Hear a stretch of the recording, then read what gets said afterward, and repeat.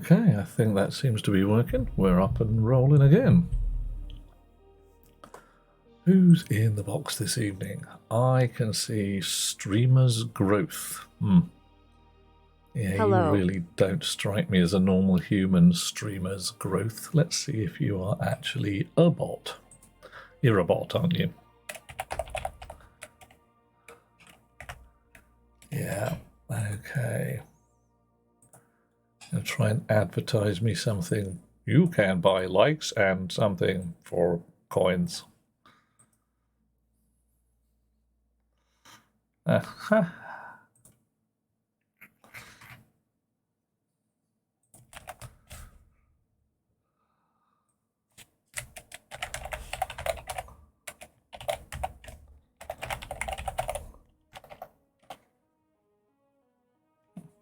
Well, it says currently you are not a bot. Or at least you are not on the list of known bots. Oh, there we go. It's caught up. You're in 29,579 channels.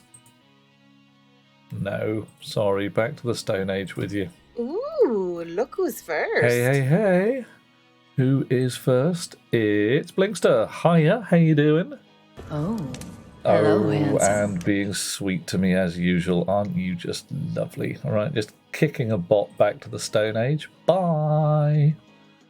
Off you go, you naughty electronic beast. How are you out there, Blinkster? We're going to kick off with some wires and transistors any minute now. Just getting stuff sorted.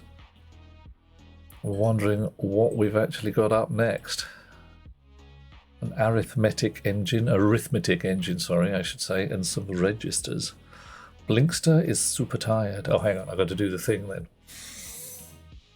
Sleep. Sleep. Your eyes are growing heavy. Your lids droop. Your heart slows and your breath becomes even in your chest. Sleep. Sleep. I'm going to make some money from selling a house. Buy a camper van and tour Europe. Yeah, fair enough. I mean, do I ask where the house is, roughly? I mean, presumably it's in some urban conurbation somewhere rather than perched on the edge of a rocky cliff in Devon about 2 yards from the sea. Because at that point, selling a house is a little more tricky. A little bit. The GL postcode, Gloucestery kind of area. Something like that. That's not so bad. Should be able to sell that. People will buy a house. Be a lovely view over some rolling hills and dales or something like that, I'm sure. Right. Okay. What have we got? We've invented the memory cell. 4 registers, 4 bytes. That netted us. It's not a bad design, actually. Quite proud of that. That netted us the 256 byte memory. A counter probably could have been a little neater. Don't care. I'll turn some stuff 90 degrees and all optimize it out, but nah, too much like hard work right now. Right, so that's going to be our program counter, isn't it? I can kind of smell it. Yeah, there we go, program. And that memory comes up to calculations, instruction decoder, component factory, okay. Chepstow, oh, okay, bit of racing action. First owner, you're the guy who thinks it's a shared ownership. Okay, nice. Worth a go. I mean, let's face it, you should, if it sells well, you should have a solid enough amount of coin to buy a camper van and tour Europe. Although possibly not for the next 60 years. I mean, that's up to you. Right. Did anybody want to pile in to the stuff we were doing last time and have a good look at it? And I'm seeing Morbus and Blinkster in channel right now. But we've only been rolling 5 minutes, so who knows? Anybody could turn up. We've got lots of things that we did last time. I don't know if you saw them all and or wanted to know how things are going. Me, I'm doing all right. I'm pretty rancid in a couple of places, but nothing that's going to leave me stone dead in the next 6 years, so I'm pretty calm about that. Trying not to die from anything. That's mainly my list of stuff. How are things out there? And Blinkster's doing all right. Morbus, are you real this evening, or are you more surreal? Are you actually just some kind of photograph of Canada, maybe? It's the kind of thing that could happen. Okay, what have we got there? That's the logic engine. Oh, that was ridiculously simple once we worked out the whole De Morgan's gubbins. Literally knotting the inputs or knotting the outputs of an OR gate to give us AND, OR, NAND, and NOR. Slightly interesting concept. Second place. Oh, Isn't that Michael's nice here for as you? well. Hey, how you doing? So I think we could squish this down physically if we cared. But I don't think we care. I think this is probably not going to be part of our... Why don't it might be part of our processor? Interesting. So I might want to cut and paste some of this. Stick it in a box for later. Right. Let's get rolling. What do we got here? We've got a choice of registers or an arithmetic engine. Well, that's got a component factory. Let's start with an arithmetic engine. See how we're going to go. Hold on to your hats, everybody. This dive's going to get deep. Alrighty. Add addition and subtraction to your circuit. All right, we've got one circuit already. OR, NAND, NOR. And now we need add and sub on instructions 4 and 5. Oh my. Right. Okay, alright, we can do that. Right, we're going to need an adder, and strangely enough, we're going to need a negger. Mind what you say there?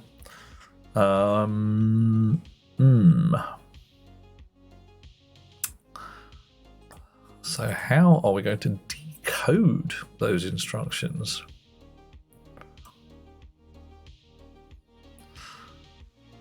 Right. So bit 4 is now essentially talking about maths, add and sub. If bit 4 is set, we're doing a maths. If bit 4 is not set, we are not doing a maths. Okay.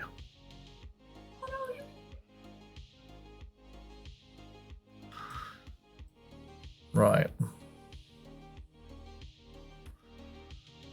So we need... Oh man, this is going to be interesting. We need to add...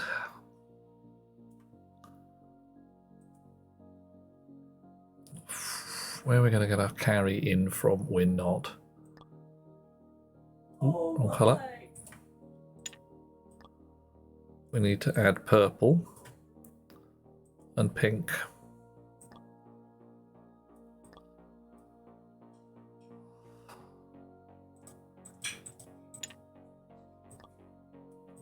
I have a feeling we might even want some more of these later on. And the thing is, we're not just looking at adding purple and pink. We are adding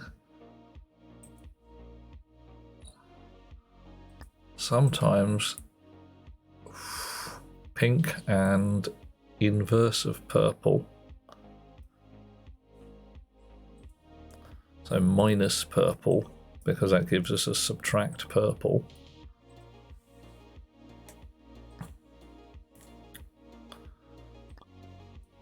Right. And our result Let's turn our result blue.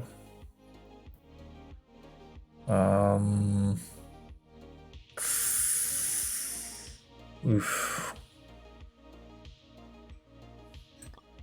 I need a bit more room. Coffee. Oh, thank you. Coffee. Thank you, Blinkster. Right.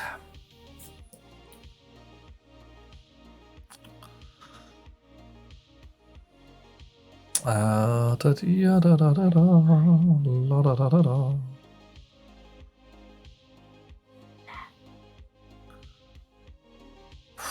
I might want to make some of this a little more compact. I'm getting a feeling that I'm going to be adding more to this particular block.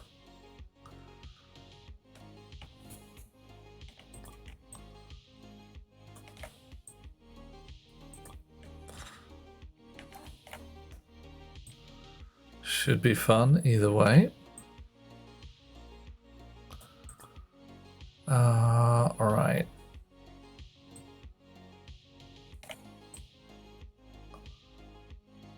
And I can get rid of that and actually move this back one more dot. There we go. Can I shrink this down any further? Yeah, a little bit. And the whole damn thing can go back a little. Chonk. Chonk.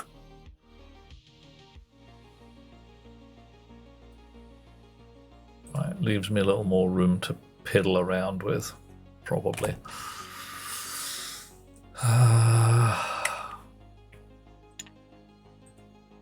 Oh, come back, you.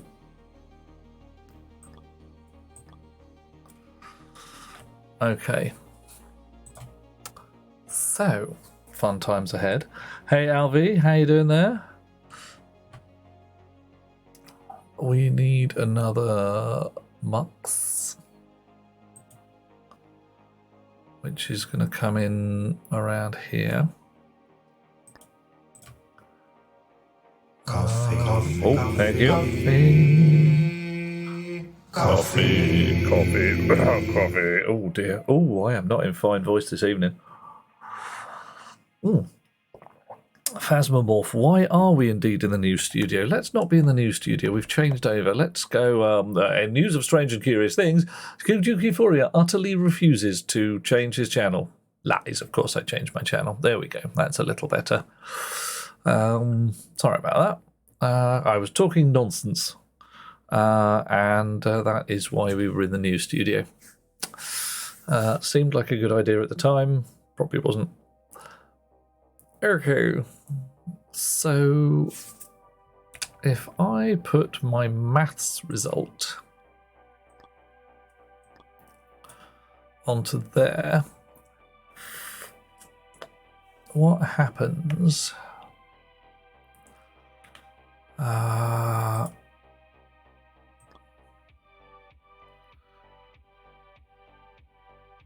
Can I go up there? I can't go through that. Can't go through that. So, oh, you have to actually have a gap. Of course you have to have a gap. Fine. All right. All right. We can deal with that. We're adults. We can make a gap. We are adults, right? Crap. What if we're not? What if we're just sitting here behaving childishly?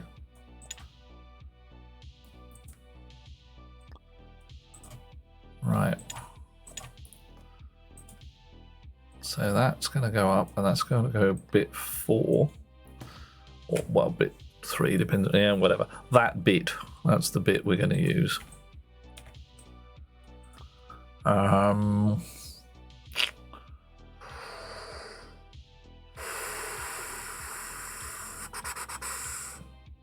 Of course, that's not what I want at all. Derp, derp, derp, and derp again, because this is my logic chunk. What I actually want is a choice about here. So my logic chunk kicks off if bit 4 is low, but my maths chunk kicked off if bit 4 is high. So that's going to take the resultant of my mathy bit. Right. Okay. La da dee da da la da da da da. Now I can get this whole thing doing its schniz whether we actually want the result or not. The only thing that we care about is whether this bit is set, our little green fella here, to choose between add and sub. So that can come down there to here. Right, so if bit 1 is set, the choice is set to subtract, to negate our purpley input and send it onto our adder. Our pinky input is always positive, so it'll be like, 6 plus 7 or 6 plus minus 5. Also, hi Phasma, how you doing? Hey, I hadn't seen you there for minutes, seconds. Glad to have you with us. Sure, I just get carried away with all my own cleverness, that's the thing. Right.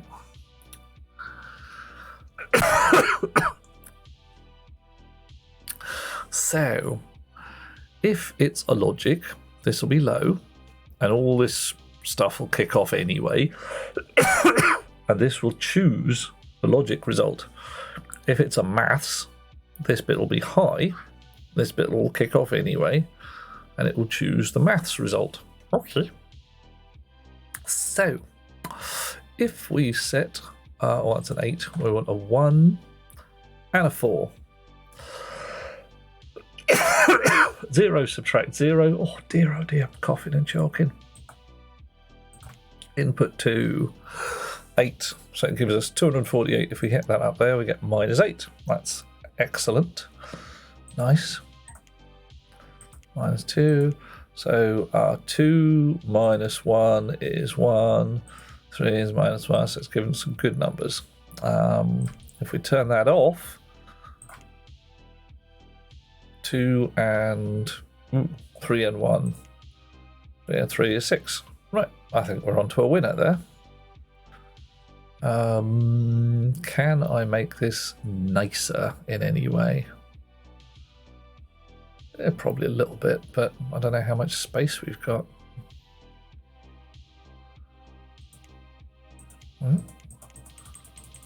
Doing sums, let it go.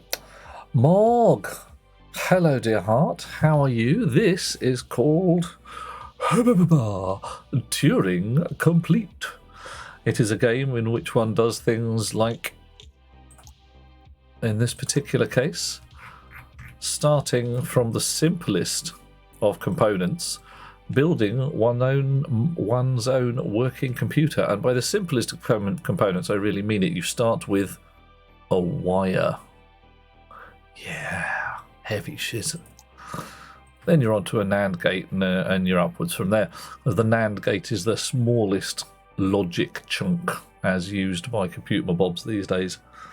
It is 1000% awesome, and Mog, your delight in making neat diagrams and circuitry accordingly. Well, let's have a look, see if I can find one that you might enjoy. Not that one, not that one. Oh no, there's got to be some good ones in here.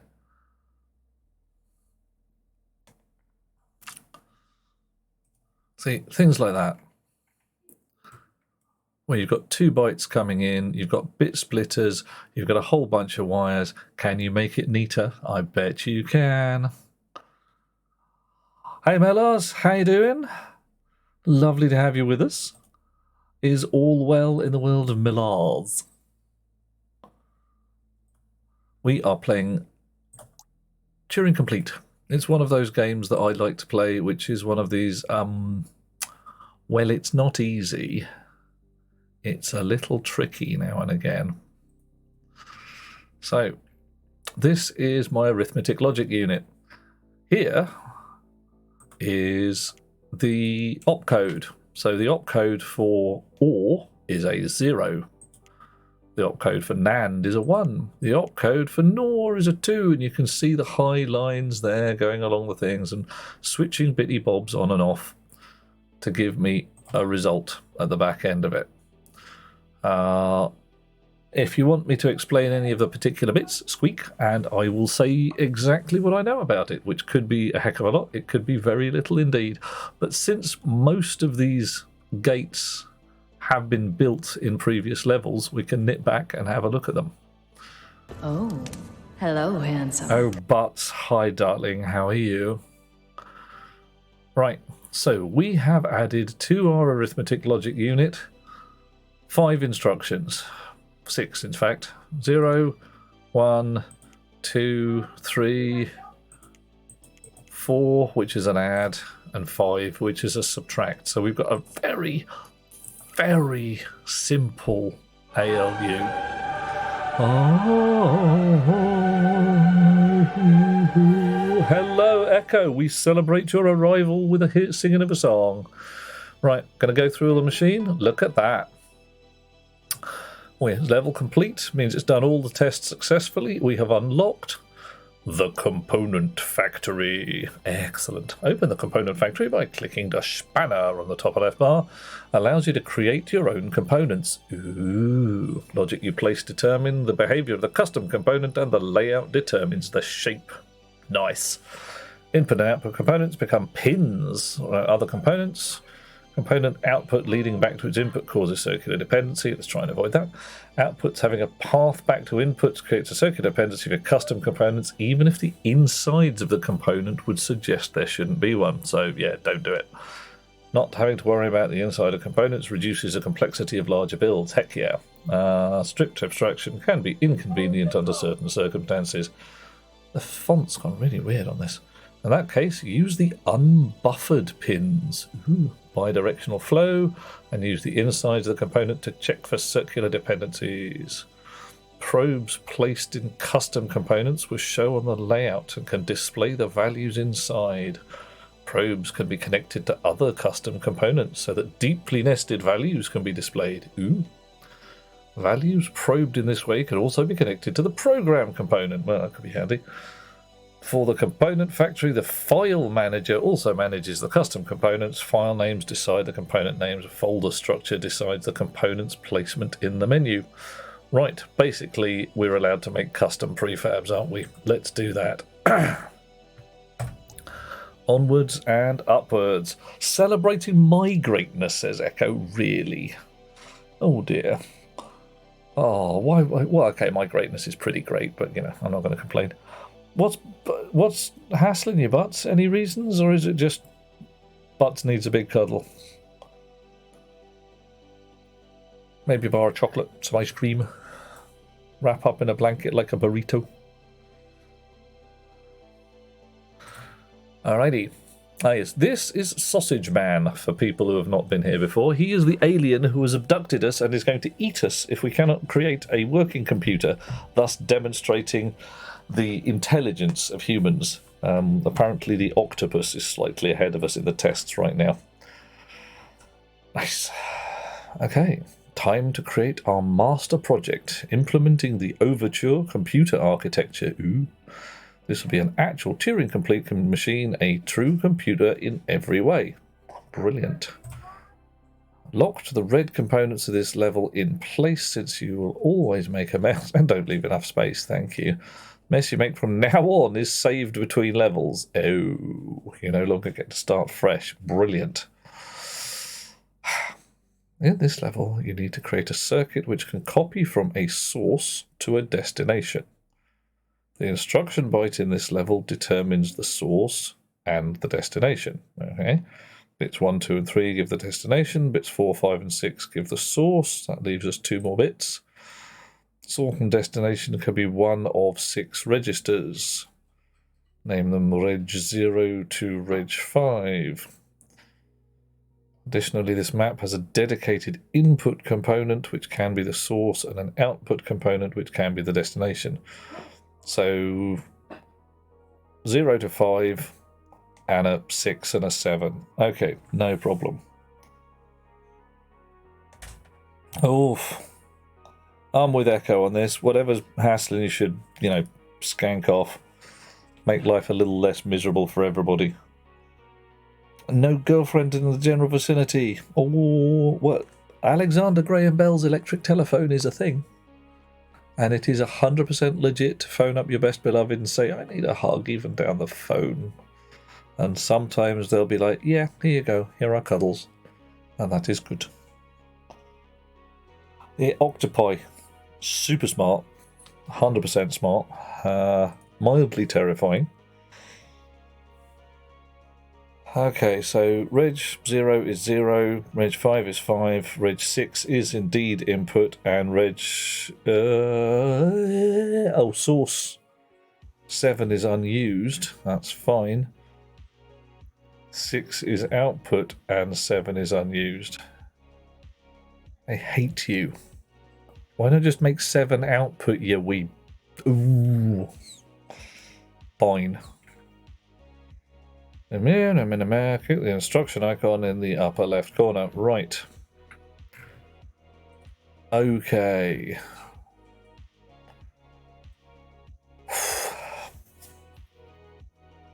We're not allowed to move any of these, are we? That's our output WASA. That's our input WASA. This is our instruction code. Okie dokie.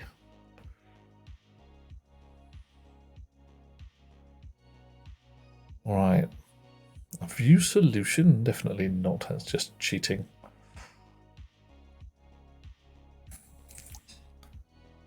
Okay, fine. So instructions, click to toggle the bits. Pretty bloody obvious, really.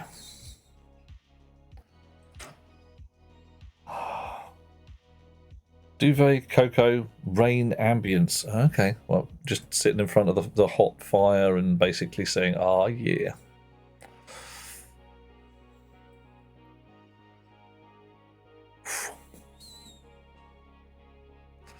So let's go that again. Yep. Circuit which can copy from a source to a destination. All right. 1, 2, and 3 give the destination. 4, 5, and 6 give the source.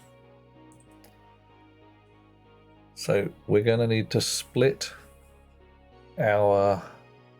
Oh, what are you? 8-bit counter. Useful, but not very useful right now. Switches. Switcher. Point splitter. Right. So, somewhere up here, these fellas, do we have our 3-bit decoder? Okay, 3-bit decoder, brilliant, ideal.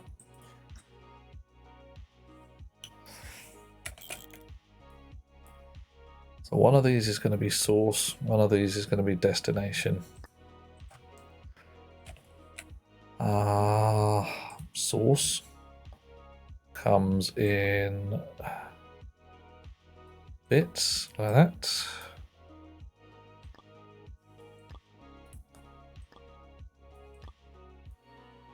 Destination comes in bits like this.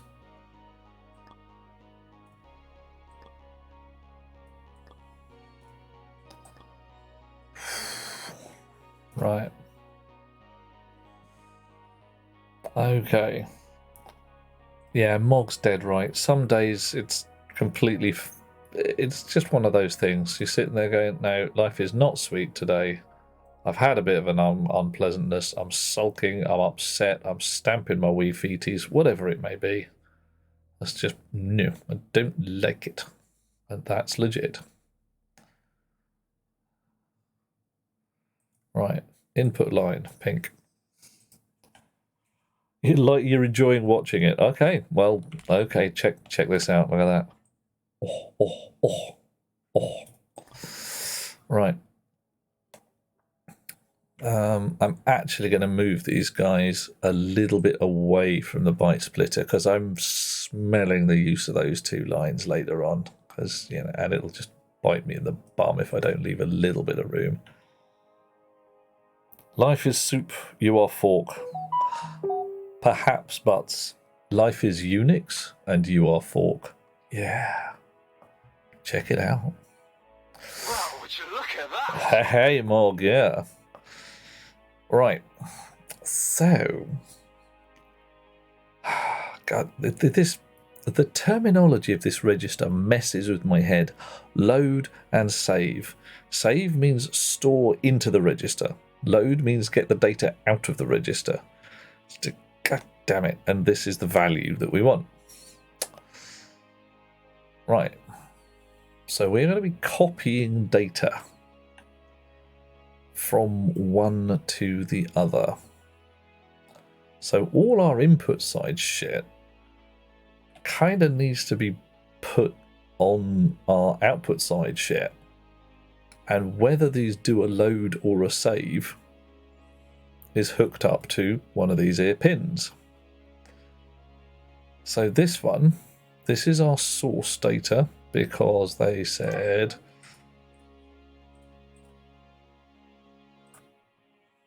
let's make this right. Source, oh hang on. No. Copy from destination. So this is our destination register. Grey is destination. We're going from white to grey. Story of my life. Pure as the driven slush, etc. So our destination register needs to be hooked up to these guys. So if you are reg 0,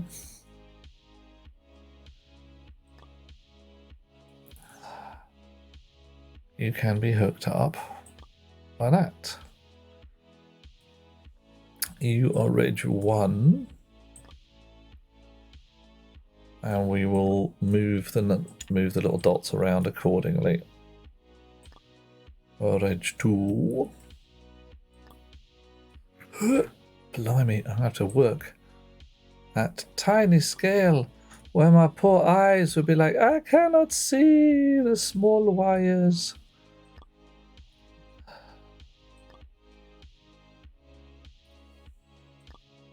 Missed. Try again. Okay. Excellent. Right, you lot. Chonk, chonk, chonk, chonk, chonk. Okay, nice. Right, now you, as a destination, go to our level output and enable it.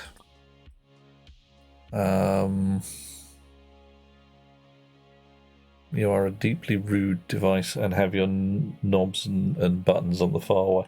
Oh yeah, Mogs. Oh, it's very nice. Yeah, definitely has a whole bunch of awesomeness in there. All right, there we go. Let's have some of that, some of that, and some of that. There we go. Right, our output is now done and dusted. Excellent. Right, our inputs. This is our source thingy. So we're going to do pretty much the same. Ooh. Hi, thank you, Echo. This is oof. This is super tricky. This is it's not super tricky. You can probably guess there's going to be a very, very similar rig. We're choosing load and save according to missed. Try again. Our inputs and outputs, and there we go.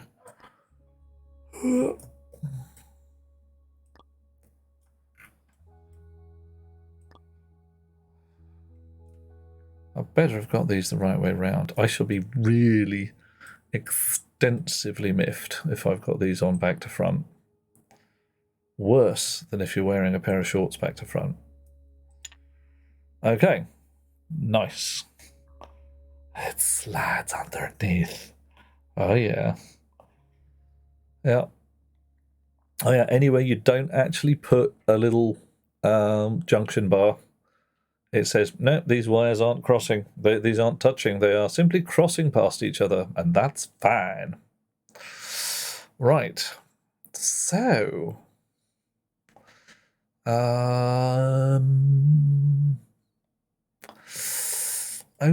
I am very nearly sorted with that lot, but I've had an idea in my head, and I'm going to move all of this lot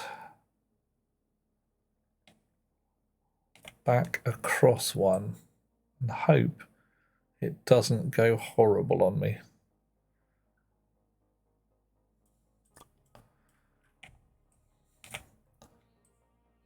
Right, because the output lines here are effectively going to be all joined together. We've got an input line, which is data in, and that could go to any one of these guys. Which one is active is according to the activate lines that we've just finished decoding. Right. So there's data in. Now, somewhat weirdly, data out can also go back to data in.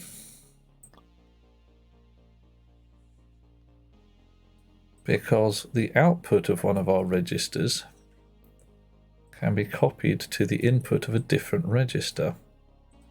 I'm rather hoping I don't have to do anything particularly clever, and I can literally just hook up purple to pink without it going mental on me. How far into it am I, schmutty mogul? I will... Yeah, don't tempt me. Don't tempt me. How far into it am I? I am... Well, by space, possibly half-ish. But given that we started off with a wire, and we are now building a functional computer, I have a feeling that the rest of the levels get a little more on the complex side. Just a smidge. But, you know, ooh, not that one. Ooh, where am I? Where am I? This one? No. Damn it, I better not have lost my bloody progress. Thank you. Said I wasn't going to, but, you know. Right. So, if I do something marginally insane and go like that, what do I get? I don't seem to complain, so that's not too problematic.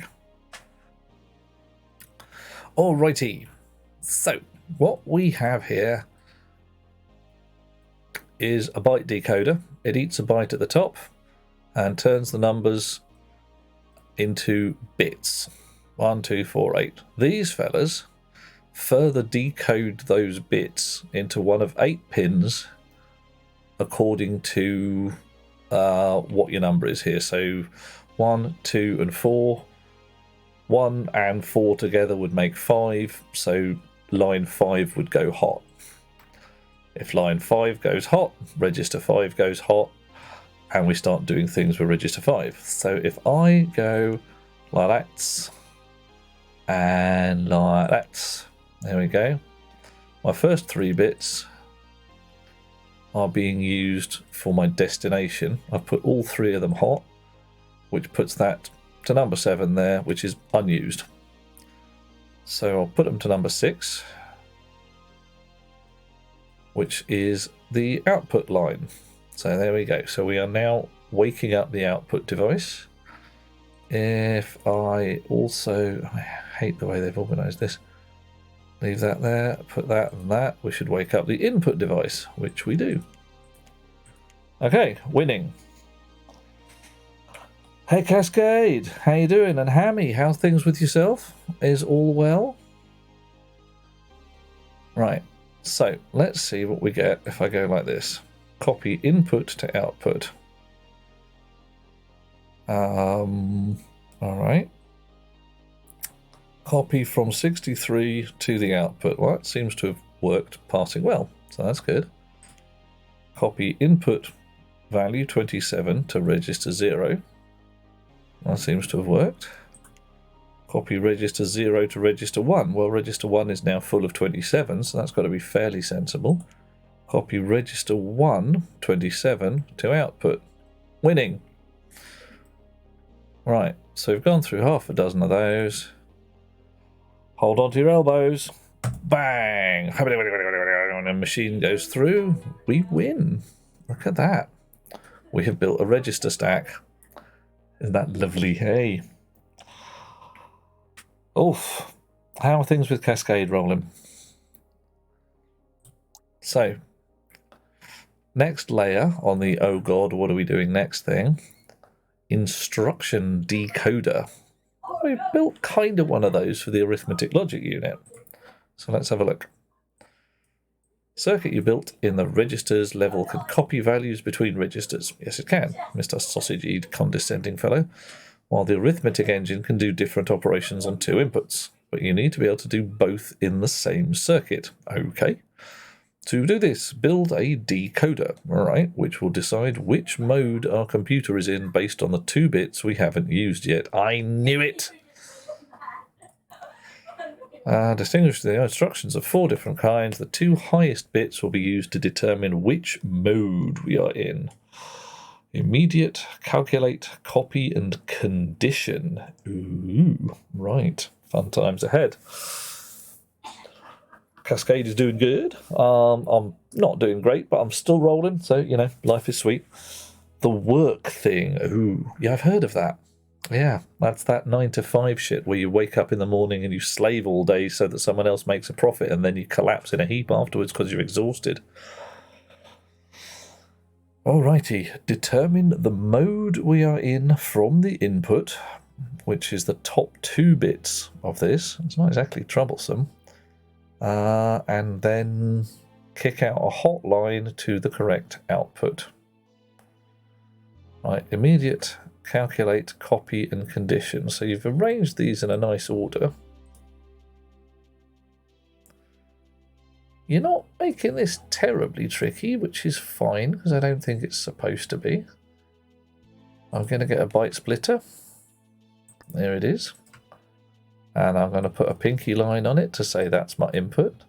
And I'm going to get a 3 to 8 decoder. And I'm only going to give a damn about the first 2 bits. Derp. Derp.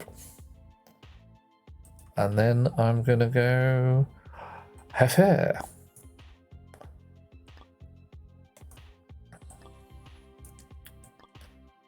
Like that.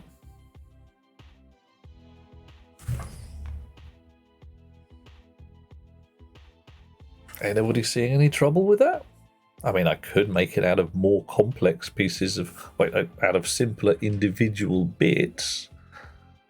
But frankly, when I've got the tools, why bother?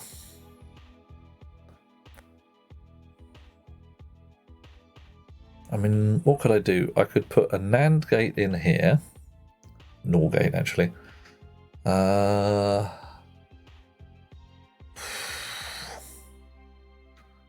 Yeah, I could put 4 AND gates instead.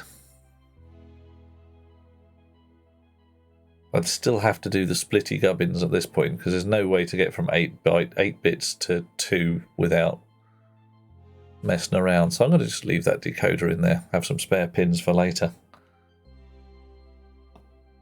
Mog says you want to sit on my lap and be taught how to play this. Mog, earliest opportunity, mate. You tell me when and where. We shall sit together. I will roll you in a blanket like a burrito, feed you chocolate, and say NAND gates. Let's talk NAND gates. Right. Immediate pattern, correct. Calculate pattern, wrong. Okay, well that sucks. Oh, tits, that's why. Damn it. I hooked it up to the wrong bits, didn't I? I hooked it up to the wrong bits like a clever bunny. Whoops. Should have hooked it up to the high bits like that. Let's try that again, shall we?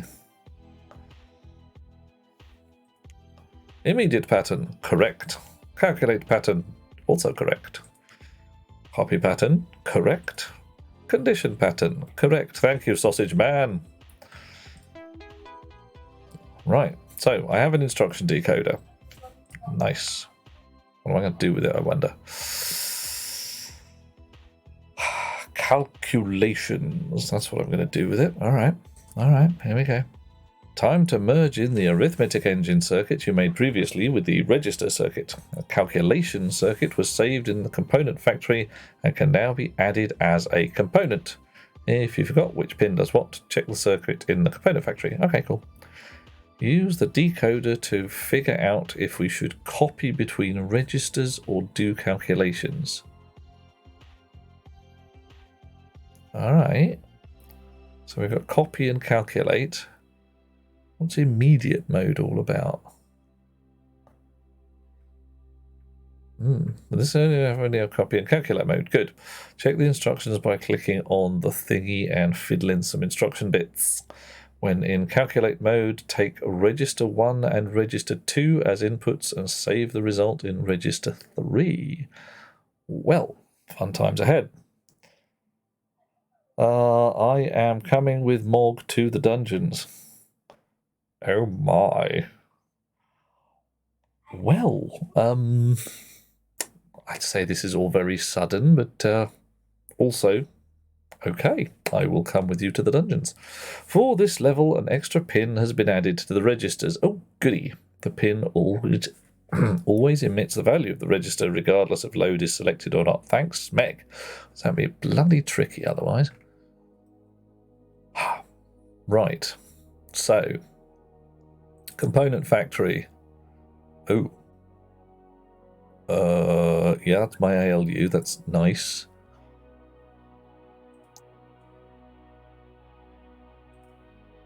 Ah, right. Decoder.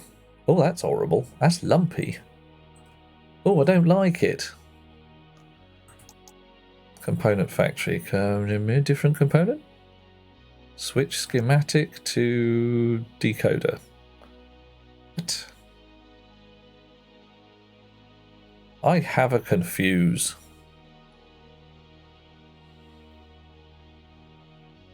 That's not my ALU. Maybe it is.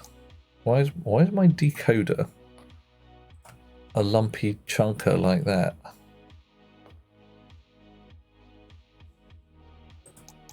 I have a deep confusion now. Right. Component factory. This is showing me the arithmetic logic unit, which does not seem to match very much the shape of my object. But alright, maybe it's weird in some way.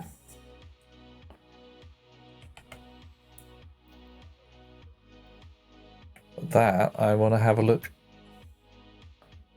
Change schematic, but right. So that is that shape for some reason with a lumpy bit down the side there because I'm intruding into this square. Oh, I see. So if I move it forwards,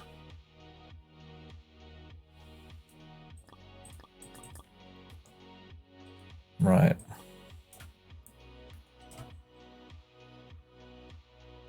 Okay, that sticks down a bit. Sticks up a bit. Is it reasonably symmetrical? Yeah, I think that'll do. I think that's fine. And we could you know, go like that. Oh, that did not work.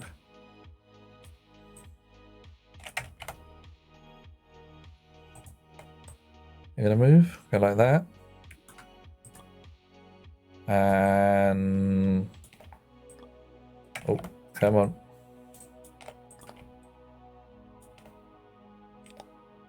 That didn't work either.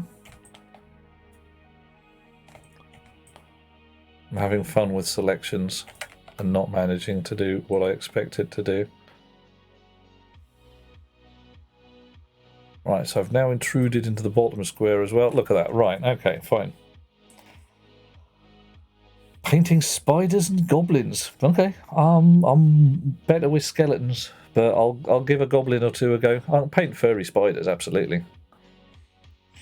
What do you reckon? A 4-wide decoder or a 2-wide? Because I've deliberately made that tall so that it encompasses all of these. I'm seeing how this goes. You reckon we should make it compact or big? Nobody cares? So Ham Sammy says 4. Alright, we'll go with 4 then. Alright, I'll have a look at the ALU. Right. Because frankly, that's offending me. And that L shape is just a sort of icky. Do not want. Yeah, and you guys can be like, oh, does it matter? No, not even faintly. It doesn't matter at all. There's a significant lack of mattering, but you know, I can't be. You know, it just wouldn't be me if I didn't do it this way.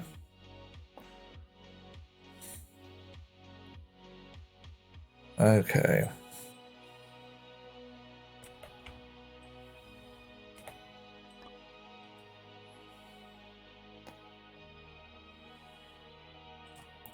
Let's get rid of that. Hook all of these up. Move that forward a smidge. What does it look like now? Yes, that's more symmetrical. That's much nicer.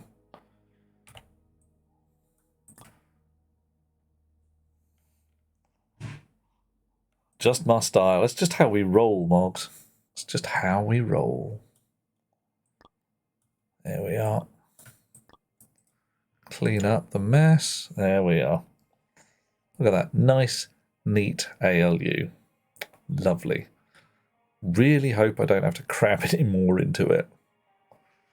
But back to the plot. What were we doing? Calculations. Ah, yes, merging in the ALU. Right.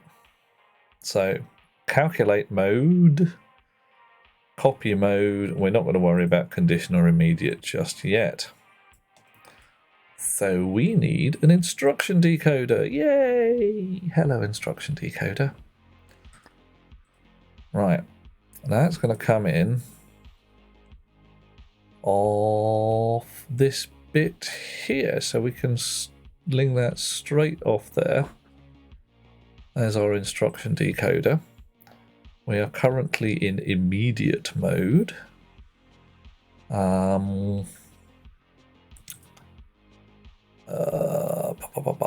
Let's turn that up there. Immediate mode, copy mode if we set the top bit. That's it. New copy mode. Copy mode. So new.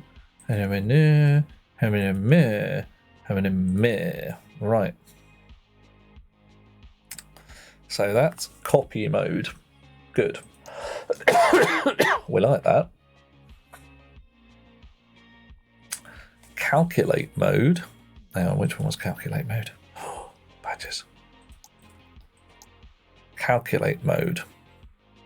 Right, calculate mode uses the low 3 bits, our grey lines, to determine our input to the ALU. Okie doke, let's have an ALU. Right. Derp, generally. Hey Barbaric, how you doing? Tammy, he say, do the circuits and chips have magnetic interference? Nothing so far. Read about that an AI built a chip to detect sound. It used magnetic frequencies or something to do the task in a way no one expected. Totally possible, Hammy. I would raise my eyebrows at an AI built a chip. There's a lot of stories going around like that at the moment, but I have yet to hear one that has any solid credence to it. It's not necessarily to say it's fake, it's just, you know, they may be overblowing the AI in the story because AI is sexy around now. Doing well, says Barbaric. Myself, yeah, pretty rancid, but, you know, still allowed.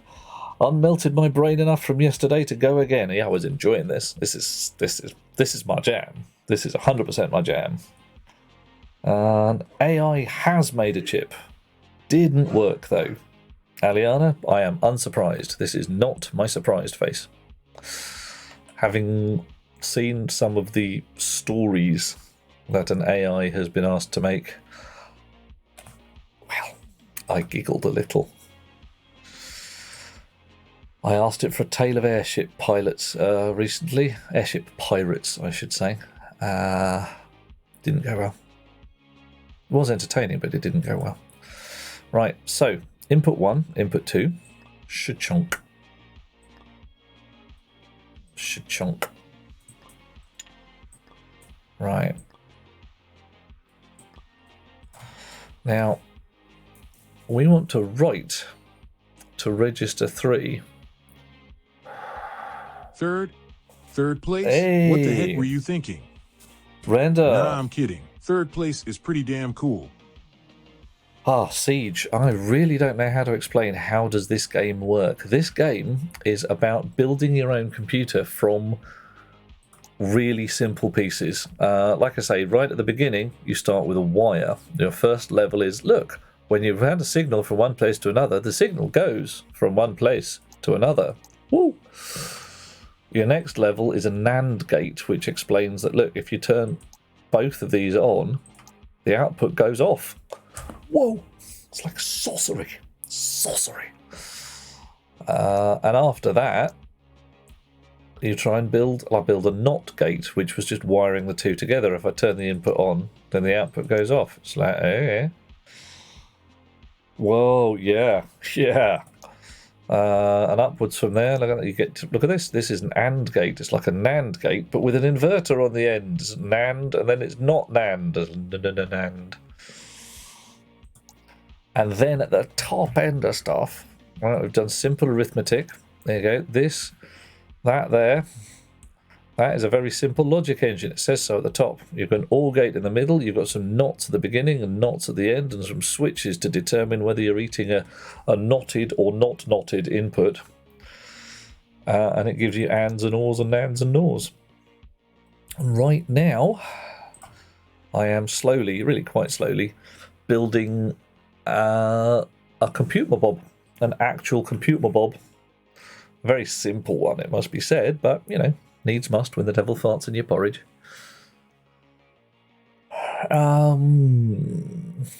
Okay. How could I make this a little cleaner? Because I need register 3 to have its little line here set when we are in calculation mode, which is that one there. Right. So when that's hot, I want this to be hot. So that's it. Now make Tetris. Yeah, give me a while, Render. Give me a little while. Yeah, all the switches are actually stuff made from NOTs and NANDs in the game. If you want to literally learn how a computer works from the 0 volts and 5 volts upwards, here's your bunny. You will not be building a massive, great Pentium-y fella with huge, great powers, but you will have a bloody solid understanding of what the wires do inside your machine once you've finished. Yeah, Tetris is going to come later. You know, give me a while, eh? Can make a 16-bit CPU? You can indeed. I've got 1-bit and 8-bit bits in my box at the moment because that's how far I've got in the game. In the sandbox level, goes all the way up to 64. So have fun. And I cannot read what its render is saying to Siege in binary without actually sitting there for 10 minutes and decoding the numbers.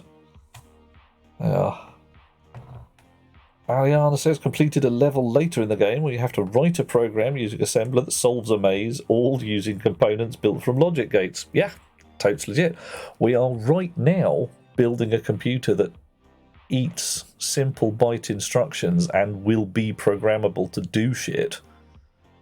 I'm smelling later on in the level there's going to be a a memory block that eats those instructions and sequentially clonks them through. So that's going to be fun. Right, I need an OR gate. Where's me ORs? Your mother was an OR. There. Oh, come here, you. OR. Right.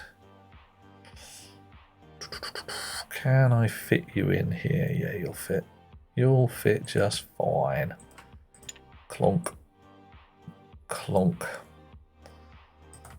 Right. So that is the right instruction for my third register, which is going to eat the data from my arithmetic logic unit, and it's going to fire when register 3 is hot because we're in copy mode, or when register 3 is deliberately hotted up by our instruction decoder. Hello, mate.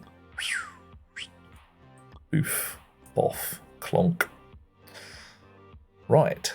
So, register 3 is now waiting some information. Information? Right, my instruction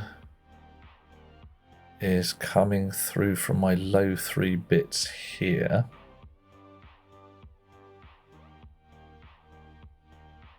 What if I don't want just the low 3 bits? This does eat a byte. So I can send that across the top there. Right, so my instruction's in. My arithmetic logic unit will ignore most of the data in here. It just doesn't give a toss for high bits. It only eats the few at the bottom.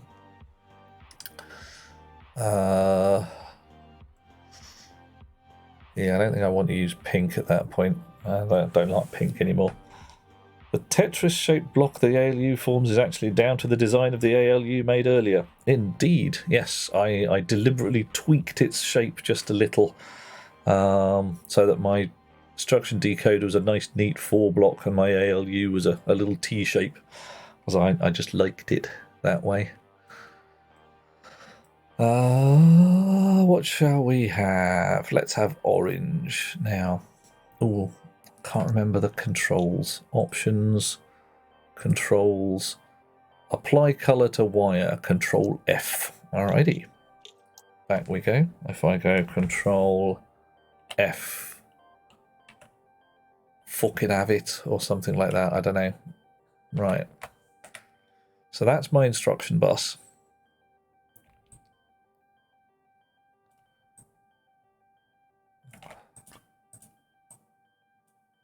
Right.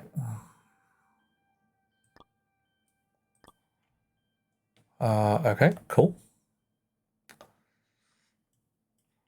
My input side data bus is pink. My output from the ALU goes immediately to the input side data bus at the moment. It might end up going somewhere else as well, but not right now. Okay, so that's calculation. Nice. Now,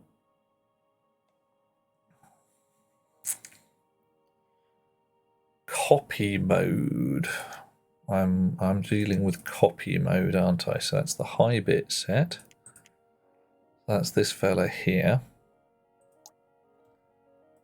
And that I actually want to use to turn these fellas off. I do not want to be decoding any instructions from these chaps. So since they actually have a disable pin, if I feed them a hot line on those, it will stop, which is kind of what we want. Sweet. All right.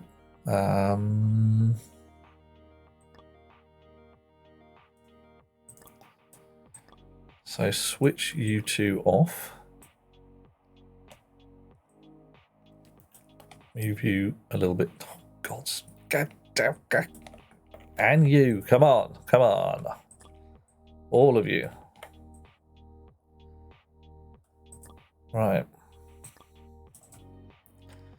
Okay, so now none of these are hot because I've disabled the decoder. And the only ones that should be doing their thing... well, actually, nothing's working right now. Oh, hang on. Hang on a moment. Have I made a mistake? I think so. I'm in copy mode. I do not want to be decode. I don't yet right. So I actually do want a not gate in there. Copy mode means we do want these enabled.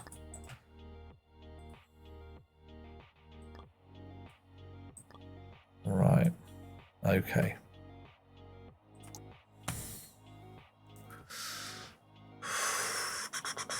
Okay. All right. So if I'm not in copy mode, what mode am I in? I'm in immediate mode, whatever that means. If I'm in calculate mode, you two are switched off. I thank you all. Coffee. Thank you all. Thank you very much, Blinkstar.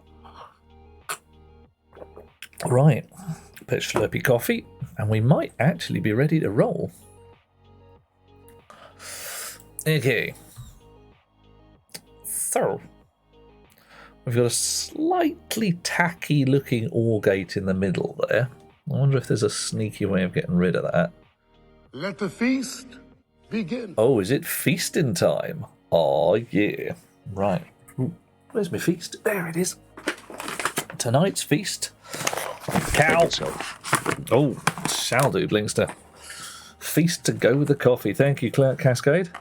Immediate mode doesn't mean immediate addressing mode, does it? Haven't a clue, Blinkster. It could be immediate number mode, like don't bother adding registers together. Add the instruction value, the low 6 bits of the instruction value or something like that. That could be doable. Oh, this is good jerky. This is very good. I can't even tell you who makes it. Well, I can, but it's a charm in the Empire Field. And she makes the jerky, and it's very nice. Right. Oh, yeah. Yeah. Beef jerky, not spicy, just a very delicate teriyaki flavour. Yummy. Okay, so can I make that OR gate any neater? Do I care? Only a little bit. I care slightly because it's this great honking OR gate in the middle of all of my lovely wires. And if I need some more space, that's a massive, great chonker. Oh, no matter. See how it goes. Right, instruction 1. Short circuit. Oh, no. That ruins that, doesn't it? Ruins that completely. Right. Okay, so bonk that. Okay. So we're not allowed this fella here. Legit. We cannot just slap the output of our ALU back onto the input rail.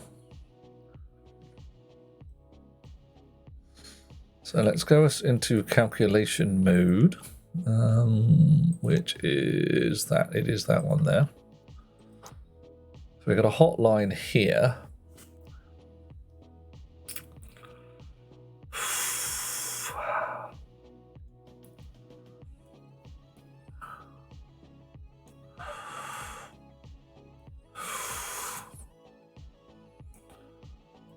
So what's our problem? How do we fix that?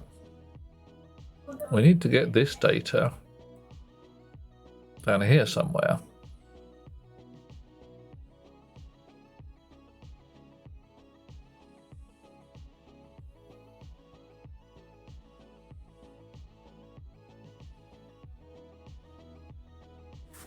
I have a confuse. Why is that considered a short circuit? That is indeed an output. I've got to be able to get it back somewhere through there. Right, what are you? You are an 8-bit counter. You're no bloody use to me. You are a switch which toggles a value on or off. Okay. And you are a choice between two values. Yeah, you've got to be the bunny, haven't you? Right.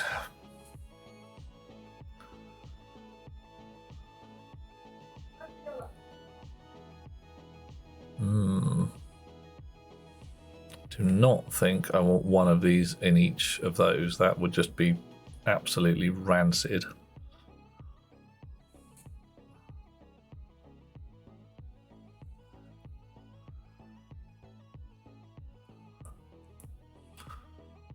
I might need one for register 3. But even then, that would notionally be a short circuit because I'm taking an output here.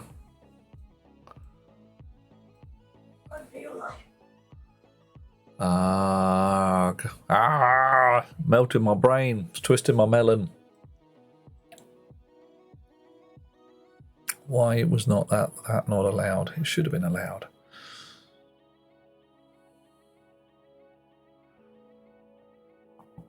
All right. Check the instructions. Make sure I'm not missing something. Right. When calculate mode, take register 1 and register 2 as input, save the result in register 3. Don't forget the decoder has a disable bit. Yes, I haven't done that.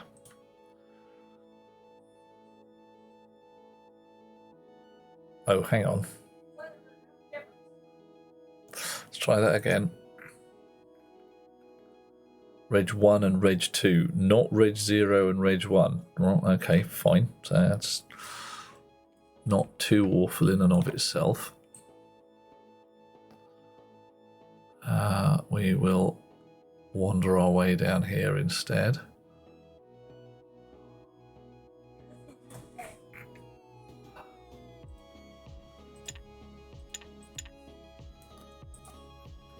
Right, Reg 1, Reg 2.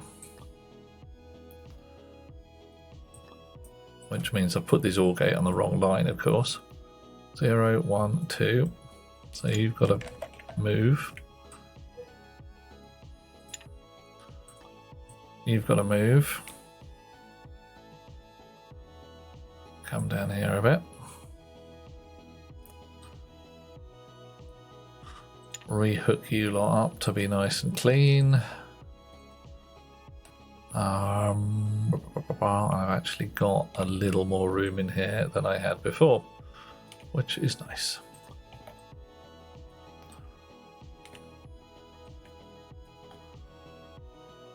Okay. Still can't quite fit it in where it will be lovely, but hey. There are, of course, literally the exact same problems that real chip designers come up against. Yes, yes, indeed. And bum. Curse them for their realness or something like that. It's not fair. It's just simply not fair or something. Right. Okay.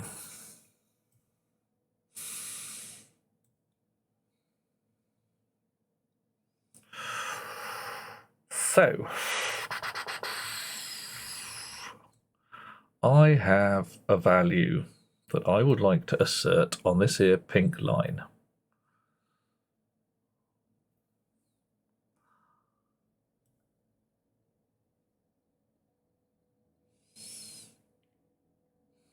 I want that value to turn up when my calculate line, this bunny here, is hot. So let's have a switcher. And we'll turn it round a bit because we can. And we'll take that out and we'll put that in. Right. So this is our I/O line and all that schniz. It's lovely, it's nice. This fella's going to have a special colour because why the heck not?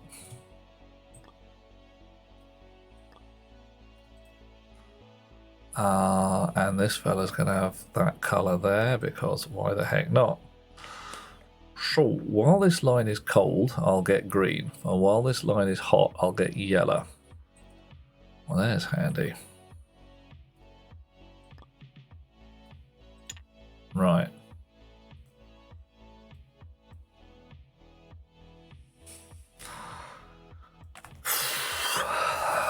So, my input line, pink,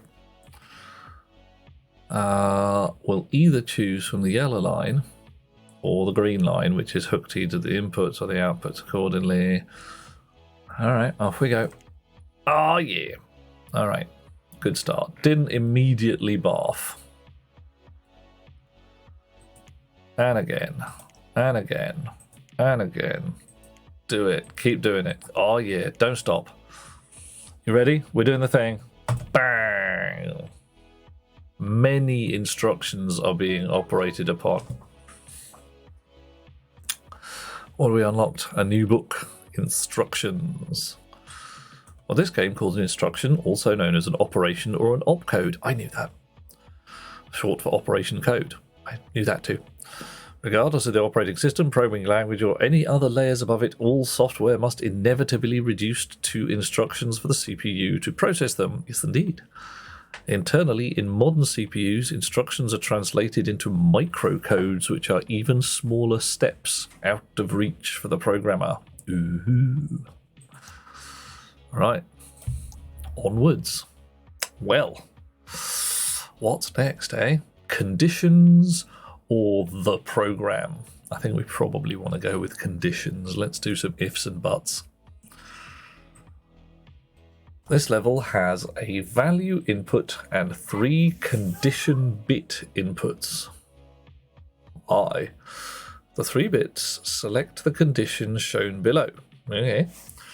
Check the value against the selected condition and output true if it is satisfied and false otherwise. When you have a 0, never output true. I think I can manage that. When you have a value which is equal to 0 on a 1, less than 0 on a 2, less than or equal to 0 on a 3. So that's okay. So 3 is actually 1 and 2 ored together. I'm so glad they've chosen their numbers carefully. A 4 is always... Oh, hang on a minute. A 5 is if the value is not equal to 0. So you see all this table up here. So if your 4 is set, it's the inverse of the other one. So 4 is inverse of never, like always is inverse of never, equal to 0. 5, inverse of 1, not equal to 0. Greater than or equal to 0 is the inverse of less than, and greater than 0 is the inverse of right. So they've actually given us numbers which are sensible here. It's almost as if somebody's looked at this and said, sorry, if I was designing a chip, that's how I'd do it. Right. So, we are eating an instruction code as to what to compare and an actual value. Okie dokie. Right. 3 bits.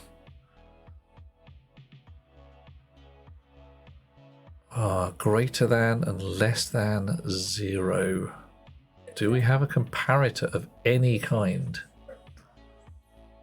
No. But we do have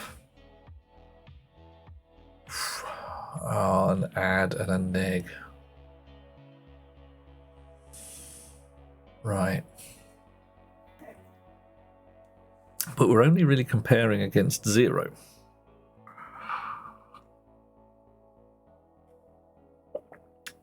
However, we are looking at signed numbers, which is going to be fun.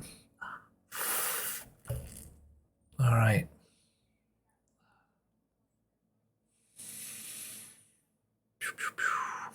All right. So, first job.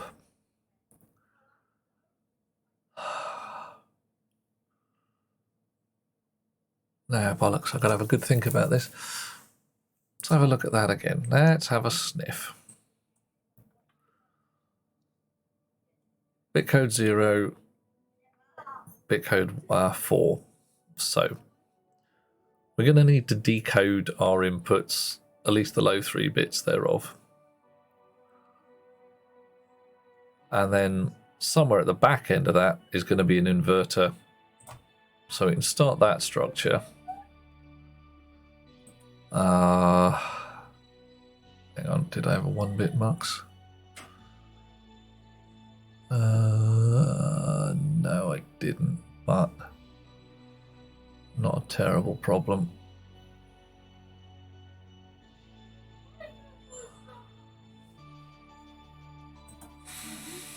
Let's use 2 switches and then invert.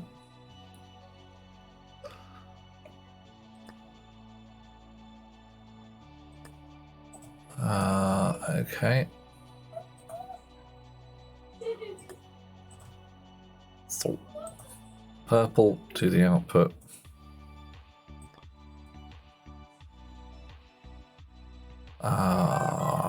Oof. I need another knot for the switch, don't I?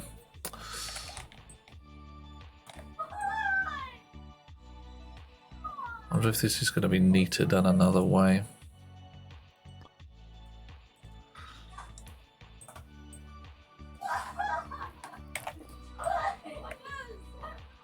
Another inverter here.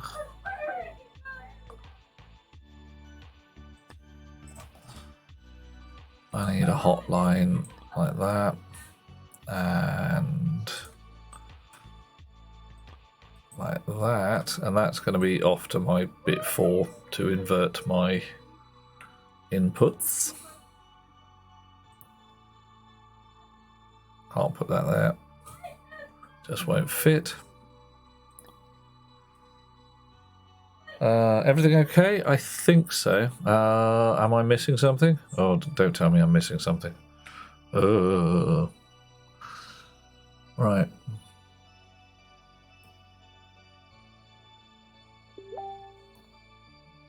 What I'm referring to... Oh, you're hearing the giggling in the background. Are you hearing a small boy screeching? Yes.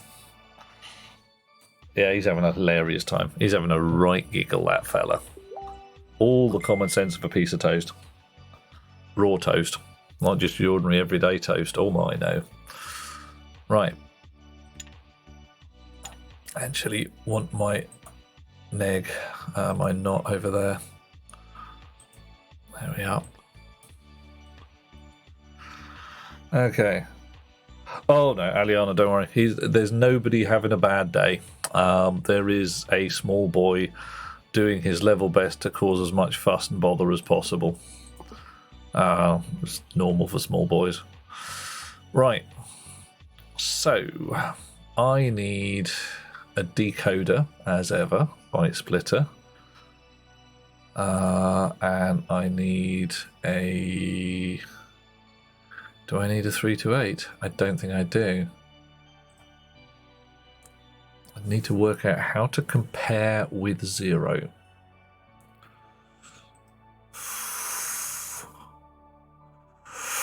Okay. How do I compare with 0 to work out whether it's greater or lesser? I've got no comparators.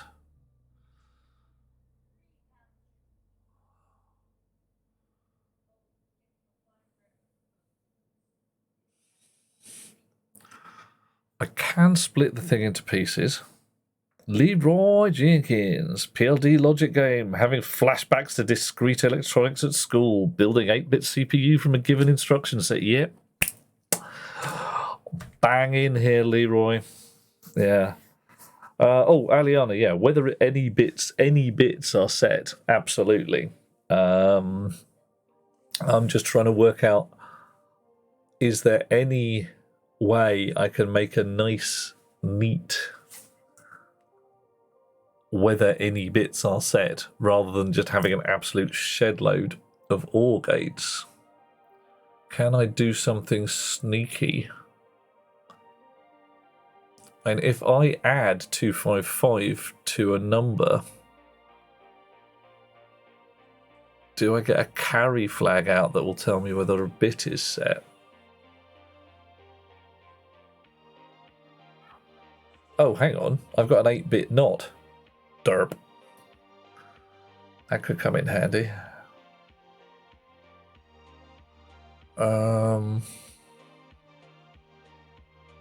I wonder if I try and connect that to a single bit input. Does it just say you can't do that? It's ridiculous. Find out, so. When in doubt, mux it out. Yep. Yep. Right. So, let's have a pinky one. Everybody loves a pinky one. No, that's not what I was going to do. I was going to get an 8-bit not. We're going to connect that to a simple, I don't know, 1-bit OR gate for a test. Let's see what we get. It might just say, don't be a dick. Oh, wow. Okay. So if I set that, what do I get?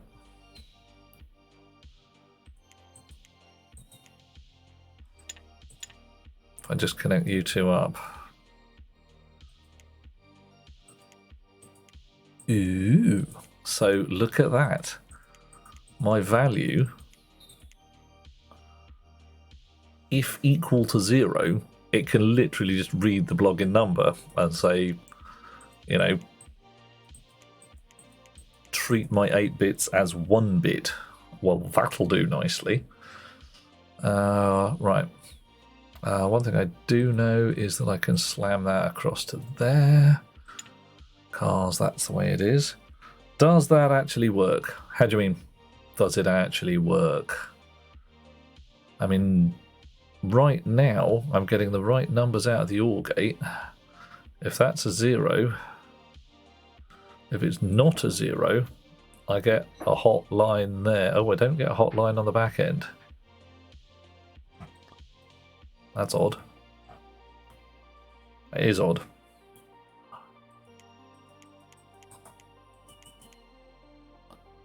Oh no!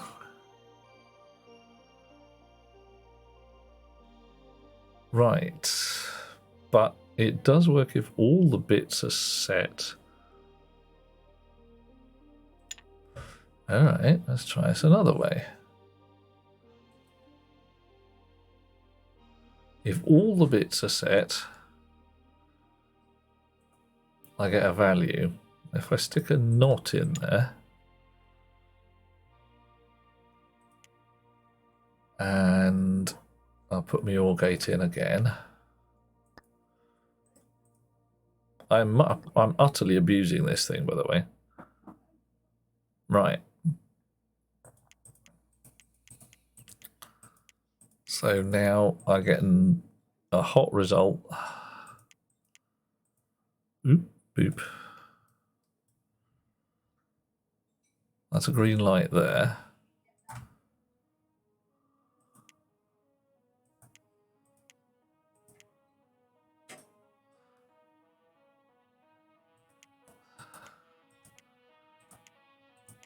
What the heck? Ah, it only gives a toss about bit 0.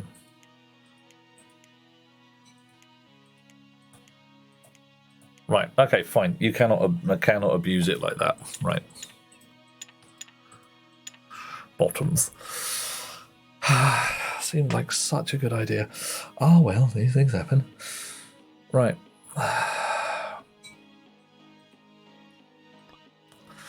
So I do need to split this into bits. And then I need an unbelievable number of ands.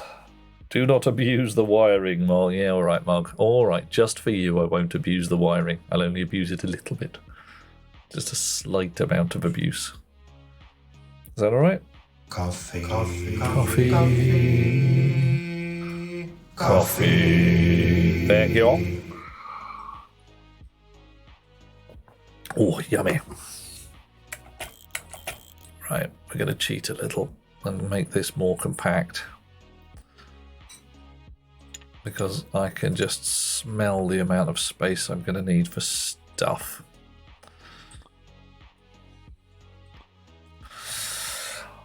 Right, that's my result line.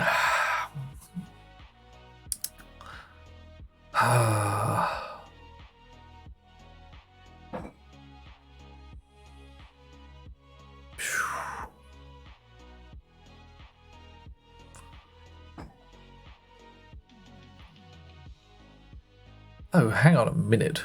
If I've got a NOR gate... Oh no, I'm still running 8 bits. I don't want 8 bits, do I? I want 1 bit. What have I got? I've got 3-bit ORs, which can take this down to essentially none of them are 0. That'll do me... Yeah, I'll need 2 layers though. Ugh.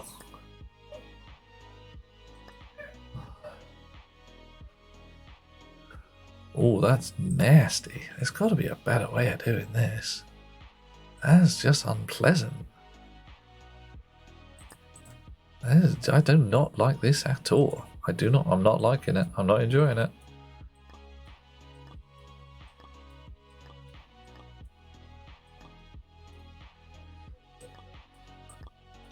No, not like that. Right. So that's my equal to 0. What's the wiring safe word? Yeah, Mogs. Barbaric. The safe word is meatloaf. Because I'll do anything for love, but I won't do that.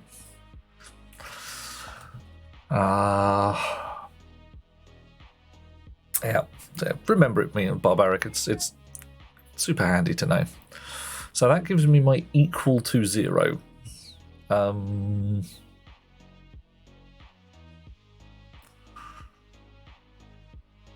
I want a NOR in there? I probably do. What have I got there? Or just an inverter?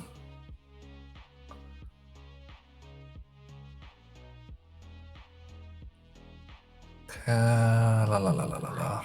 I haven't got a 3-input NOR gate. I might want to make one. Feed it in here. Call it a 0 detector. I wonder if I can do that. Make a little tiny beastie that decides whether something's 0.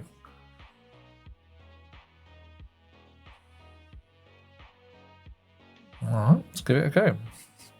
Meatloaf is fantastic in both its definitions. Yeah, I'm with you, Delethea. I'm definitely on that. Alright. Oh, I've got no spanner available. Pants. And I've got no custom line available. Okay, I can't do it. Damn it. Right, so this detects not 0. If any of these is hot, it says not 0. Okay, that's fine.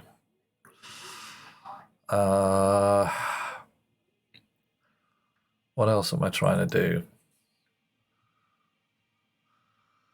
If value equals 0, so that's if 1. All right. Greater than 0. So greater than 0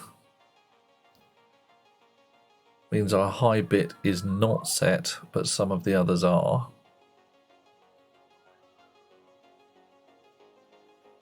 All right, so we're going to be pulling that out somewhere.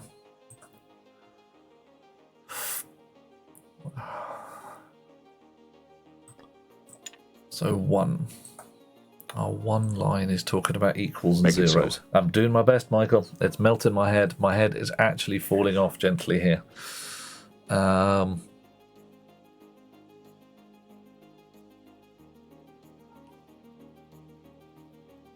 Where am I at? I need a switch.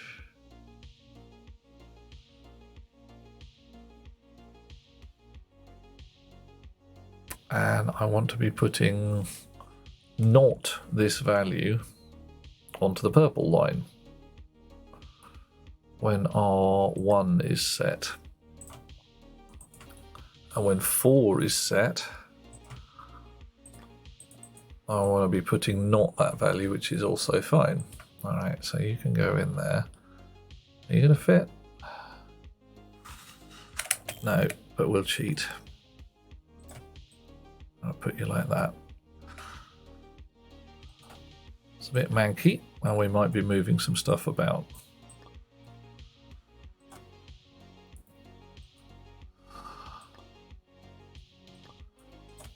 Right. So that is my equal to 0 gubbins dealt with. Greater than and less than 0. So my 2.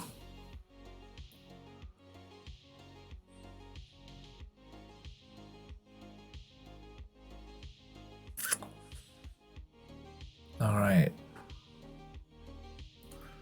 So I need an OR gate for the result of that. If less than 0, it basically says if this bit's set. If my 128 is set less than 0. Okay.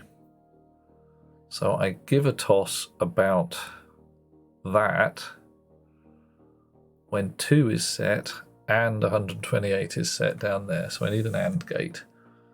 And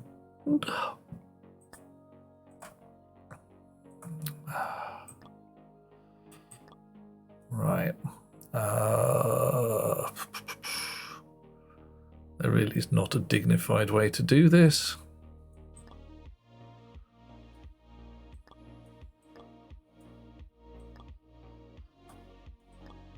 Right.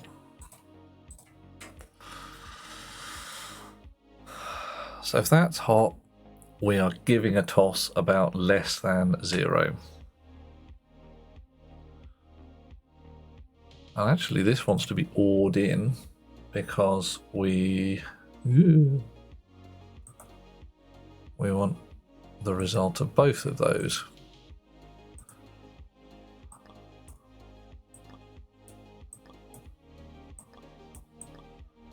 Oh, it's a bit spaghetti, isn't it? I bet we can clean that up a bit. Right, so we are on output never. That's cool. Alrighty. 4 should give us an output of always. Well, that's back to front, isn't it? That's definitely back to front. So I've got my NOT gate in the wrong place after all. I thought I had it in the right place and I don't.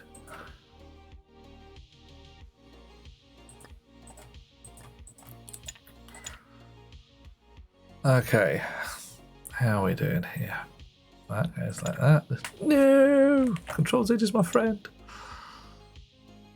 Chonk and chonk again. Right, so 0.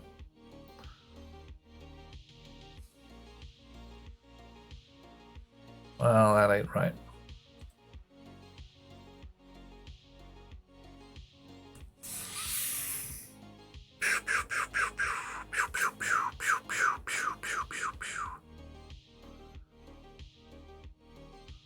Oh, hang on. No, maybe it is right. 3 threads. Never. Always. Excellent. Sort of. Because what's happening now is if one of these now becomes true, that's going to fire and that's going to break. So me never and me always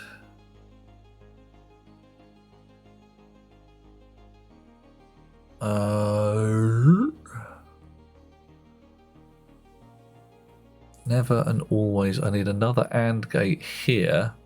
Another switch in the middle somewhere to switch out this line such that it is never or always hot according to what the data is.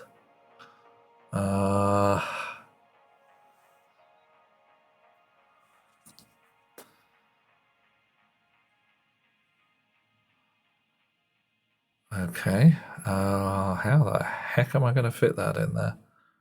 Raw talent. That's how I'm going to do it.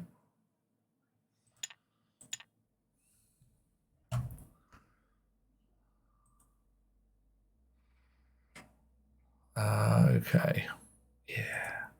Yeah. Purpley wire. Right. Onto the purple side of things. Oh, but I do actually need it. Oh, oh man, I'm really going to have to neaten this up afterwards, otherwise it's just going to be foul. Really, I'm beyond foul.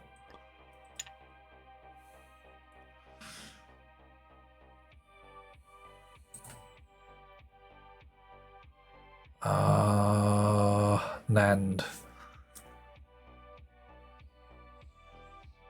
Or if one of these is hot, I want this switch to have an output on it. But not if neither of them are.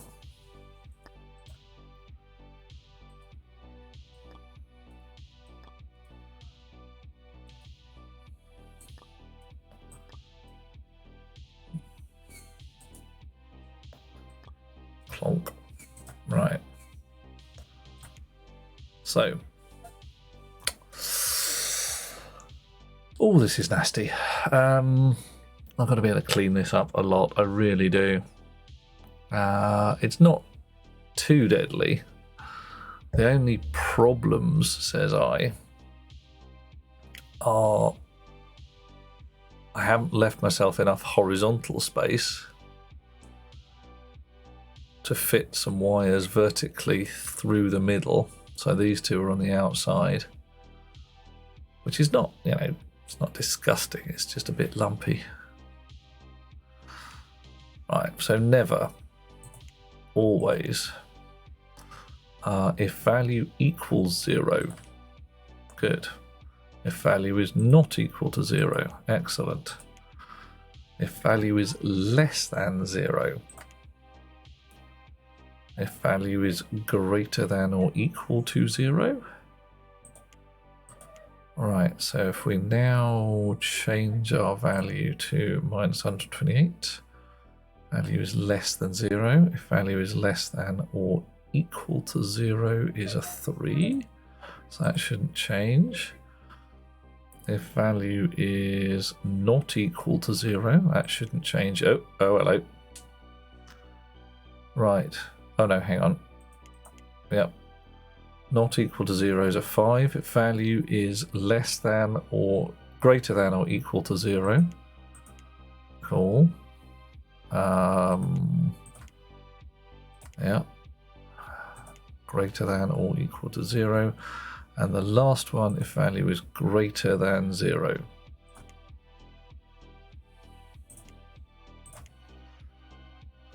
Oof, wow. I think we made it. Okay.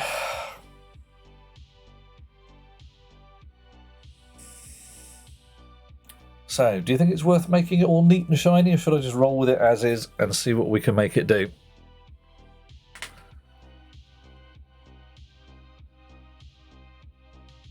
I can... Not quite sure how to clean it just yet. Fire in the hole, says Crazy Andy Leroy. Ah, yeah. All right, we'll roll with it. Do the thing, do the thing, do the thing. Ha-chonk, hammer. Your circuits have been saved to the component factory. Nice. What shape is it? Is it? Oh, unlocks terminology. Ooh. Instruction. A byte or a few bytes together make a perform a specific action. Opcode. The part of the instruction determines which operation, like add or and, is to be done. Okay.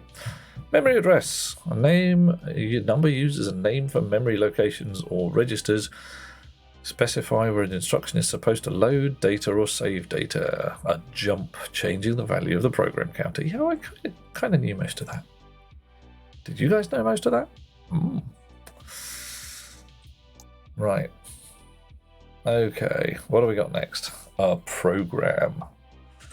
All right, so if I look at the component factory, what do we got? Okay, my conditional, I'm sorry, no. Conditional. Ew. And that cannot stand. Look at the shape of that. That's disgusting.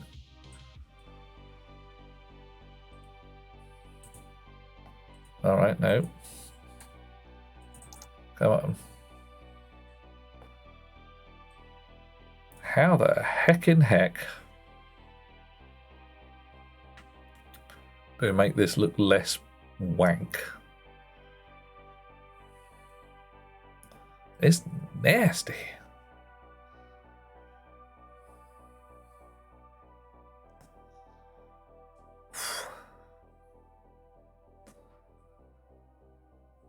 Wow.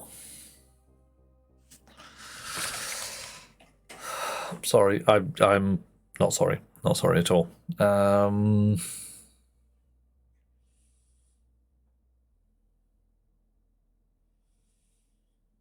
Okay.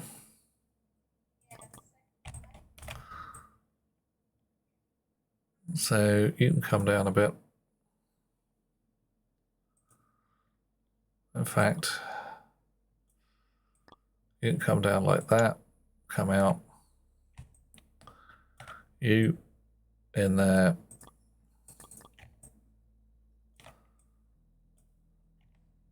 You in there. Right, how are we looking? A little better. Okay. That we do not want to protrude much above, so you down a bit. You down a bit. Oh, missed. Oh, no, come on. There. Down a bit. Down a bit.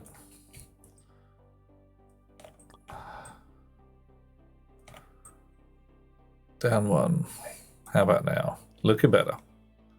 Oh, but we've broken that. Okay. So ideally, we want to shovel some of this forward if we can. Now some of this lot can just move. Chonk. Come on, give me a chonk. You're not moving. Why aren't you moving? All right, you move.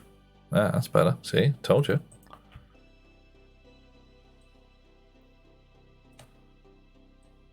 And again. Right. Better.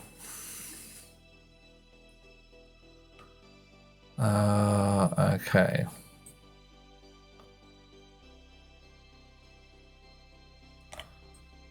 One more. How far can we move this? Because it's this bit here that's melted my brain.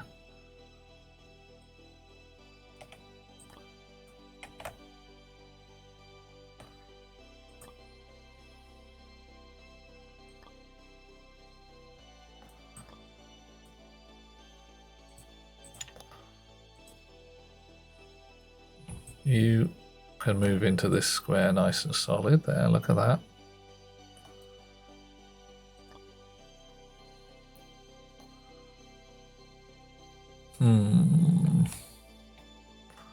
A U switch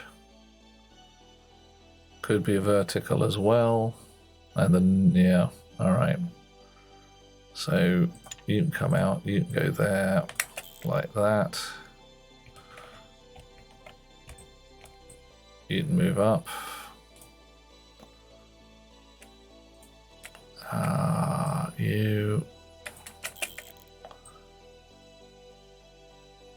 Oof.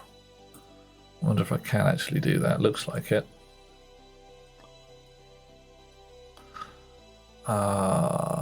There you. Ooh, missed.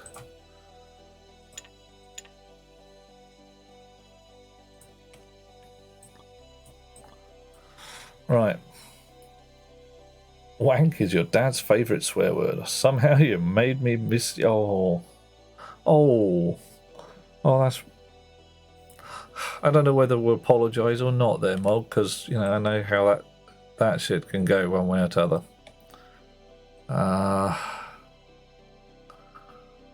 Well, you could always, like I say, pick up the phone, give your dad a call, say, "Hey, Dad, how you doing? How are things with you, mate?" Why didn't it change shape? Change shape! God damn you! It's okay. He's still around. Just don't get out to see him much. Yeah, that's the thing. You pick up Alexander Graham Bell's electric telephone. It's what it's there for. Coffee. There you go. Oh. Oh, yeah. Right.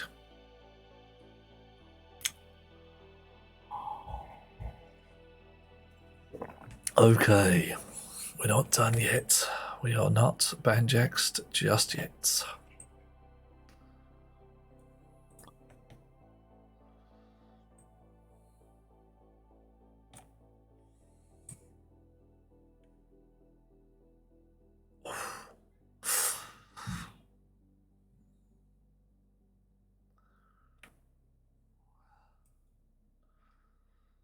Oh, blimey. Okay, so it's getting better a little bit.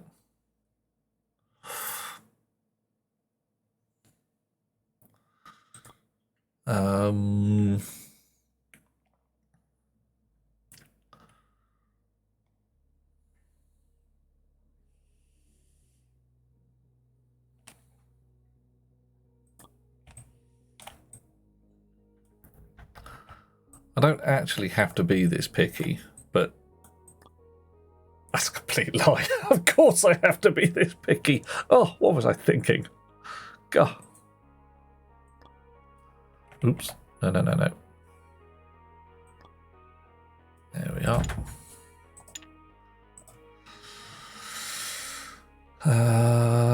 Okay.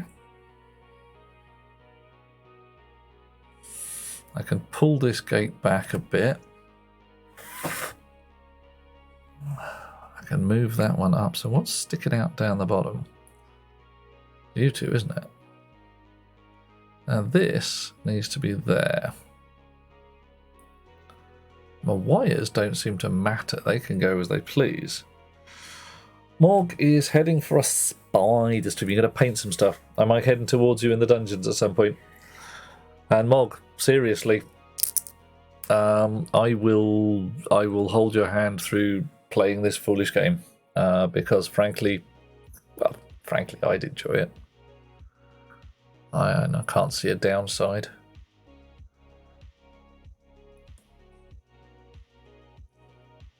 Let the feast begin. Oh, feasting time.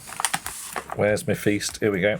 I'm going to have a little bit more of my yummy, yummy beef jerky. Blinkster, you would not believe how lovely this stuff is. It's very nice. Really extraordinarily good. Nom nom nom nom nom nom.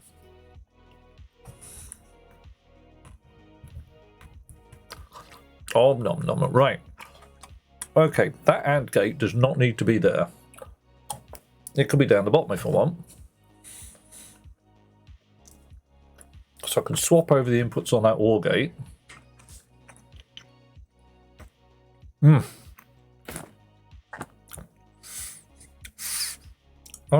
Blinkster, odd thought. Beef jerky shouldn't smell of much. I mean, this smells faintly of, I don't know, treacle, maybe? And that's if I'm being, like, really picky. If you've got a pack of beef jerky and you're sniffing at it and going, oh man, that's got some smell to it. I'm going to go with that ain't right. Yeah. Yes, you must now immediately go out and eat cow.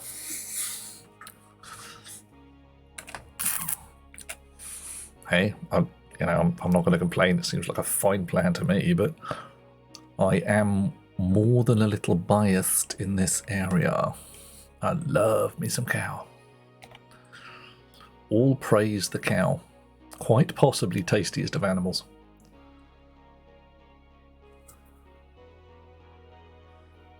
Right.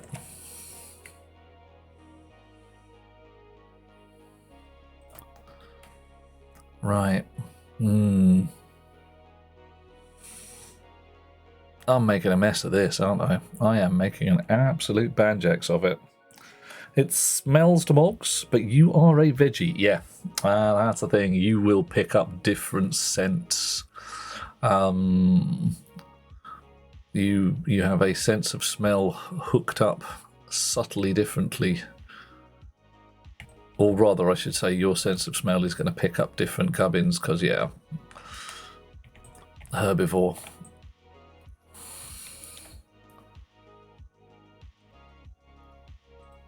Right. So that can come out, that can come out, that can come out. There are tales told of persons in the Far East who are able to tell by somebody's body scent whether or not they drink milk. Very interesting.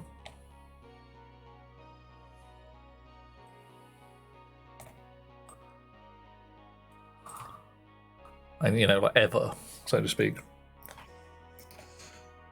Hammy says there is a starship trying to grow woolly mammoth. I'm hoping you're talking about woolly mammoth here, because if you've got a starship trying to grow mammoth willy cells, then I'm not entirely sure I want to know.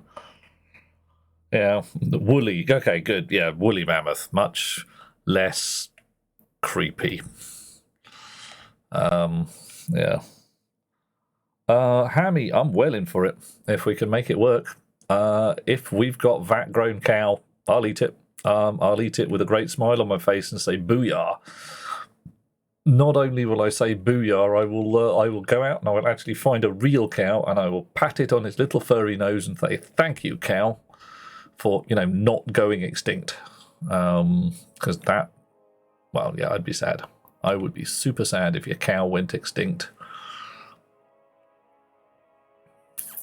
Okay. All right. I still need to tuck this in somewhere, don't I? I can't move this back any further, it just doesn't move. You can go all the way back there, but that doesn't really help. You could come all the way out if I could find a single line down. Probably could somewhere over here. Yeah. I mean, for me, it's a solid no-brainer. If we can make vat-grown meat, let's do it. It has some philosophical downsides. No, philosophical is the wrong word. Practical downsides. I mean, let us consider that solidly makes the human race now dependent on our technology. For meaty proteins, anyway. If we lose our tech,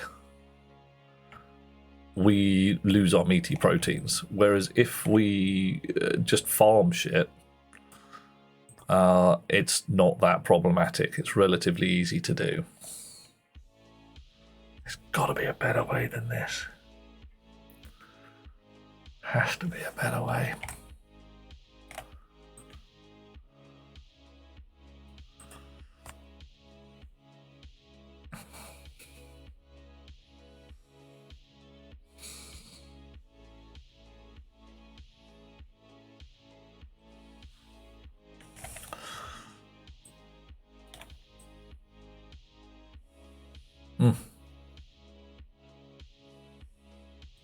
I wonder if I can do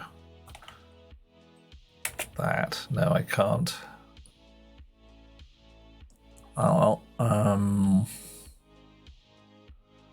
can tuck it up there though, like that. just want it to be slightly wider.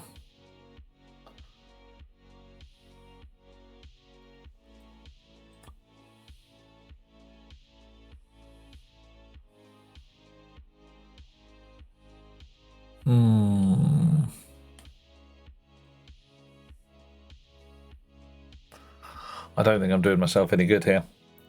If you turn the bottom OR gate counterclockwise, oh yeah, there's a lot more room for this fella here. Yeah. Ugh. Trying to think if there's anything I can do. Right, I don't need a memory. I don't need a delay line or adds and ORs and switches. Not.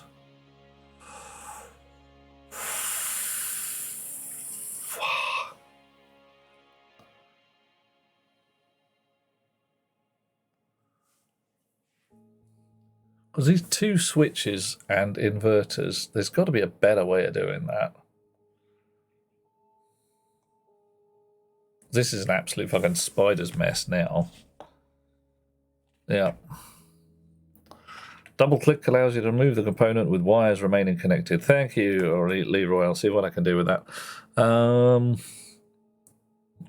Does it let me turn it? No, it doesn't. Just lets me move it.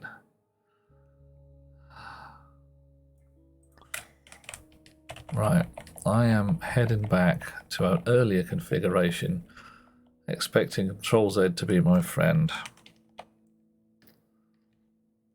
Right. Why am I even doing this again? I've completely forgotten. I'm doing it to make it look neat. That's the bunny.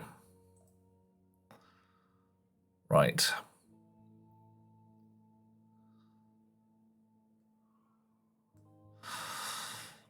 So you out, turn.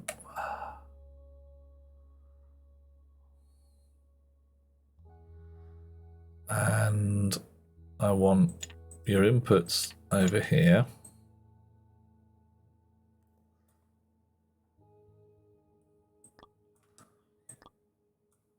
And your output there.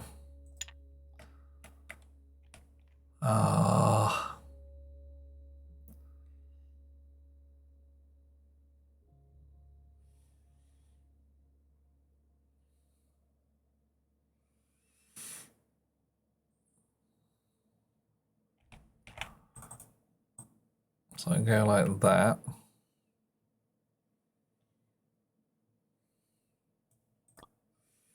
Kind of mank, but it'll do. What's my goal? In this particular case, nothing really particularly heavy. I just want to make this into a nice shape, where nice is something I like and doesn't look like pants. So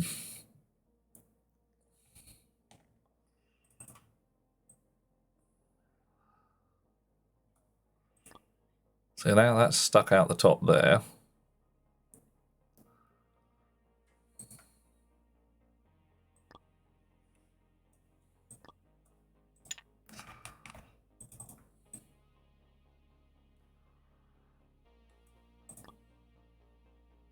What's sticking over here? Oh, it's you. Hello, you. You're the problem bunny, are you? Or is it you guys?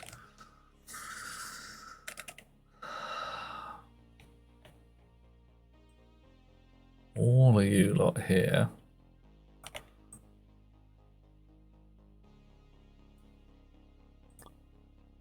Very nearly good. Oh, but I've broken my input. Okay, fine.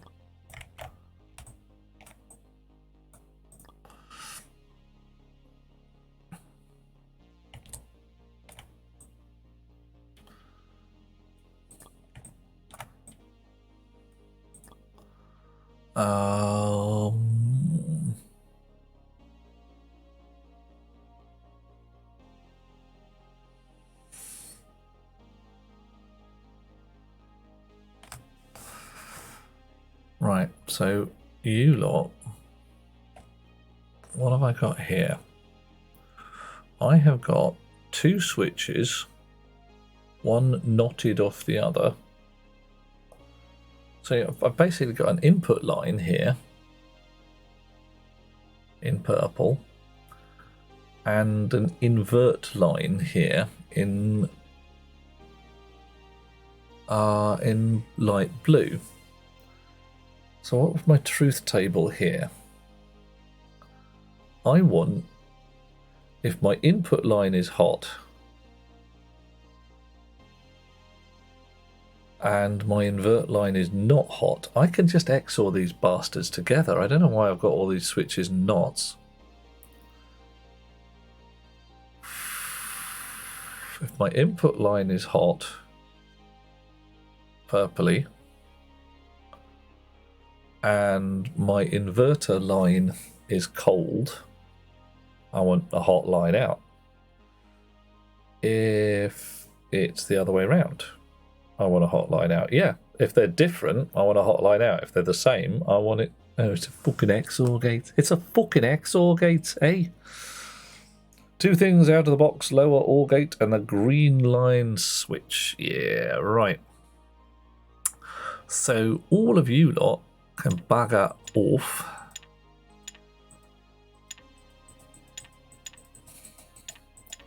Because I'm being a stupid head. And you, where are you? Where's my XOR? Come here, you slag. There you are, XOR gate can go in. Right. And save a heck of a lot of room, actually. Right,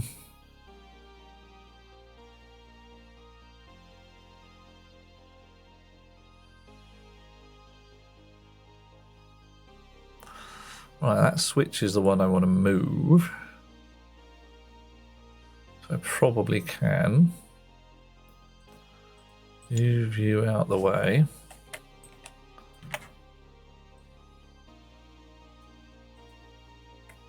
Alrighty. Oof, much nicer. I hope it's bloody still works.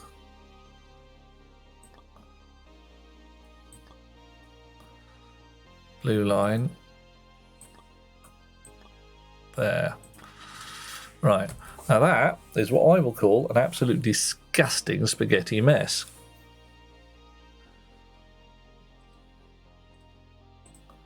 But it's very compact. I mean, look at the compactiness of it. Oof. We do actually have to, however, have a result. Ok. Alrighty.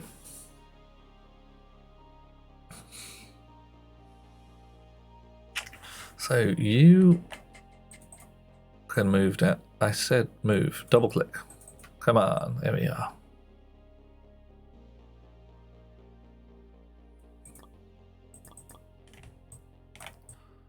Out of the way. That's a little better.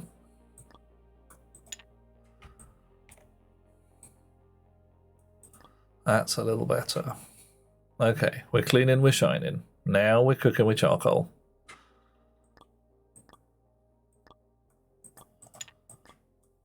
Oh, come on, go away.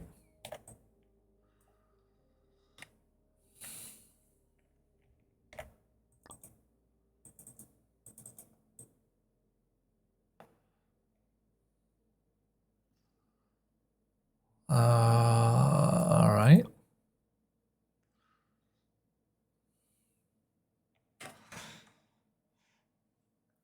Much compactness, much wow. Oh yeah. Spaghetti mess is your last attempted 3D print. Oh, skizzers. Oh no, what happened? Did it all go horribly wrong? Did it all go entertainingly wrong? Was it one of those things you looked at and went, well, that was funny? Well, sometimes it is. Sometimes it's cool like that.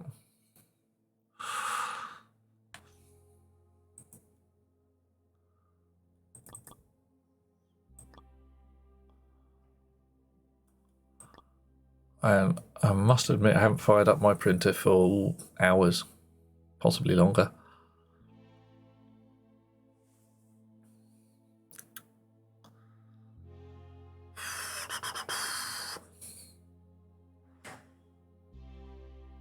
Okay. So that switch there. I could swap over the switch and the knot, or could I? No, I couldn't really.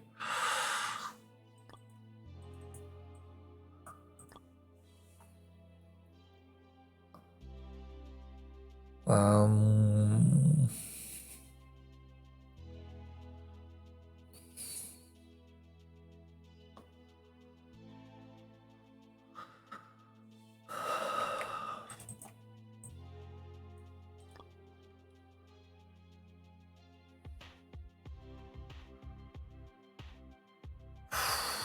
but frankly, that's still readable, if a little squishy. The only bit that's giving me anything like an unpleasant feeling is this grey wire there.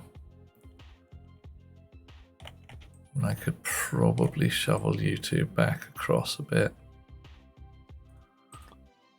Yeah, you're not too terrible now.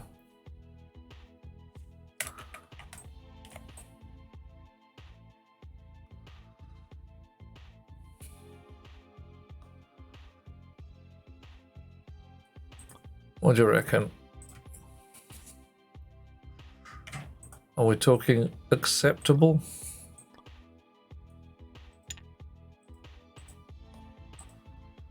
Will that do? I hope it still bloody works. Maybe I can combine the knot with the ore. Ah, yeah, now the problem, of course, is I can't combine the knot with the ore because it's switched. Sometimes it's on and sometimes it's not. Unless I combine the knot with the ore there, which of course makes that a NOR gate. Problem is, I do not have a 3-input NOR gate. Doesn't have me one. It's not allowed. I go to NOR, I just get 2-input NOR gate. It's very annoying.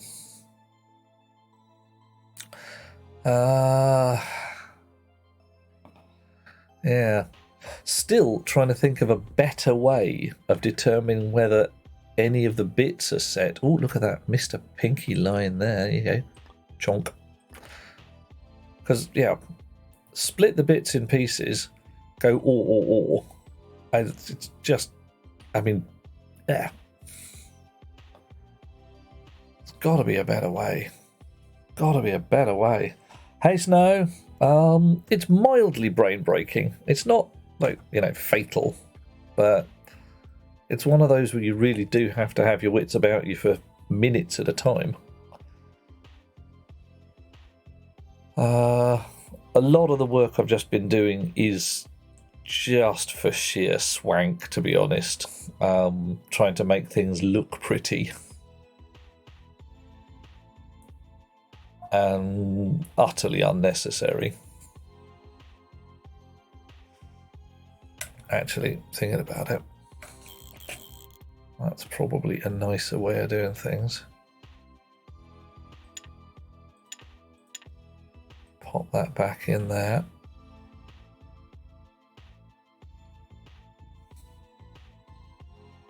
Yeah. And you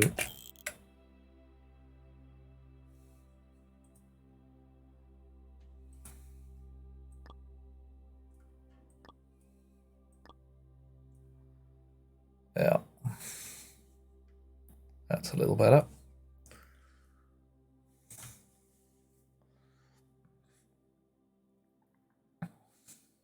I could still leave that vertical, couldn't I? Wouldn't be bad. Ooh, no. Where would that be? There, yeah, actually, that's even better, isn't it? Look at that. Nice. Okay, the white signals are coming together later in the circuit. Maybe some De Morgan in there, but you're not sure. Right.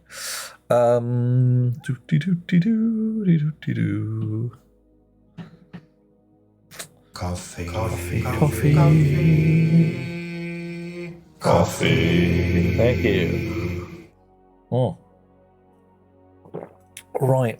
Okay, my white signals are coming on bit 2, which is the thingy that determines greater than or less than 0. So I'm pulling off the high bit of my byte here, and if the 2 line is set saying I care about greater than or less than 0, and my high bit is set, Then I have a hotline on here. Actually, let's go like that and that. So here, white is greater than or less than 0. Grey is equal to 0. Green here is gives a damn about mathematics or not.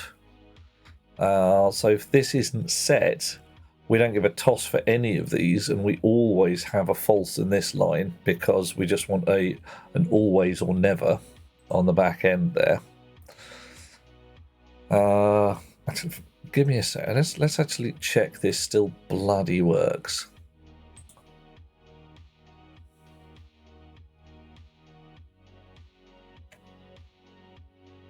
Okay. Okay, it's not actually testing.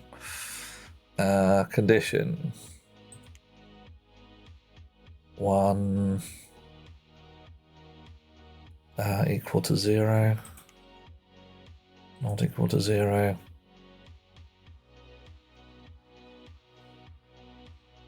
Okay. Let's see if we can go back to the conditionals and get another test on the thing. Calculations, instruction decoder, registers, conditions there. Oh, that's our old one, isn't it?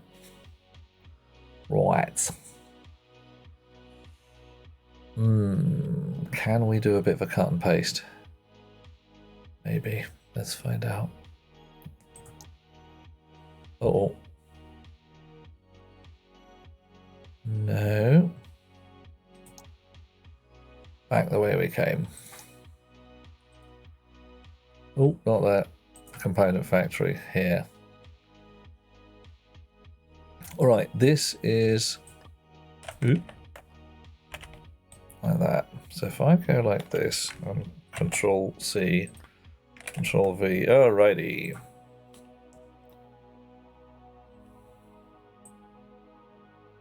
So I pull that lot and I go back to here. Oops, hang on, where was it? Component factory instructions, conditions. Oh, this is going to be interesting. So that will notionally fit. I've got to go like this first.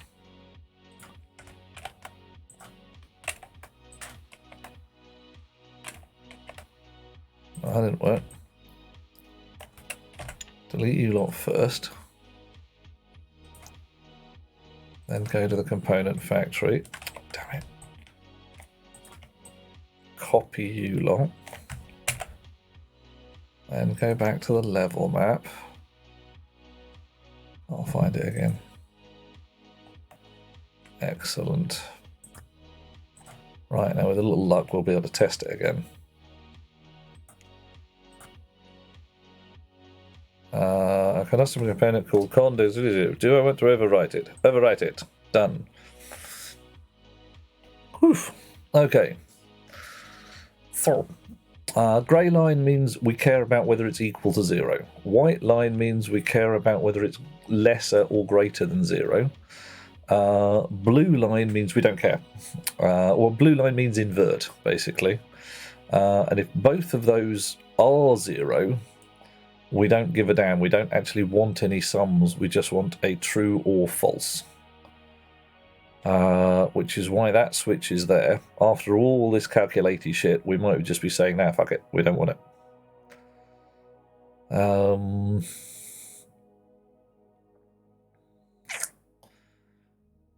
Oof.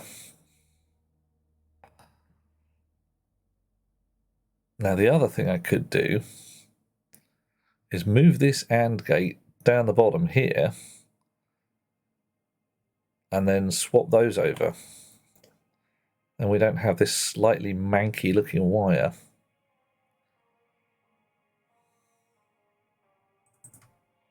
Right, down you come, mate. You're not moving? Come on.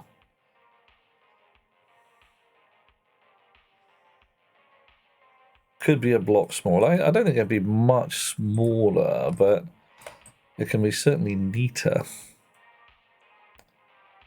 Right. You can go out the way for that for the moment.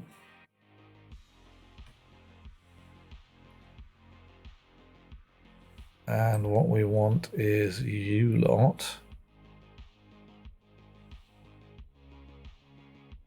Everything around here goes up.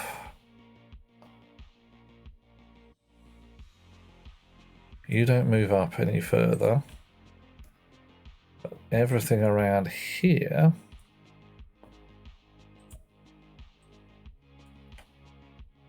moves back up, maybe forward again. Come on, give it to me. Move. Damn you, move. You're moving. All right.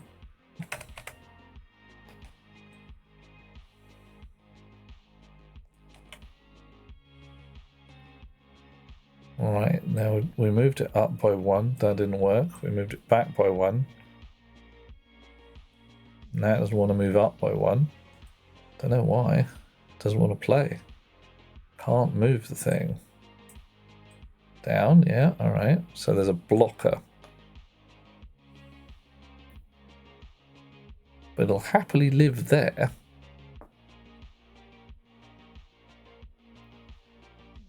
It's weird.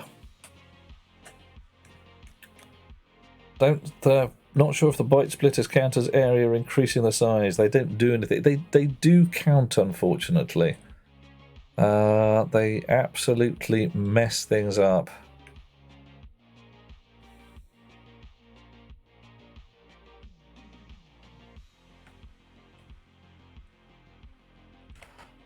Sod it. I am actually going to leave that as is.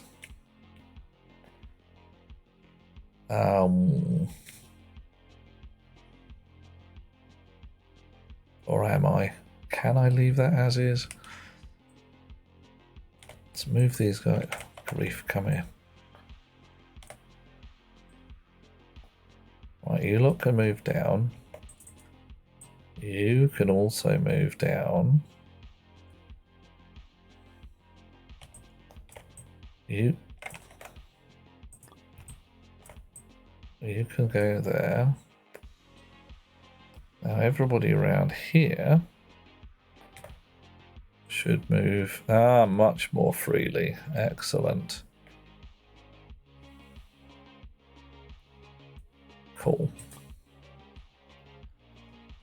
Right. Let's clip you lot back a bit. You can hook back into there. You can go away. Right.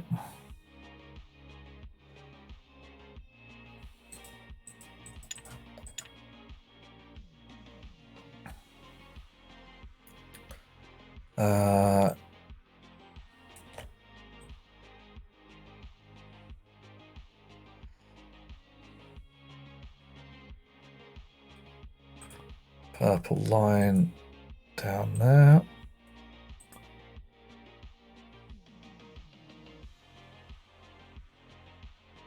Now I've manked it all up again, haven't I? It's all got horrible. So I can't get my white line down to where I need it.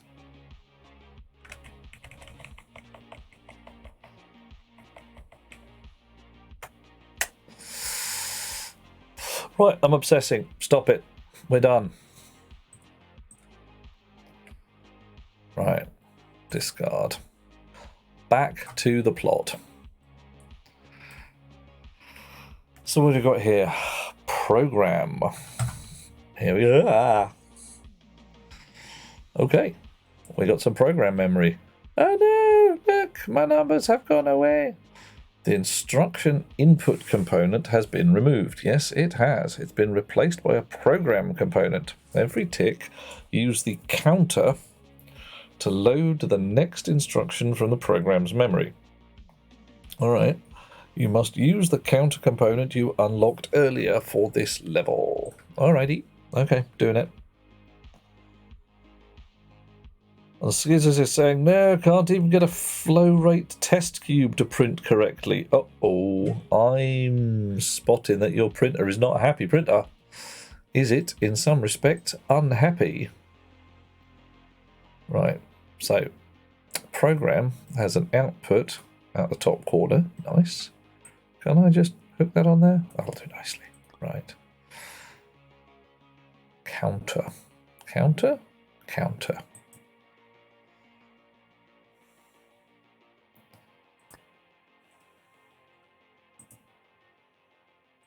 Honk. Increment or overwrite. Presumably false or true. And the overwrite value. Increment by 1. Ooh, look at that. Increment by 1. All right. So, what is going on? That's basically running through a program that it's got in the thingy. Copying numbers about the place. Whoa. Actual computer mabob doing computer mabob things. Woo. This is awesome. Immediate values. All right, here we go. We need a way to directly move numbers from our program into registers. All right, I'm seeing it. For this, we use immediate mode when the two highest bits are 0. Aha!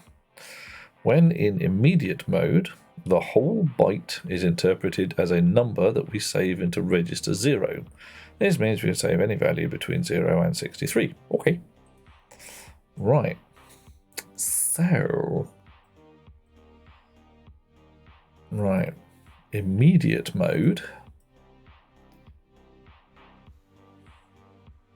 We want these guys off again. So we'll move that up. We need an OR gate in here. Which one were you connected to? Yeah, 3. All right, that's fine. So either 0 or 3. Brilliant, that's not quite right, is it? It's quite manky.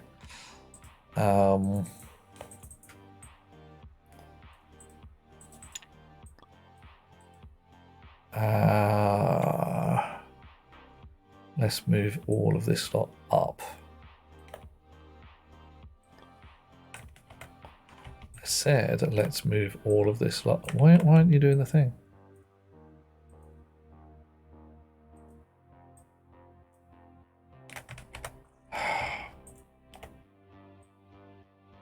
Fine. There we go.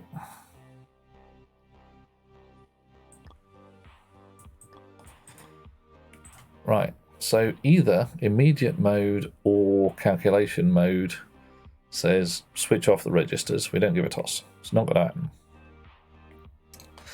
happen. Immediate mode wants to write to register 0 directly from our input line. Well,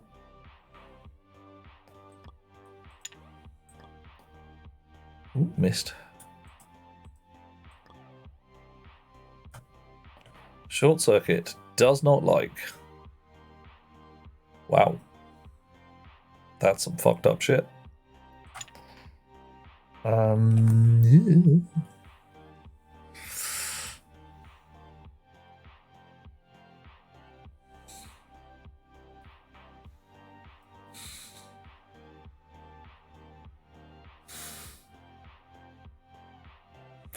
Lux again. All right, here we go. Coffee. Coffee. Thank you, Blinkster. Coffee. All right. Oh, yummy. The calmest swearing you've ever heard. Snow, I am so cool. I am so chilled. You could keep a side of beef in me for a month. That's how chilled I am. Right. I want to be writing to register 0, which is the middle line.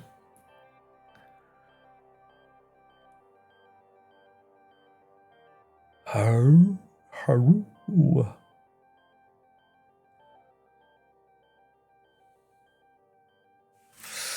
And I want to be doing that if this green line here is hot, or if this grey line there is hot. Doop. Where's me or? There we go. Well, what fits in there? That don't fit in there, does it? That does not fit. It could fit there. But fits better there. Still a bit manky, but whatever. We'll try it. So I'll move our grey line across. Ruining the lovely symmetry of everything. Ruined. Ruined. And we've got to pull the green line down. Let's leave that not green. Let's have some kind of piss yellow. I don't know what you'd call that, but whatever.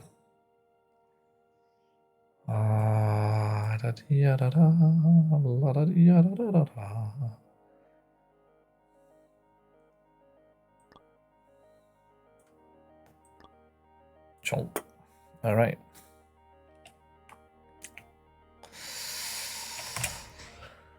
So now, how the badgers do we do this then? 8-bit mux again. Mux here. Where's my mux? There it is.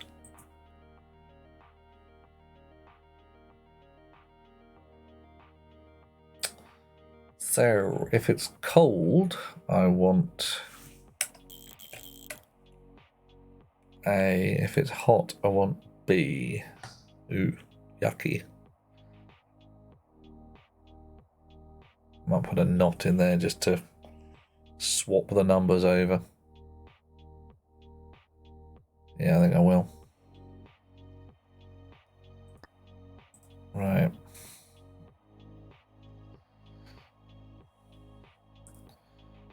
Pink. Right, orange. Orange. Woomph. And a knot. Oh, come here, you. I lost you. There we are.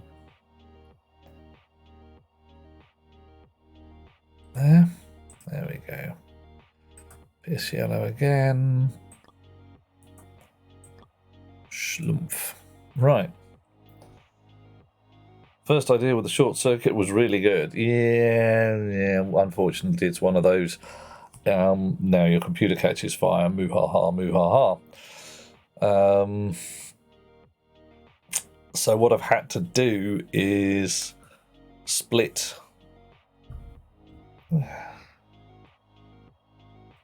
Oh, what am I talking about? What am I like? I've got an orange line over here. Oh dear, oh dear. Oh dear, oh dear, oh dear. What am I like? Right, cold, pink, hot, orange. Done. Right, halt and catch fire. Damn straight, Skurus. That's how we write it. Okay. So you go away, boff. Right, so let's just check this out, shall we? We are currently in immediate mode, which means that our register 0 up here is receiving a hotline to its save function. Lovely, lovely. And is accepting a value of 63. 63, no less, on its input side. That's up to there. That's it's awfully tasty, isn't it? Right. all the other registers are switched off. The ALU result is out because we don't bloody care. Right, well, I think we do the old testy. Everybody ready? Holding on to your various accoutrements? We're doing it. Wait, are the registers switched off? This is where the fun begins. Checking. Well, yeah, you see all of these here red lines? What do we got? Immediate mode. Ooh. The registers... I see what you're doing here. Yes, I do see what you're doing here. Look at that. There are disable pins, and they are not hotted. What is going on?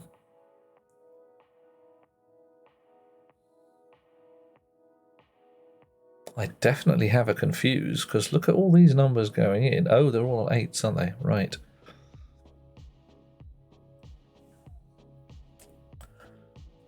So what are we? Immediate mode.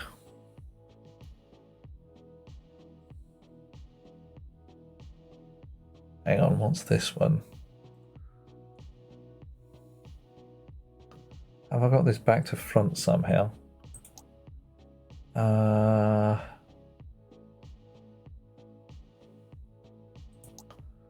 Immediate mode is like that. Calculate mode is like that.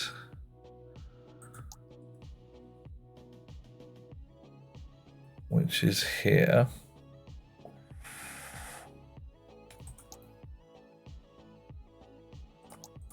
Copy mode. Ah, right. Yeah, I got this arse about face, haven't I?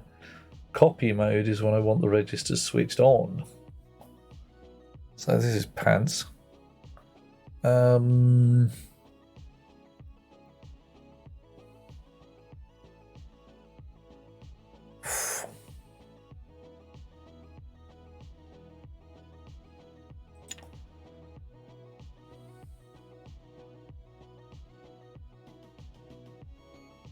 So in immediate mode, I want my registers off.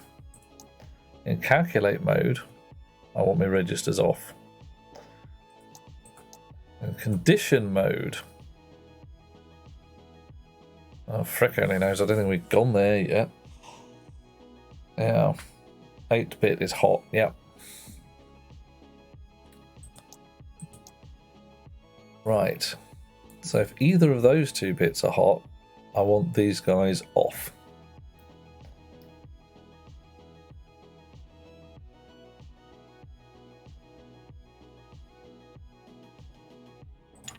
Alright, let's just wire those 2 up then.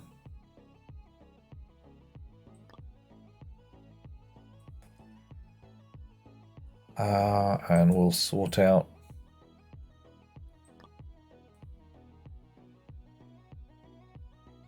copy mode. Possibly isn't connected to anything. Copy mode is the default where it doesn't turn anything off.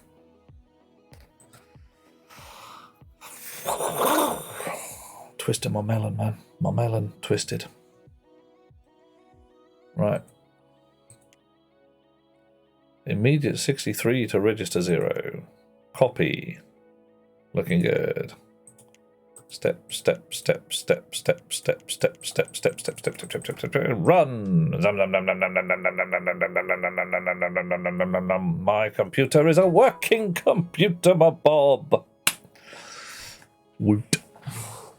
Okay. Level complete. Onwards. Dun. Working computer. Yep, that's why it's shorted in the first place. Yes, it was all horribly wrong. Boof. Until this point, all possible programs have been confined to running in order byte by byte. Not keen. Only code could influence memory. Now memory must influence code. Uh-oh, with the addition of conditional logic. Oh no. Our computer can run any algorithm and calculate anything calculable. Nice. Final thing we need to add is a mechanism for changing the program. I'm going to do it too. I'm going to do it, Blinkster. Changing the program counter, that's this fella, through instructions when certain conditions are met. When the two largest bits are true in a condition mode. In condition mode, the value in register 3 is compared against the conditions defined by the lowest 3 bits, so our grey lines here, in the instruction. If the condition is true, we overwrite the counter to the value in register 0. Alrighty. Conditionally changing the counter means we can skip instructions based on conditions or have instructions run in a loop. Right, so this is basically our conditional block that we did earlier. These conditions correspond to the condition component that was saved in the component factory. Really?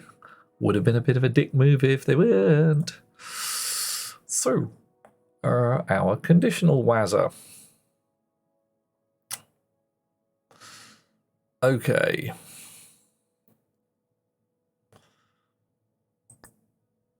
So this is our yes or no output. So that's got to hook up to this fella here somehow. Register 3, 0, 1, 2, and 3. This chappy is our input.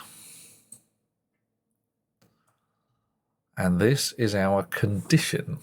Right, now the condition is coming directly off the orange line. That's the instruction. I bloody hope.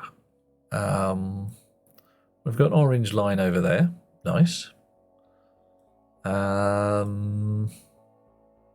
an orange line over here. Also nice.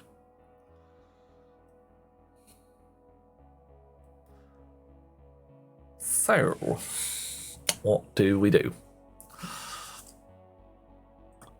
The value from this chap.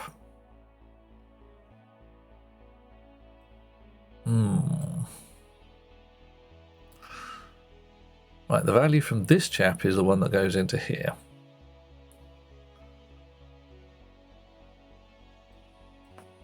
And this is the flag that says whether we actually bother doing it or not.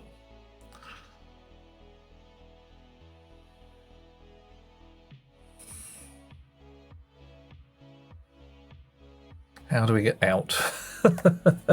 We've kind of boxed ourselves in here. So we can go out around the top there. That's not awful.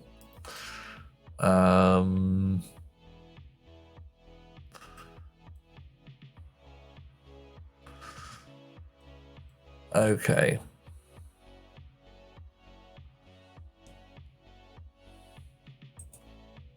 No, we don't want purple. We don't want grey. We don't want orange, really. Blue will do us nicely at this point. So the value in register 0 is going to turn up as our new and shiny program counter.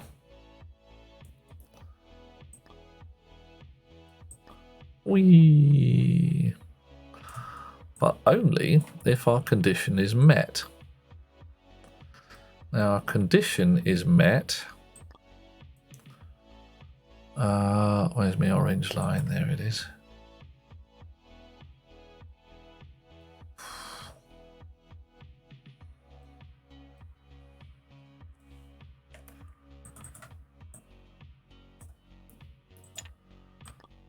I have an orange line. Come on, you. And another orange. Oh, not you.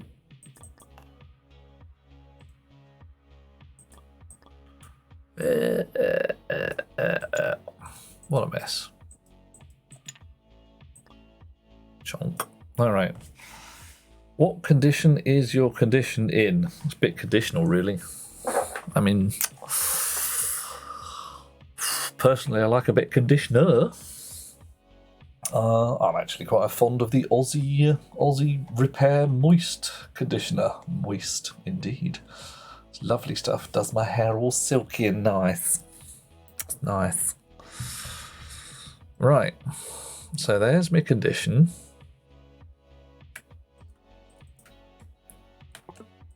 Can I actually rotate these guys? I don't know if I can. Oh yeah, you rotate, that's fine.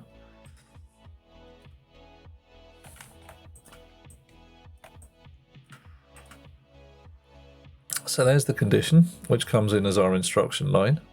There's our value, which is in register 3, I hope. 0, 1, 2, 3. And here is our actual do we give a toss, which goes all the way over here. Woohoo! Wahee! Clonk. Dish. Alright. Expensive, yes. But worth it. I'm willing to spend my money on some things. And frankly, shampoo and conditioner are not like, earth-shatteringly astonishing bits of kit, but the cheap stuff, or some cheap stuff, just makes my head feel funny, and I am willing to spend the money rather than just sit there all day going, my head feels funny. All right.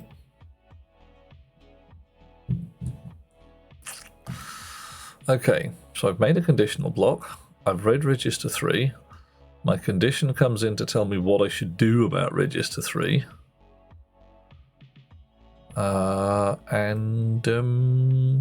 Yeah. All right. Wow. All right. Next tick, the count will be 0. It should be 1. Well, that's complete bollocks then, isn't it? It's bust. It's broken. 0, 1, 2, 3. Right, read the instructions again. When the 2 largest bits are set. Oh yeah, I haven't actually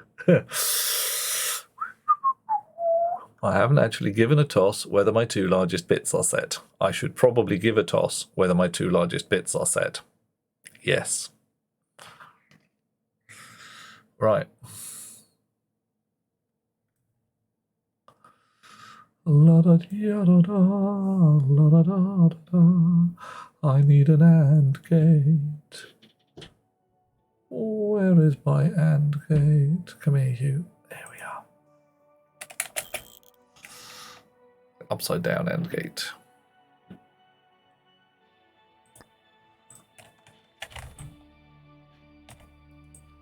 Chonk. Yeah, should have thought of that. Didn't think of it. Not until too late. There we go. Whoops.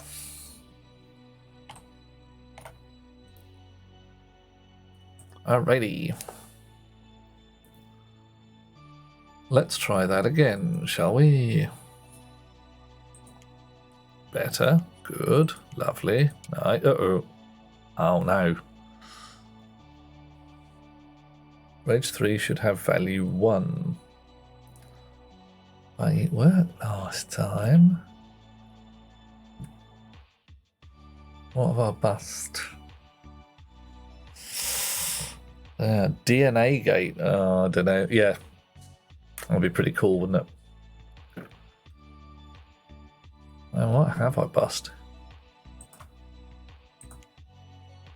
Copy input. Right. Copy mode. Input 1 to reg 1. Done. Copy input 2 to reg 2. Done. Subtract. Does not necessarily seem to have worked.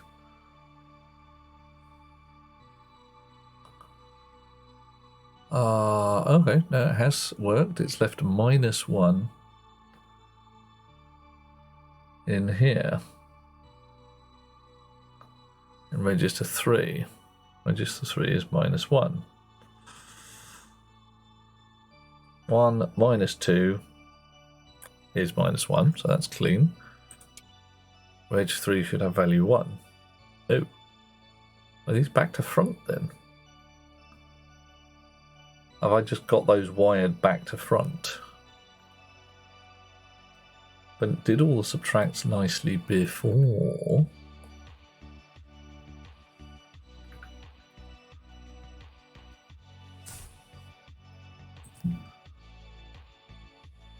Alright, okay.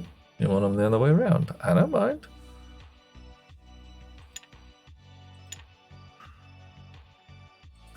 Marginally confused as to why that didn't barf last time.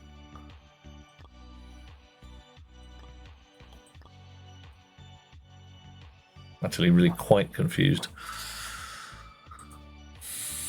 Okay, copy input 1. And 2, subtract. Reg 3 should have value 255. It just did. What's your problem?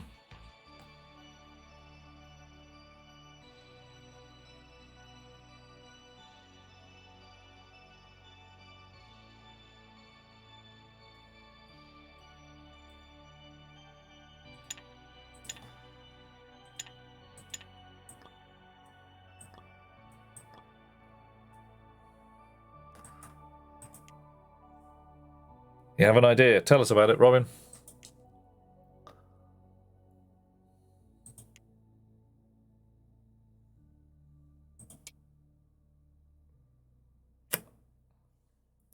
Probably the disable pins again. Yeah, probably is. If reg 3 is 0, right? Are we conditional? Yeah.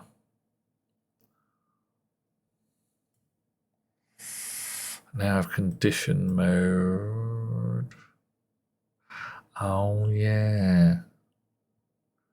Yeah, because that's supposed to disable these. Right. Okay. Yes, I think I've got the thing.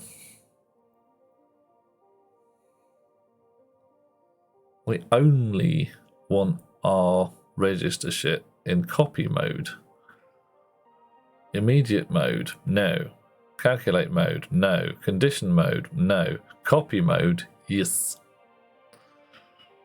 So we want these not disabled when we're in copy mode. How does that sound?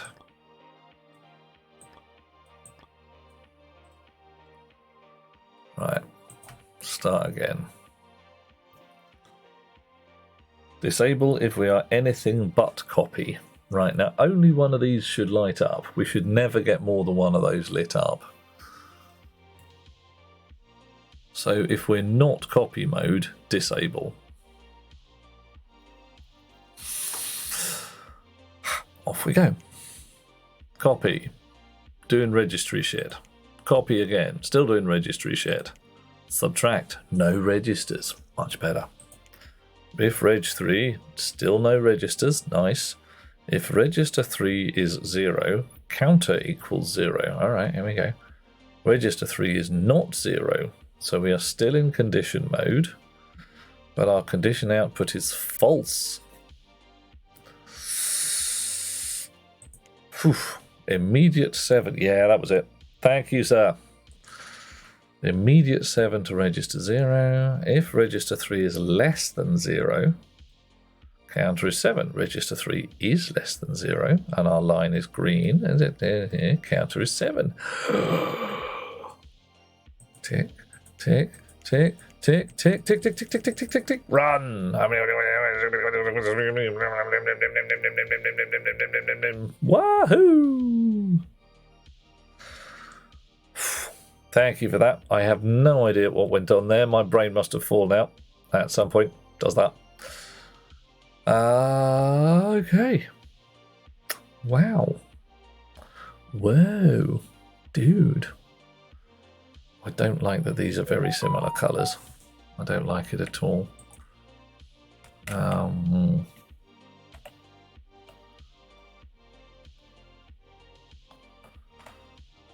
my god, they're really very similar colours. Oh, well, no matter. You did it. I thought you were just this odd-looking hairless ape creature, but you actually built a real computer. Amazing. You are such a condescending sausage. Maybe you're a pickle. Are you a pickle? Yeah, with a carrot for a nose. Yes. Right, what have we unlocked? We have unlocked programmable memory. Ooh, we can write stuff into memory. That'll be handy. Turing complete. Certain computers, like simple calculators, are limited in the algorithms they can perform. They cannot perform calculations that requires looping or recursing an arbitrary number of times. Technically, machines without looping or recursion can only deal with combinatorial logic. Turing-complete machines, on the other hand, are as powerful as it is possible to be. A Turing-complete machine may have a slow CPU, but it is powerful in the sense that there is no computable algorithm it cannot perform. Oh, sorry, everybody. Ladies and gentlemen, boys and girls, chums of various types and kinds, we have built a computer, my bob. A working computer. We are currently halfway through. I don't know, 2/3? 2/3 of the way through this game. What is it now? 11 o'clock. Can it run Doom? Robin, I don't think it can run Doom because we have 256 bytes of ROM. And no input devices. If we wanted to run Doom, I think possibly the best we could do is run the Doom title page. We could say Doom across the screen. However,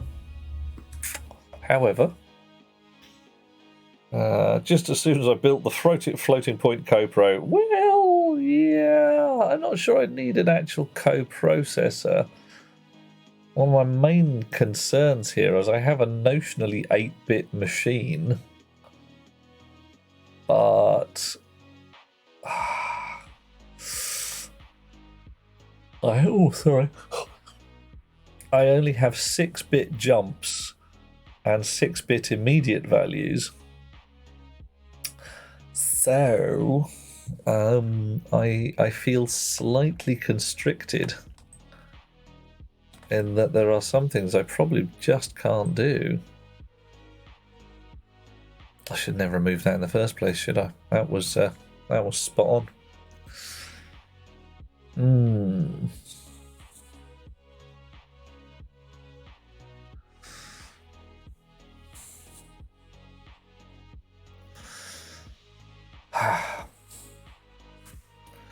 Special case registry shit. I hate it. It's really unpleasant. So you can only do this with register 0. So, really? You're making a smell now. What's at the top of the campaign map? Let's go have a look. Well, first off, we've got a bit of programming. And then we rebuild our CPU architecture to something better. Really hope so, because frankly, our 6-bit architecture is a bit shit. Functions, presumably functional programming, assembly language challenges, and right at the top there, Waterworld, the dancing machine, Tower of Alloy, planet names unseen. These have got to be actual programming challenges here. And then, well, the sky is indeed the limit. Because one of the things you can do, if I hit back to the main menu and go to the sandbox area, you've got your 1-bit, 8-bit, 16-bit, 32-bit, 64-bit stuff. Your input-outputs, look at that. Hard drive, sounder, program memory, bitty bobs of various types. A halt, ooh, with a custom message. Programmable memory component, which is not the same as programmable memory component.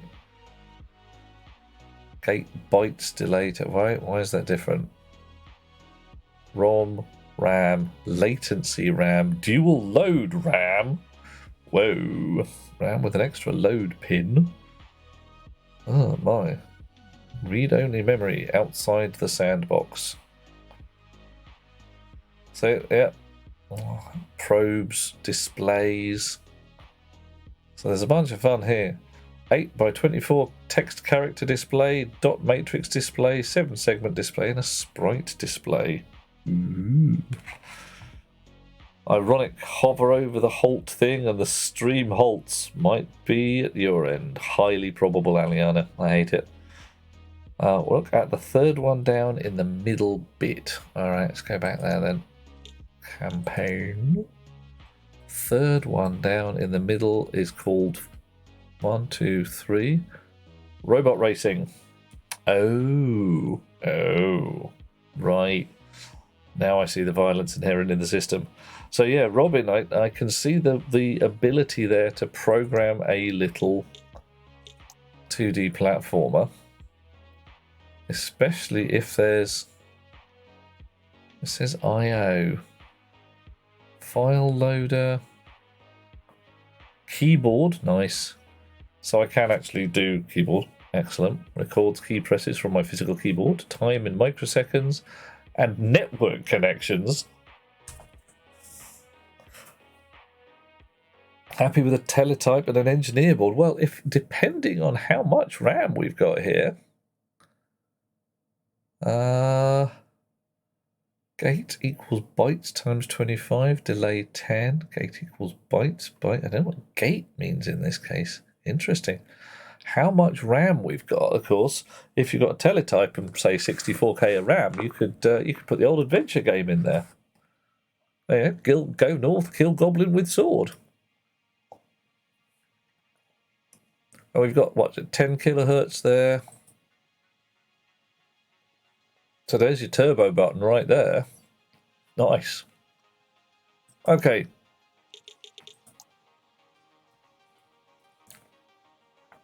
Right. Right click it to adjust the kilohertz. No joy. Right, we have a working computer. It's 11 o'clock. I'm going to have a sniff at this one and see what goes on. Might do this one. What's this? Add 5, and that's a problem of calibrating laser cannons. It's like, adding a number together and calibrating some laser cannons. The learning cliff is steep here. Let's see what we can make it do. But soon, I'm going to do that sleepy time thing. You've built your computer, but to win the competition, you still have to finish the maze. All right. Since you don't know how to program it yet, you're not quite ready. Okay. In the meantime, we will have you help out on the ship. Click on the Edit Memory icon in the Program component to start programming your computer. There we go, yep, right. Your computer should read an input, okay, add 5 to it, and output it again. No need to worry about overflow. Oh, hello, handsome. Hi, Barts, how you doing? I am indeed very handsome. Note that the immutable red register components have been replaced with a custom component with identical functionality. Oh, why? Why? Okay, oh, well, they're fine. They've just done that because they're those kind of guys. Bloody sausages. Just woke up and doing better than earlier. Excellent. So went for a nap, felt a bit better. That's how we like it. We have, in the meantime, built our functional CPU. In fact, functional computer. We've got a block of RAM here as well, or block of ROM, I should say, possibly. Right. So I can edit them. Yeah. Hi, sweetie, says Snow. You see? There you go. Hugs. Hugs available. Make life sweeter. Alexander Graham Bell's electric telephone. Right. So I can edit those custom fellas. What is it? Are you register? You're a register plus. Can I look at the schematic? Overture. Ooh.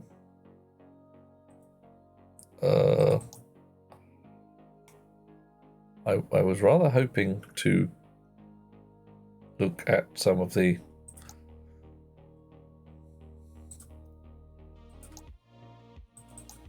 No. No. I wanted to have a look at some of the other stuff. Component factory. Register. No. Alright, switch schematic from here. Ah, there we go. What's in here? Oh, hello. What are you? A memory probe. Oh, I see. What the heck in heck?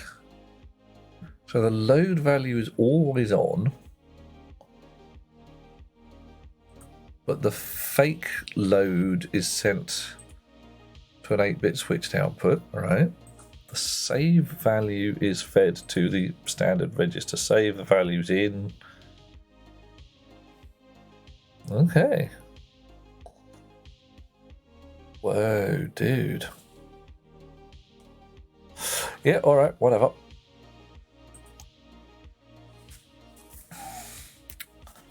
Can click a register, then the little wrench symbol in the panel. Okay.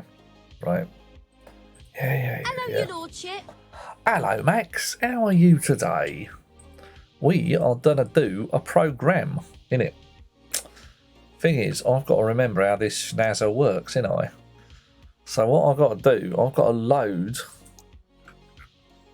load the input, what is like in there. I've got to add 5 to it, right? And then I've got to put it to the output. Now, thing is, I've got to load the input to like register 1 and that. And then I've got to load 5 onto register 2. Then I've got to execute like a one of them add instructions. That'll put my result in 3, and then I copy 3 out to the thing. Yeah. Yeah, Max, this is print speed was too slow. Confirmed. I speeded it up. Life is a little better, Skizzers. Nice. Yeah, this is building a CPU. This is building a computer out of wires and bits and bobs, and literally starting from NAND gates. So, my instruction. I would like to load immediate 5. And what does that do? That drops my immediate 5 into register 0. Bloody useless. I want it in register 1. Add 5 to the input. Alright. Well, we're going to do it anyway. Edit. So this is old front panel work. So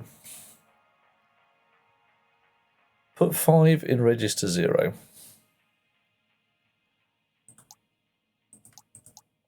Copy from register register 0 to register 1. Copy from register 0 to register 1. Copy from input to register 2. Copy from input to register 2. Hope I've got these the right way around. And then compute. Those don't matter. Add. There we go. Compute and add. Right. Nice. So that's left a thing in register 3. So I then copy from register 3 to output.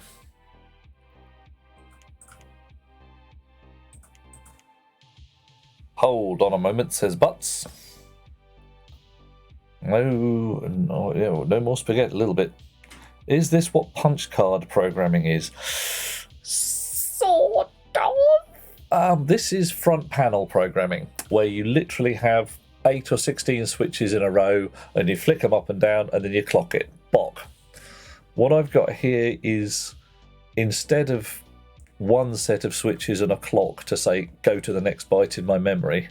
I've got a set of switches for every byte in my memory, which is very handy. But punch card programming, very similar concept, where instead of putting your program through in electronic ROM, you literally have a punch card that has however many bytes on it saying opcode, opcode, opcode, opcode. Snow is joined later and is confused. Really cool to see stuff make some semblance of sense right now. Good. Closer to machine Cambridge programming, no assembly. Not just yet, Leroy. We are very much right down amongst the metal. This is straight machine language. No human interface at all. Right. Okay. That's fine. And then I presume we want to wow, what do we want to do? We want to jump back to 0, really, don't we?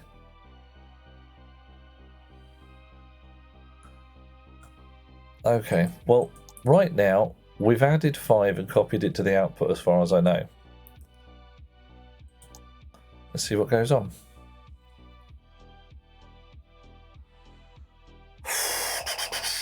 So, step. Alright, so I have loaded 5 into register 0. Good start. I have copied 5 into register 1. Excellent. I have copied... where's my input? My input is 0. Alright. Copy input 0. Oh, hang on. Suddenly it's minus 103. Into register 2. Alrighty. Add one to the other, leaving 98 in register 3, and pop that out to the output. Didn't do it. Why didn't you do it?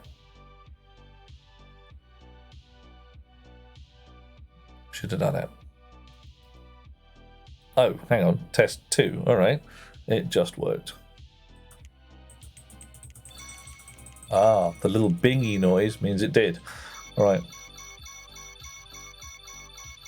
So it's running my program 32 times with different numbers just in case I decided to say, fuck it, output some numbers, see what happens. What have we unlocked? We have unlocked assembly language and the code IDE. Name codes and edit them in a convenient editor. Alright, learn about assembly language. Alrighty. You can use a mix of assembly codes and numbers to set the bytes. Excellent. Assembly codes are just synonyms for a bit pattern. Instead of typing 196 for add, this code can be named add. Well, that's handy. Simplifying reading and writing code. Comments can be added using hash. Alrighty. Additionally, the const keyword can be used to name a value within a specific program. Fine. Label assigns a name to the byte offset at the line it was imported. Yeah, good. Especially useful for naming jump destinations. Lovely. You can add, subtract, multiply, integer divide, modulo, add, or various symbols that are normal in the presumably in the IDE rather than in the actual assembly, because we haven't written half of those. Breakpoints can be added by clicking to the left of a line number. Breakpoints. Oh. Program will automatically pause at breakpoints when running. Breakpoints can also be added to any of the linked components. Ooh, pausing the program when that state is changed. Click on the state and you will see the red dot. So you mean these guys? So me? No. Alright. We'll find out in a bit. Finally, values can be specified in binary with the prefix OB and hex with the prefix 0x. Okay, fine. Well, that's nice. We'll work with that. That'll be lovely. Okay. Well, that was Remarkably easy. Calibrating laser cannons. Okay, adding 5 is not that much of a problem. Calibrating laser cannons sounds like more trouble. On our ship, we naturally shoot incoming asteroids with lasers. Okay. In order to calibrate said laser, we want you to calculate the circumference of the asteroids using an advanced equation. Okay. 2 pi r. R is the input, and you can approximate pi as 3. I hate you. I hate you a lot. Send the answer to the output when it has been calculated. All right. So 2 times pi times r. So that's roughly, yeah, we're basically going 6 times thing. I mean, as you now have access to assembly programming, allows you to add names for instructions. So you can, for example, add, type add instead of inputting 68. Good, right. So what's this? Link components. Not quite sure what I want to do with that, but all right. I'm not going to do that. Assembly language. Where is my assembly language?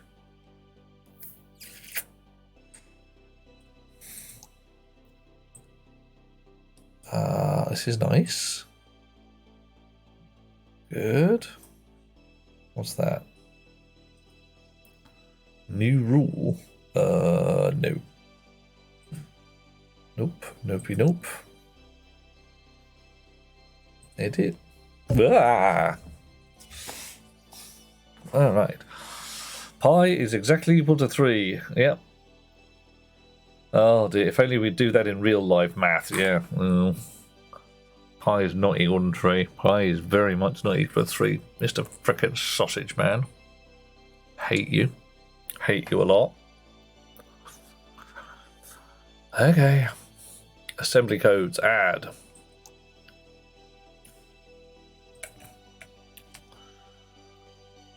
Reg 0 to Reg 1. No.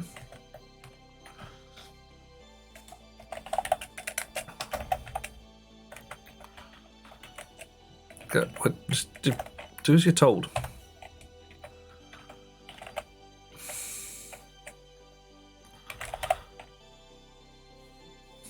Right. Pie, the yum in the tum. Oh yeah, cherry pie. I like a little pie. No wonder they have to recalibrate their cannons all the time. Damn straight. If you're using a pi as 3, it's just wrong. So many wrongness. What flavour pie, Snow? What kind of pie would you like? Dutch apple is the best pie. Oh, skizzers. We might come to blows over that one. Okay, if we're going with sweet pies, I'm very solidly a cherry pie man. I like a cherry pie. They found out what the last digit of pi is. It's 0. Aliana, I raise my eyebrows. If you have actually got some information about somebody knowing what the last digit of pi is, I'm sure there is a Nobel Prize in it. A really big one. Pi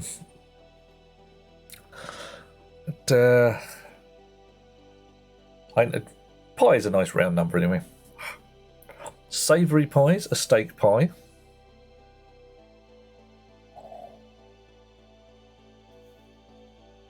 Oh, absolutely. Yeah, Aliana, you cannot have a lot. Well, you can write following zeros until you get fed up. So, you know, because 0 is round. Yes, that is why it is a round number.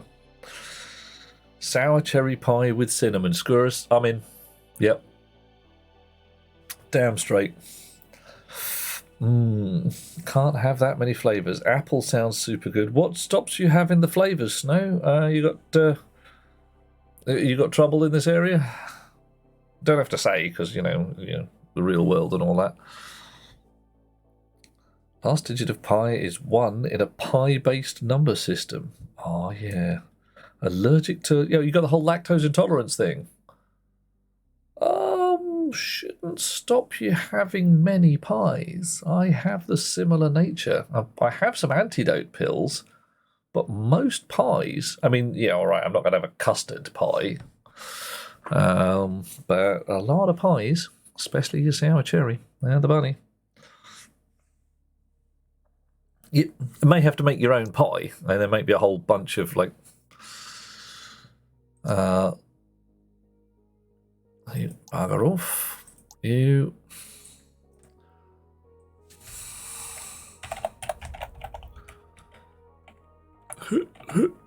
God damn you, just bugger off. Okay, I'm gonna be here for a while.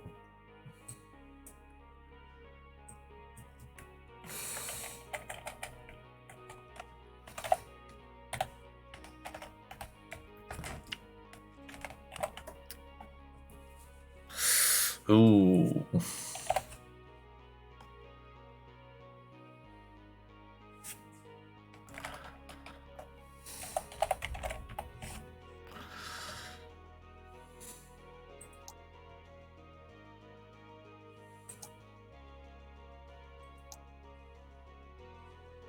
Right.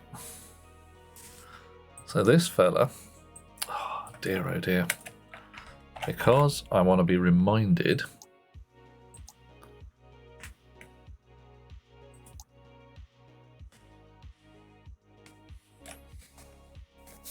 So I'll put add 1, 2 because it's always going to add 1 to 2. Why do you always keep coming in the bottom corner like that? Rotter. Okay.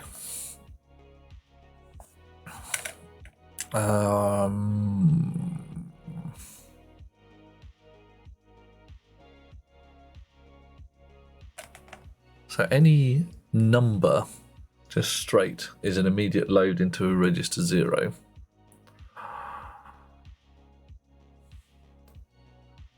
Wonder how it. I wonder how I'm supposed to access that. Oh man, that's C3PO. I should have done that, shouldn't I? I should try and find a way of making it C3PO. Snow, there is indeed a whipped cream on pie. Absolute doom. And there's definitely sorry. You find milk in stuff that you really should not bloody find milk in. I am way aware of that one. But there are ways to have pie. I suspect that a certain lovely lady of your acquaintance might be persuaded to bake. You never know. Oh, bloody hell.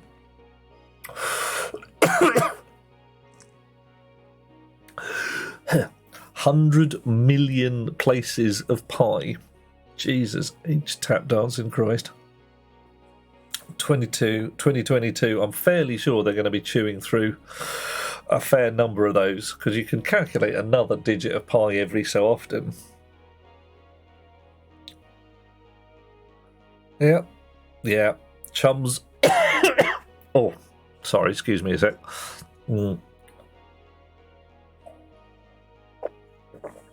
There you go, Snow. We got Butts promising to bake you a milk-free pie. Sounds like a fine plan to me. Right. So I need to multiply by 6. So I'm going to load the input. So what do I need? I need copy mode. Right. From input. So that's going to be in 0. Oh, I can make an instruction for every bloody.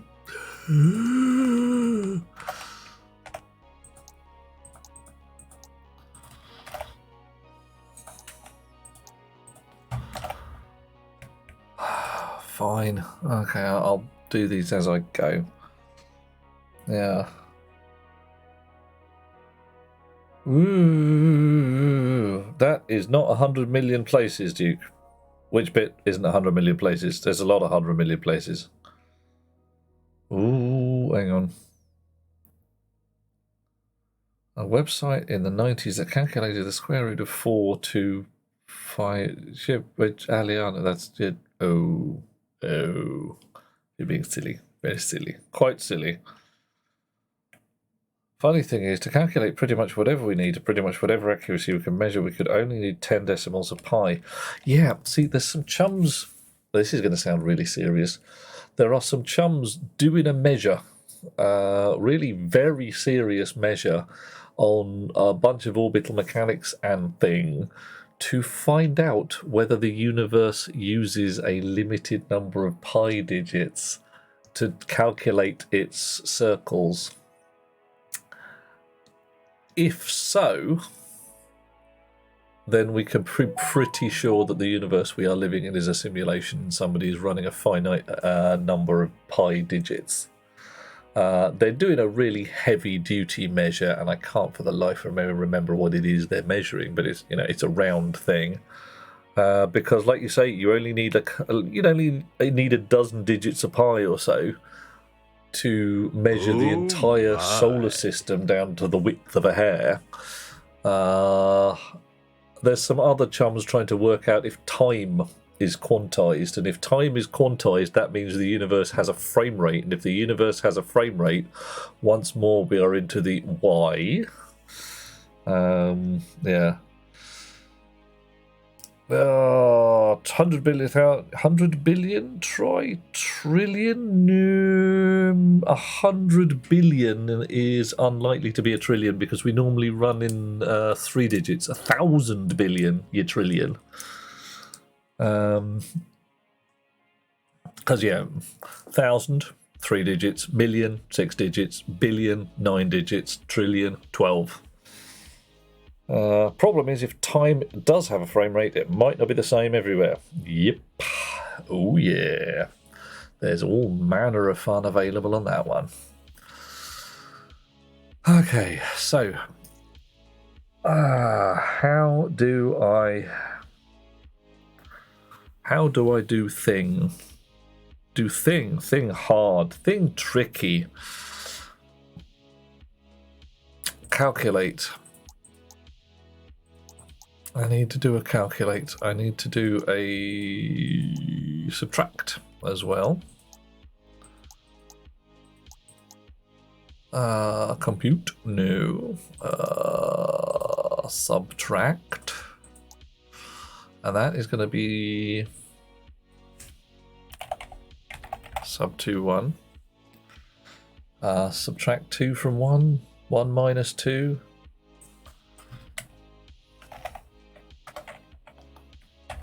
Okay, that doesn't work. Sub 2, 1. All right.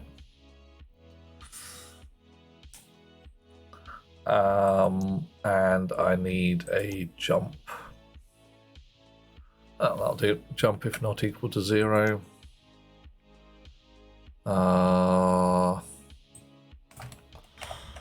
BNE. Did I? Yeah. I should put them in alphabetical order. Well, all right, that's fine. Oof, there we are. The record at the moment, 100 trillion decimal places for the current pi record. Ye gods and little fishes. That's like, it's a hard drive's worth of pi digits. They're waiting on the astrophysicist guys figuring out that dark matter aren't actually a thing. They haven't accounted for the universal gravitational constant not actually being a constant. Yeah, there's some people seriously looking at that as a concept. There have been since day one, people sitting there saying, oh yeah, what if gravity's not the same all over? And some other fellas looking at it and saying, well, it's a suspiciously not the same all over to make it look like there's a dark energy thing going on. There's a lot of people fiddling with stuff right now. It's pretty cool. We're finding out a bunch of stuff. Yeah, gravitational. Well, it's unlikely to be a Let the constant feast across the entire observable the entire universe, the entire observable universe. Bog only knows. Thank you, Butts. More tasty beef jerky for me. Nom, nom, nom, nom, nom. Coffee. Oh, and Night Dweller's feeding me coffee. Nice.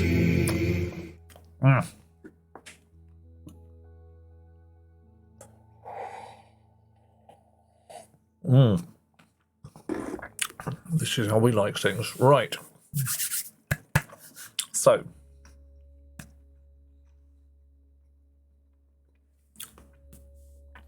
Read the input. Multiply it by 6. Put it to the output. Now, I don't have a multiply. So I'm going to have to repeatedly add. I'm going to have to loop and add. So I'm going to start typing in some instructions and suddenly discover that I don't have one of the instructions I want. So,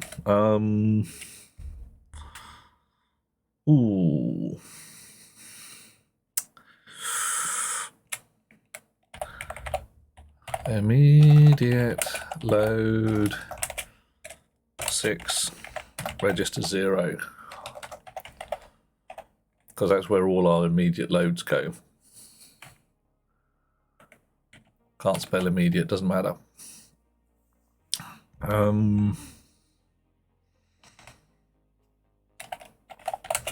Copy 0 to 5.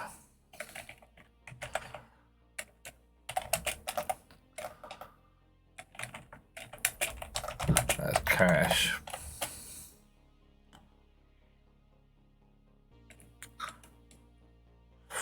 Now I can only subtract numbers and leave the value in register 3. And I can only subtract register 2 from register 1. Oh god, this is icky.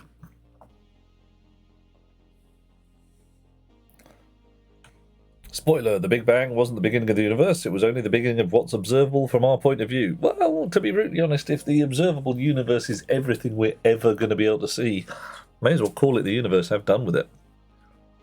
A universe 14 billion years old, 93 billion light years across. Scratch your head over that one. Yeah, inflation's an interesting one. I got nothing. Sounds made up to me. And yeah, relativistic time is a fun one, but it doesn't really... it does imply, with time going at different rates according to gravity, that the gravitational field around where we are now has been insanely variable. Right. Maybe I don't do this. Maybe I just do it the boring way. Let's do it the boring way.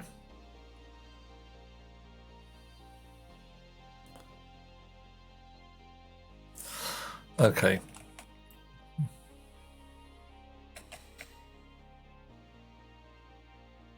Oh, holy crap. I can't loop round 6 times because I need a loop counter.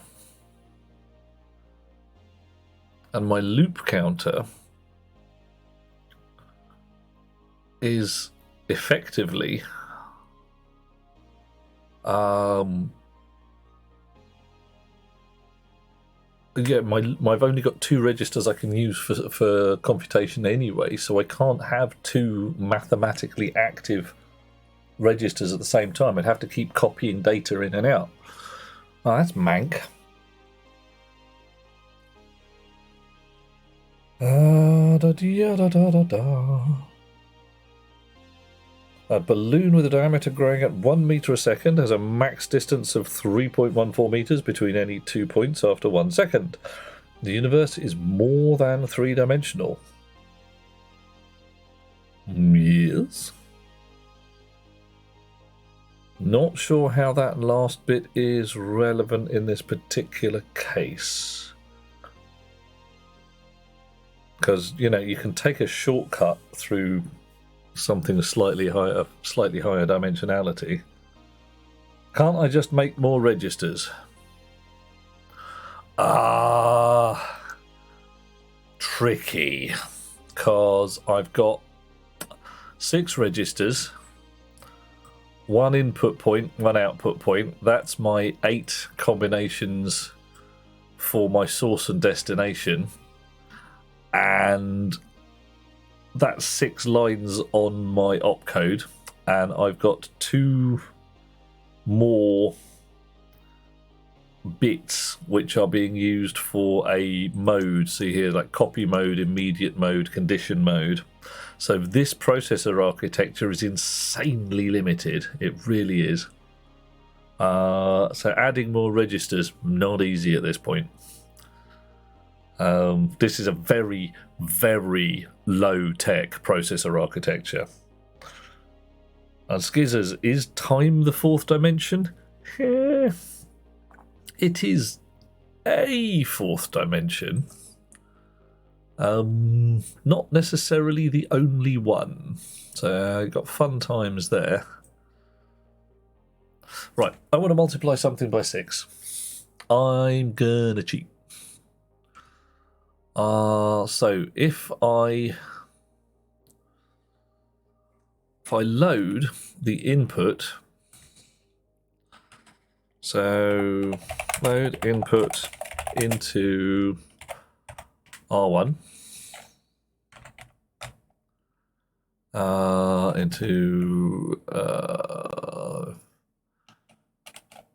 right, add R1,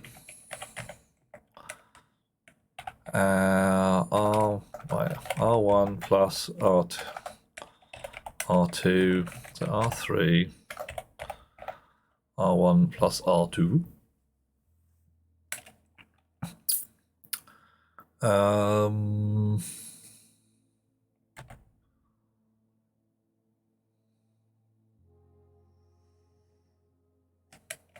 Load R3.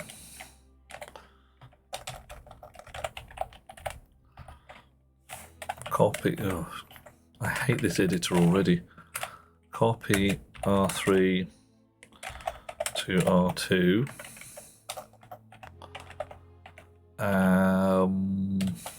And we repeat that a few times.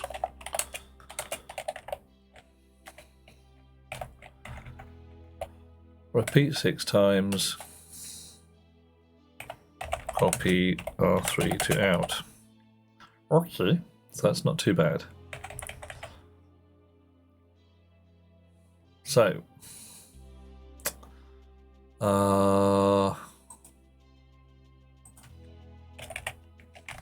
in one, nice.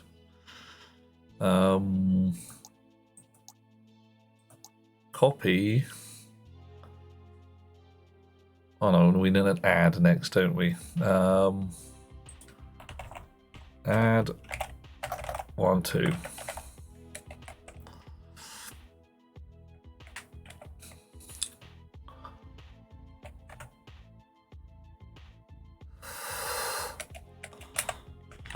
Copy 3, 2. Ooh. Need to go here, don't I? Man, why are you going off the end? Why are you going off the end, man? What you doing?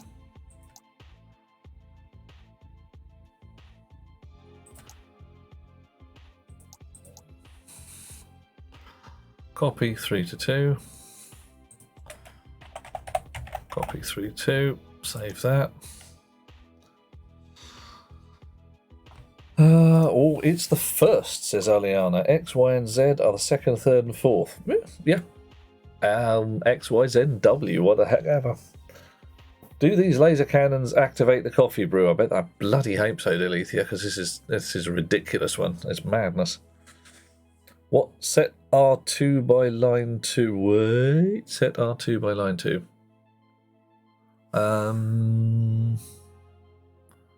I actually just left R2 floating, which means it's hopefully full of zeros.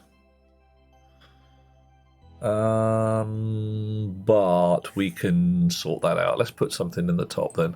I'll just put 0, which is going to load immediate 0. Copy 02. That will copy from register 0, immediate 0 into R0. Copy 0 to 2. Copy Doppy, yeah.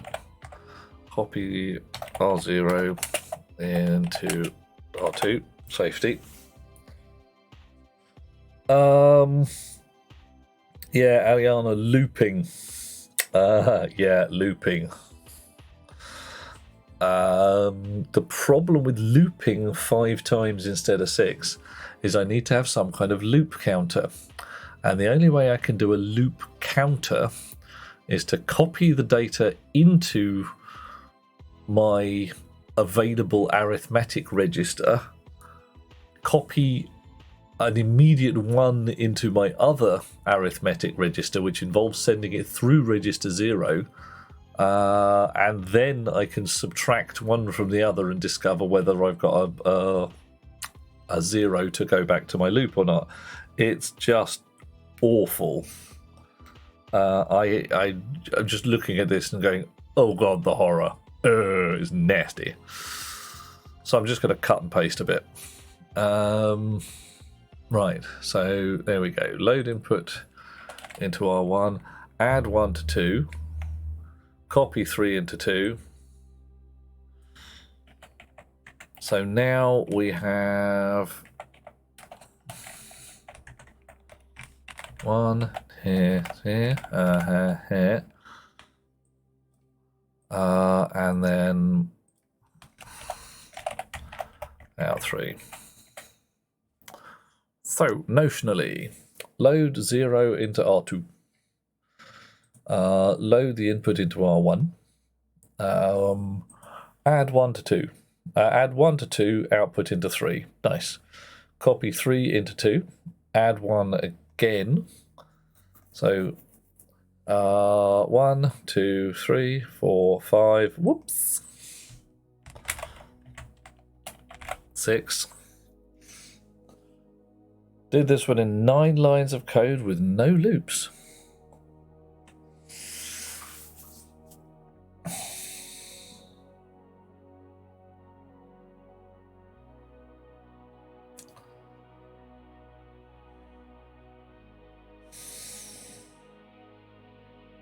Times 4 times 2, add them together.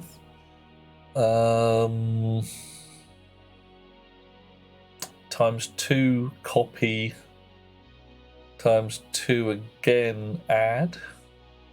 Yeah, double R2 first, yeah.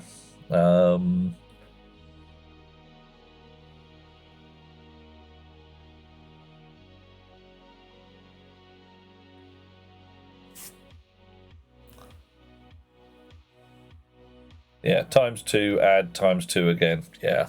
I'm just...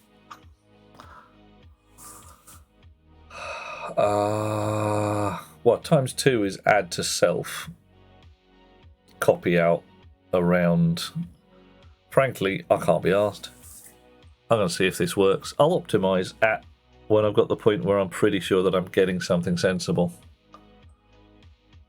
All right. Okay, so who?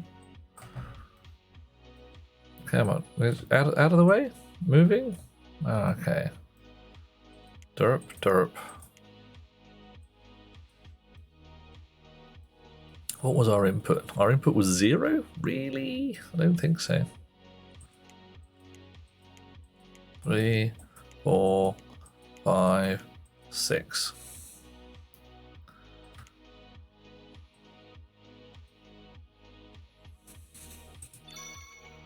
And that worked. I can get away without that one as well. That last one there.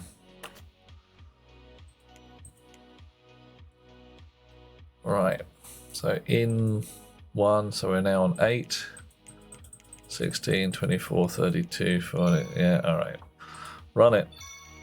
Shunk, shunk, shunk, shunk.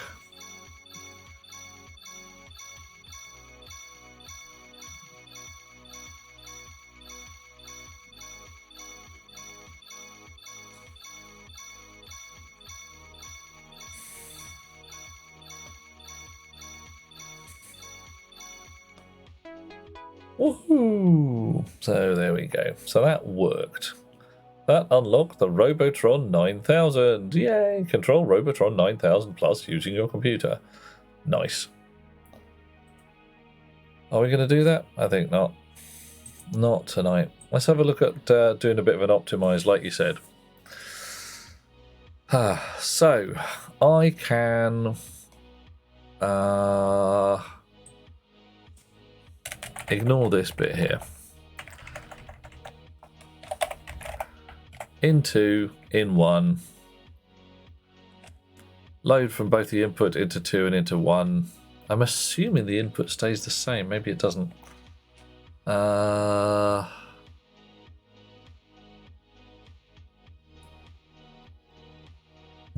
So I can say, no, it holds the same. It must do. It'd be ridiculous if it didn't. Add those two together. So now we've got 2x, and I can copy that to somewhere. Let's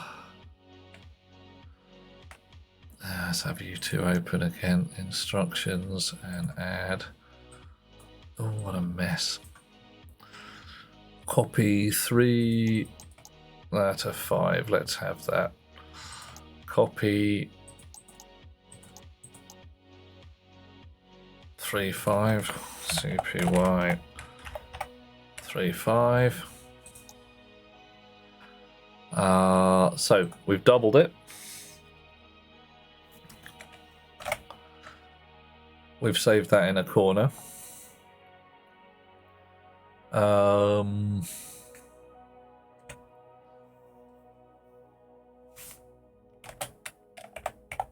Copy 3 to 2.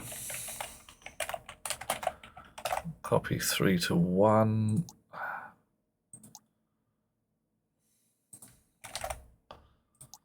Copy 3 to 1, copy 3 to 2, add them together. So now in 3, we've got 4x. Copy 3 to 2, I now want 5 to 1.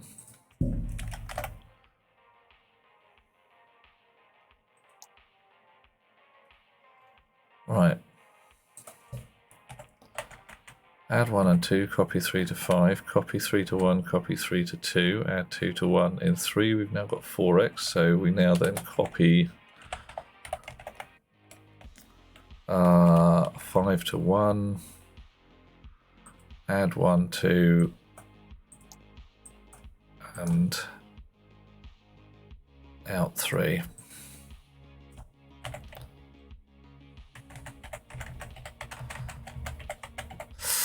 Oh, I get 11 lines. What have I got wrong here?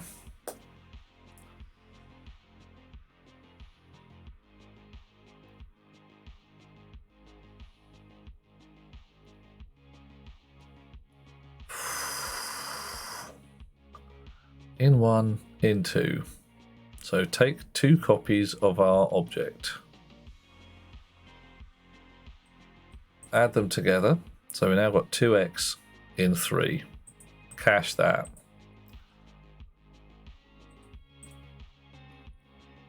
Copy that back to our arithmetic registers. Add them together. We now have 4x in 3. Uh-oh, Balls is turning up. Hey, Balls, how you doing? We get the raid. We get the raid shades. Here we go. Balls PTA, how you doing there? Hello Raiders, I am Duke Euphoria de Grin, RGB, KSC, Night of the Living Dead, Transgalactic Megapump of Rotating Space. We are playing Turing Complete, which is a game in which we wire up our own actual computer made out of little pieces of computer that we have made from little pieces of computer. Starting right at the bottom with the simplest component you can think of, it's a wire. Oh yeah. Carrying on through NAND gates, NOT gates, OR gates, all that kind of gubbins until we get all the way up here to the point where we are calculating asteroid diameters in software because we can. How are you lovely people doing? I hope you're having a fine and awesome time. Oh, Balls is going to be doing the thing. I'll get Balls a shout out. Balls. Pitié. Here we go. Dish. Doing a shout. Poff, because we can. What do we get? What you been doing? You been in Stationeers? Fine plan. That doesn't look like Stationeers. That looks like something else. See you later, Balls. He's gone. Yeah. How was your stream, dear chum? Did it all go well? That was Rust. Toxic. Yeah. Played Rust for 30 seconds. Didn't enjoy it. Got stabbed a lot. Nothing blew up in Stationeers. Are you okay? Do you need to lie down?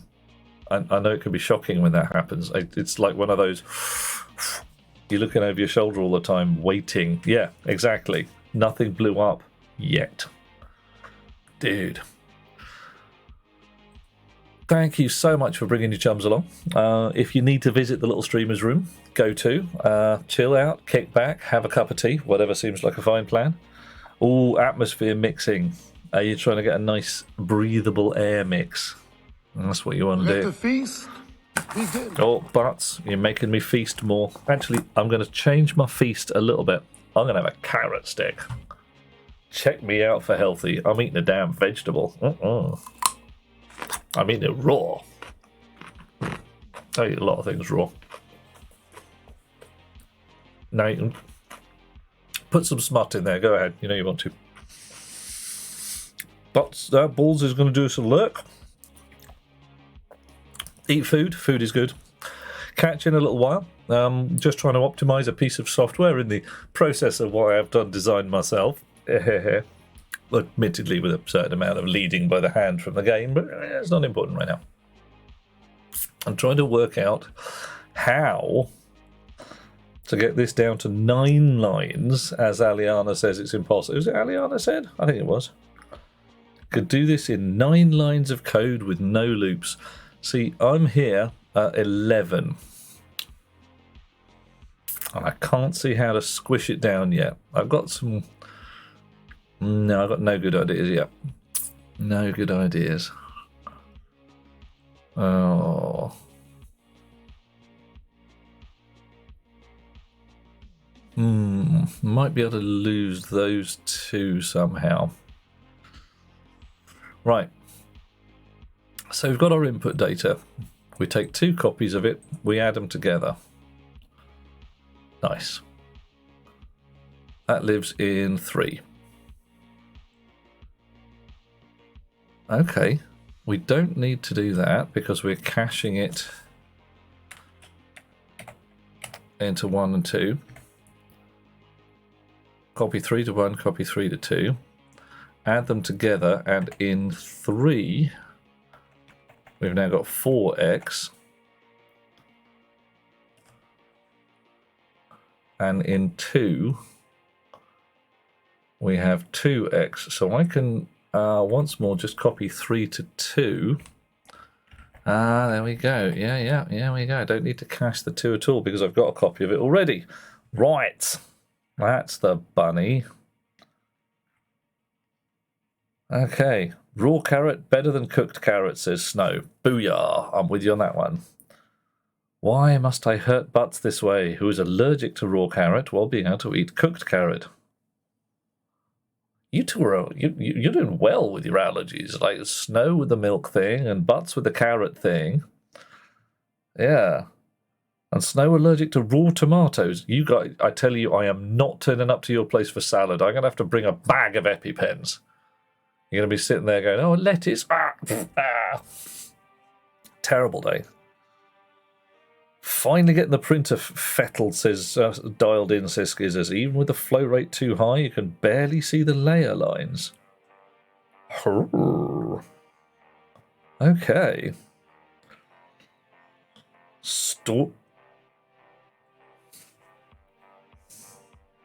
Yeah, okay, short boy. You're going to have to clue us about the story horse. Because, you know, unicorn, story horse, stab horse. That's the same concept. What layer height are you hitting, Skizzers? What's your layer height here? Right. So let's pretend my input is 3. I put 3 in register 1. I put 3 in register 2. Add the 2 together. In register 3, I now have 6. Copy that back in. 1 and 2 are now full of 6 each. Add the 2 together. 3 is full of 12. I copy 3 to 2. I got 6 in and 12 in, and I got 18 out. Yeah, winning. Win. Just a straight win. Alrighty. Yeah, look at that. Asteroid diameter calculations being done beautifully.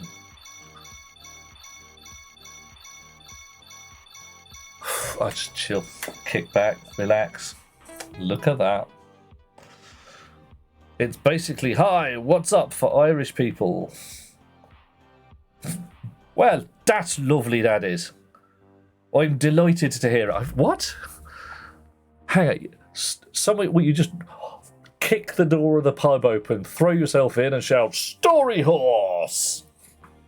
Really? And whoosh. That's gone way over the top of my head and splattered against the wall. Do people not just look at you funny? I mean,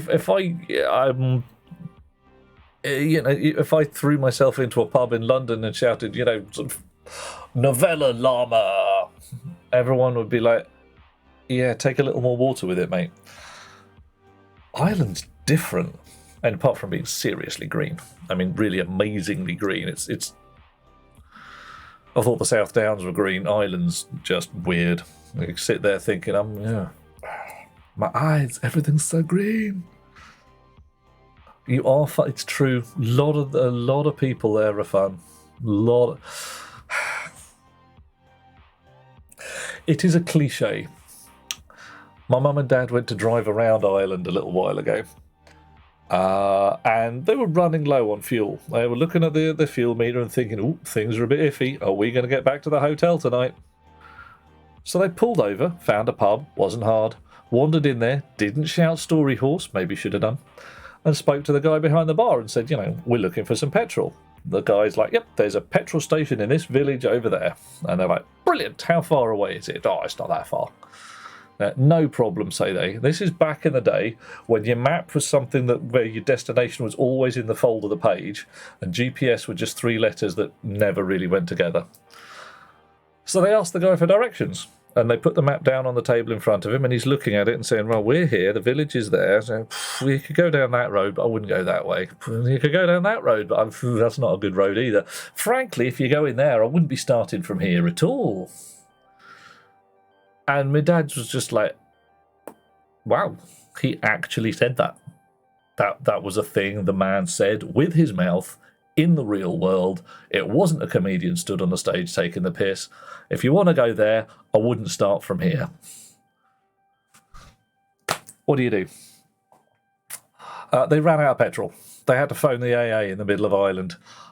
It wasn't tricky finding a pub to wait in while the fella turned up. But when my dad got the car towed back, parked it at the garage, decided to get a room in a nearby hotel and told the fella in the garage to just fit a bigger King fuel tank. So they did. 100-litre fuel tank in a Vauxhall Carlton. Took up half the boot, but you never ran out of petrol. Oof. Layer height 0.22 millimeters. That is millimeters, because I thought for a second it was nanometers. That'd be freaking brilliant, wouldn't it?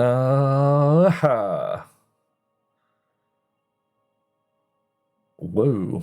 Here in the Netherlands, says Snow. Oh ho, Snow, you've outed yourself. Stroopwafel. So there. A lot of children greet their friends by calling them gay. Is that fun? What? What, like, hello, you gay chum.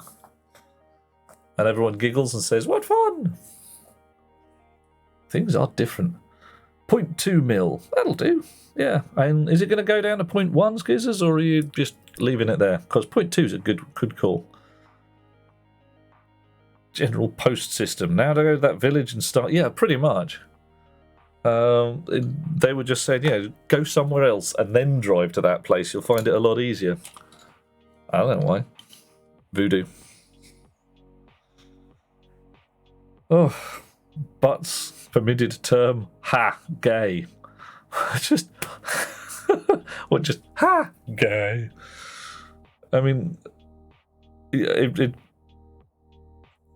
yes, no. Again, I'm just going to stand here, smile gently, and say, foreign types, what are like Irish or from the Netherlands or somewhere else, have different ways to our own.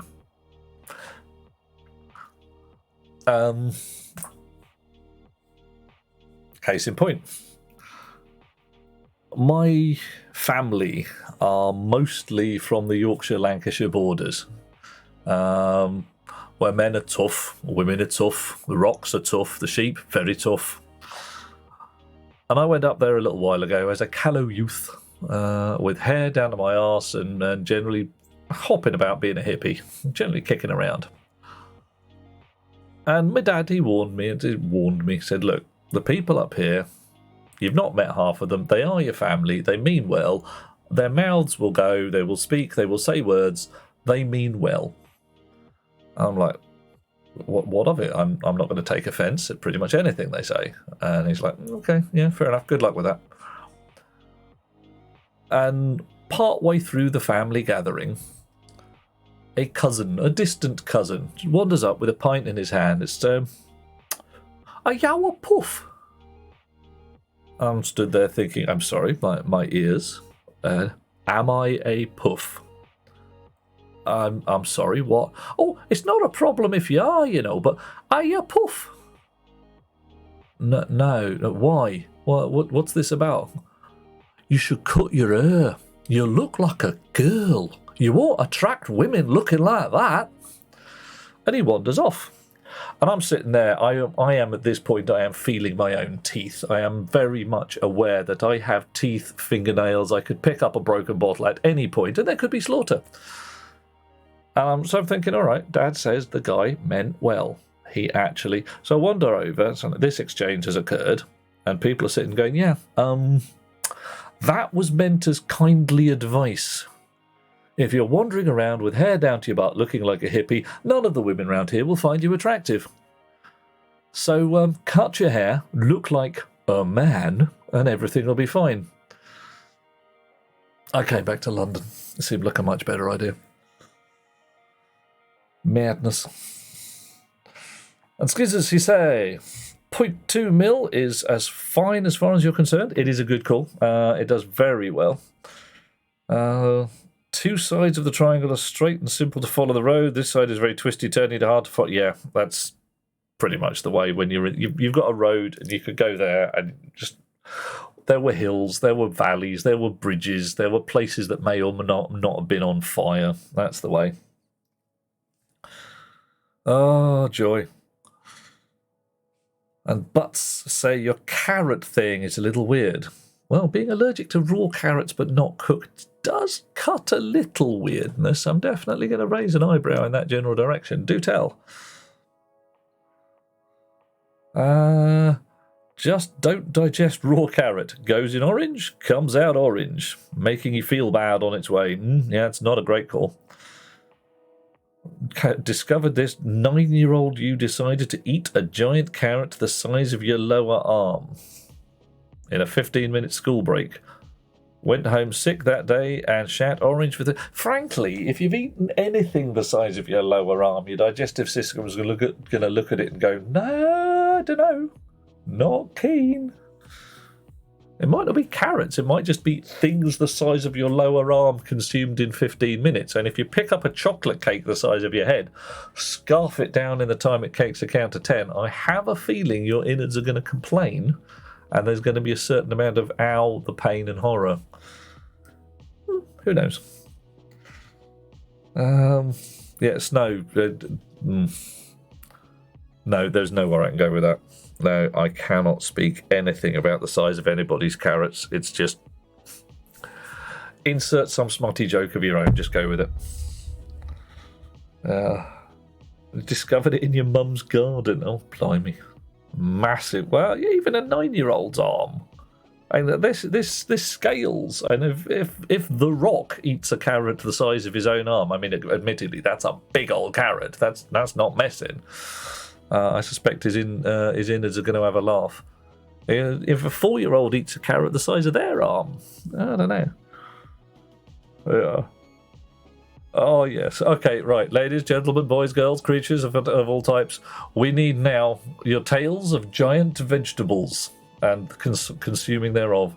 Giant carrots, turnips the size of your head, a beetroot the size of Wisconsin. What have you got? Yeah, and butts, more of this sort of thing. The general love, do it more. It's nice. Yeah. What if you are massive but have tiny arms? What, like Tyrannosaur? Rawr. Okay, so now we need tales of tyrannosaurs eating giant vegetables. We've gone on from just giant vegetables. We're on dinosaurs and giant vegetables. What do we got? Chuck Tingle, if you're listening, this is one for you. Yeah, courgettes. No, definitely courgettes. Americans call them zucchini. They're like cucumbers with sandpaper on the outside and taste of sorrow and regret. If you're me, a courgette is a bitter gourd. It has no flavour aside from unhappiness and the wish for winter to end. A courgette plant in your garden went on vacation, and when we got back, they'd grown into a fruit 70 centimetres long. Snow, I'm sure you're lovely, but there is no way you're coming near me with that. There is no amount of lube in all the world that courgette is just no. No. If a courgette eats something the size of its arms, if a T-Rex eats something the size of their lower arms, they're probably still hungry afterwards. Oh yeah, I reckon that for your T-Rex, that's barely a snack. That's nothing. That's not even breakfast. Oh, blimey! I've just realised what bloody time it is as well. I'm going to do one more, maybe, because my brain's starting to gibber and froth. Great description on the taste of courgette. It's true. Courgettes don't have a flavour. Courgettes have an emotion, and that emotion is sadness. Hooked your machine up to our advanced robot. Well, that was a mistake.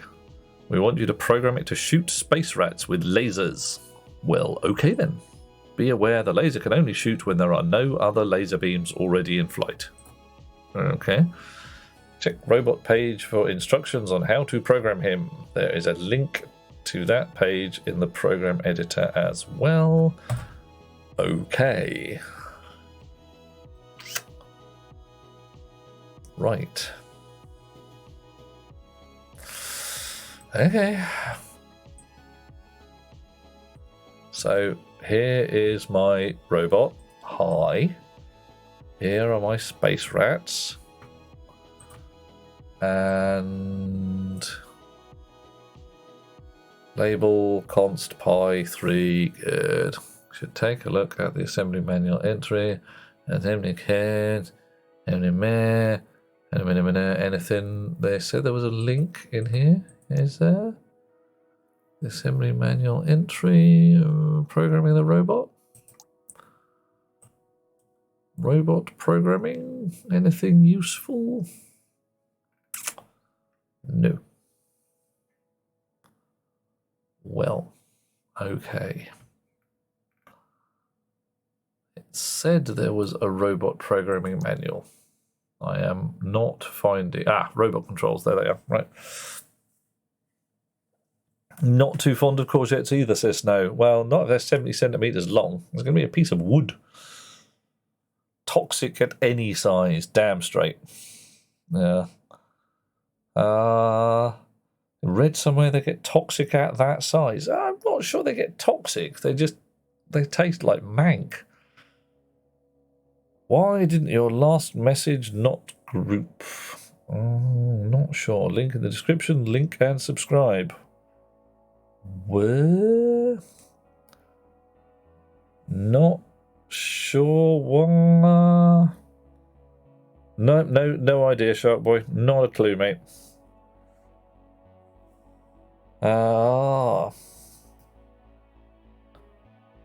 Taste like mank, so they taste like any courgette, damn straight. But they get worse the larger they get. The small ones can have a certain sweetness to them, but the larger they get, the more woody they get.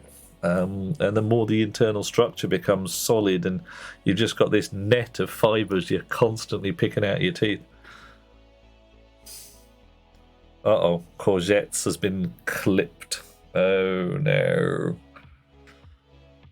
Oh, I'll have to read that in a bit. Watch it in a little bit. It was this big. Oh, well, maybe the auto mod looked at it and went, you can't say that. Maybe it's demanding proof. Am I supposed to say things like pictures or it didn't happen? Simulator. Right, the robot sees one tile ahead. Don't care. The name and ID are shown up here. The ID number is also the computer's input. Alright.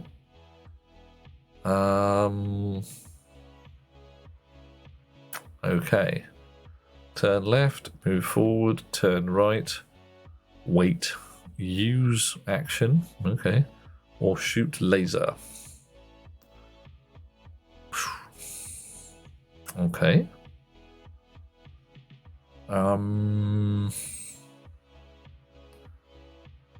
Okay.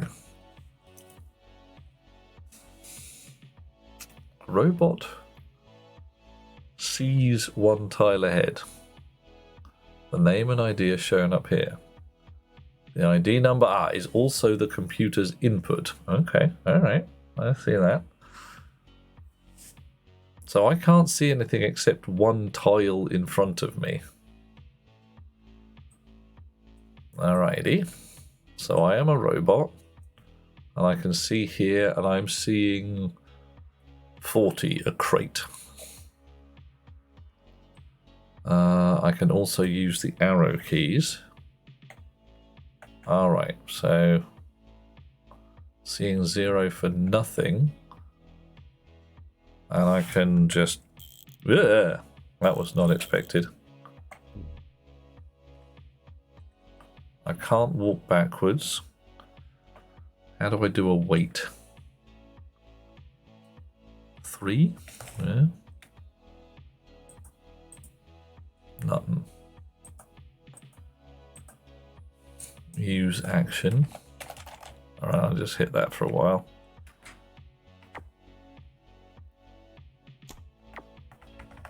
Right, okay.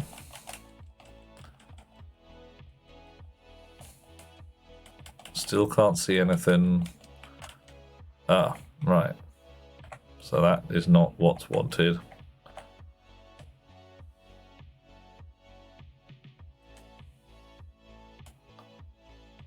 Chunk, chunk, chunk, chunk. Boof, boof, boof, boof. Right, so that's easy. Doof, doof, doof, doof.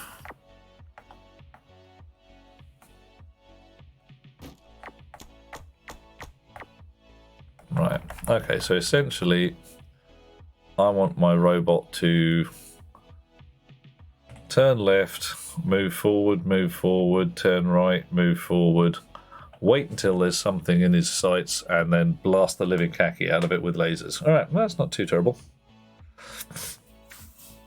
Alrighty. Yeah. Conversation needs its context very badly. Oh, zucchini. Yeah, same concept. Shark Boy, this game, as Butts says, is called Turing Complete. You build a computer starting from the tiniest fragments of computer technology. Literally, we're one step up from actually starting from single transistors. Over the last couple of days, we've got from single components up to a very rudimentary computer system which we can write programs in, but God, it's painful and unpleasant. I can also push and shoot the boxes. Okay. Alrighty. Shark Boy's going to go to bed. Probably wise. It's a sleepy time. These things are entirely legit. You can just keep on shooting. Okay. Yeah, but if I just go tab, the chances of me killing all of the bad guys are not 100%. In fact, it's significantly less than 100%. Yeah, I lose. Right. But I can do that and then that, which will work. Okay.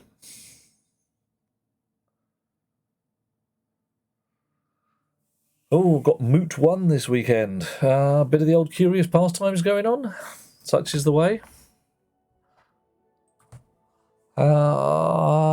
There's a delay on how fast you can shoot. Oh yes, I can only shoot one bullet at a time. That's the thing. If I have a bullet in existence, I can't have another bullet. LT instead of CP. Okay, fair enough. Yeah. Well, I'd say give my love to the wolves, but generally go like that in their direction, and wish them the best from the elders of Dan Arthur, shall we say? And Saw is going to go to sleep. It's 1:15 in the morning. It's only 1:15 midnight here. We get an extra hour or something, but you guys get up early in the morning. Mad beasts. Oh. Do you blow your nose at me, sir? Harsh. Very harsh. Come hear the song that the hammer sings on the armor of our enemies.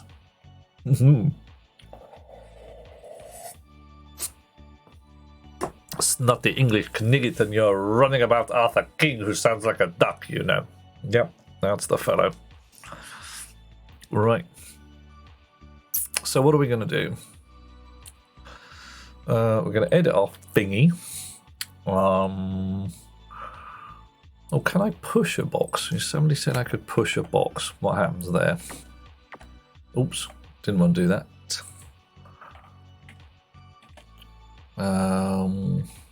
Push a box. Wait. Is overridden. Oh, but the crate. It still says seeing crate. Interesting.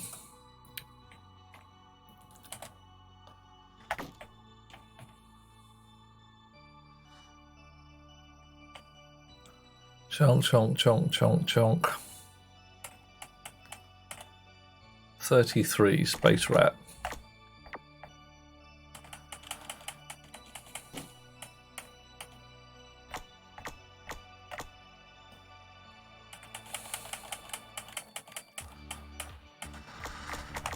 Alrighty, here we go.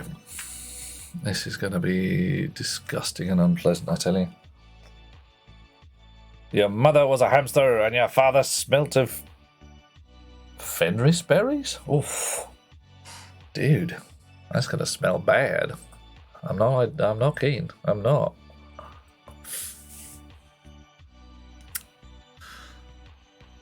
So what are we going to do?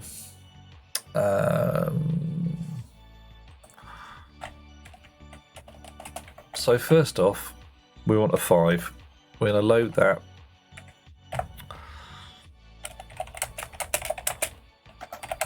Load 5 into our 0. Out 0. I have not added that. instructions.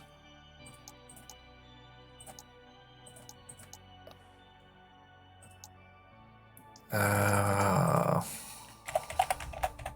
0, boff. Done. Absolute mess.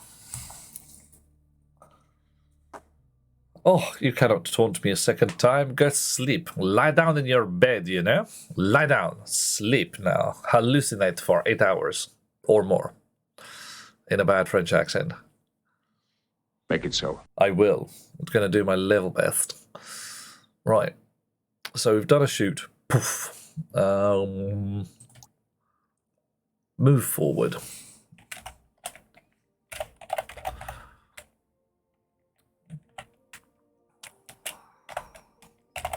Shoot. Move forward.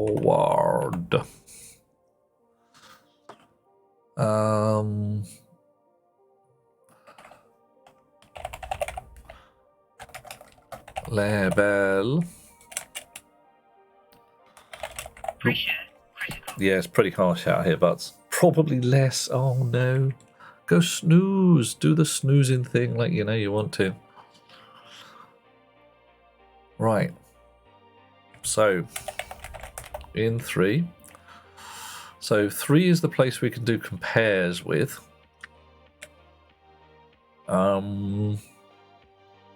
We can only compare with 0.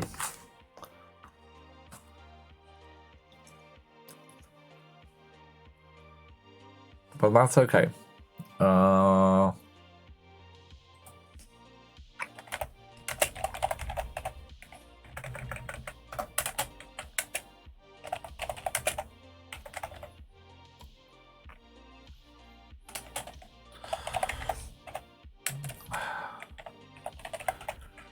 We're going to cheat. There we go. So the debris has now dissipated, I hope. And we're going to say if it's 0,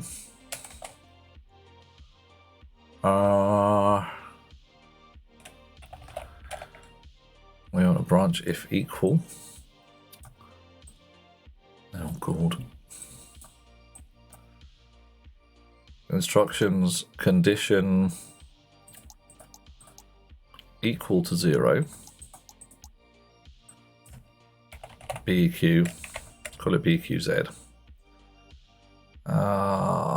We don't need to BQ. We're only ever comparing with 0 anyway.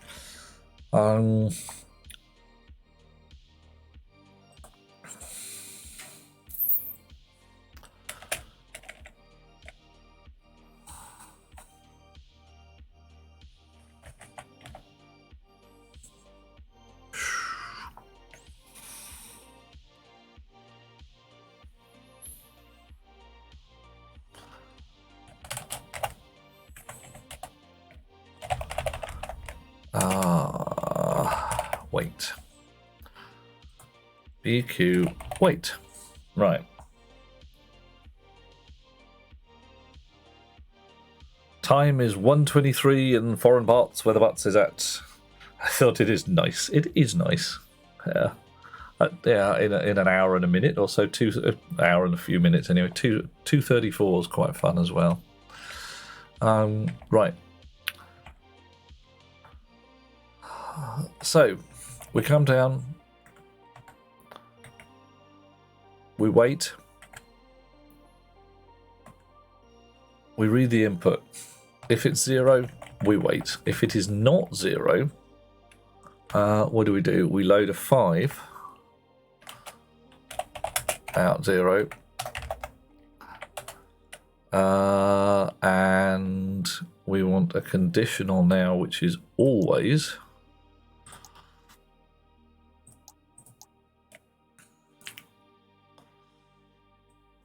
That's JMP.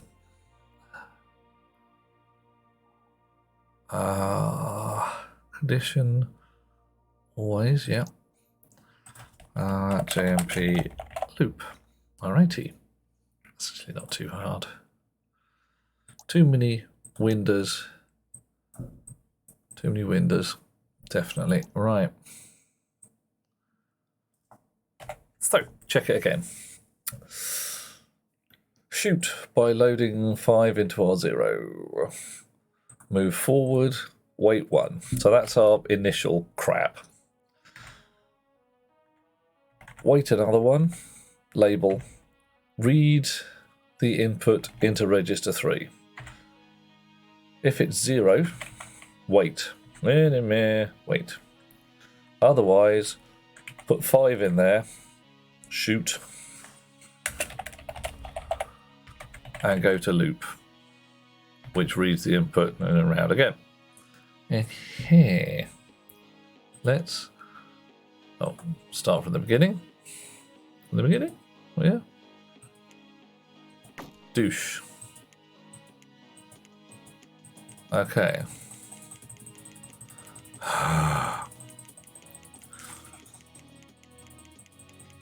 1 minute. This looks suspiciously like Stationeer's MIPS. Yeah, I know. Why? It's because I grew up on 6502. MIPS and 6502 have some common features, and I've just built my assembly language in a manner to which I have become accustomed, shall we say.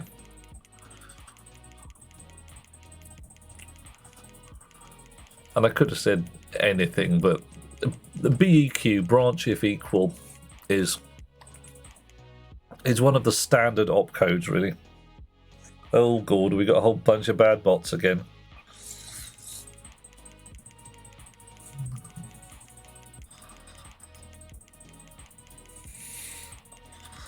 Thanks, bots. It's lovely to have you clean in house.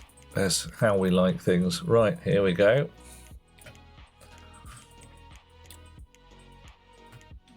Right, so we're doing a wait. Well, that didn't work.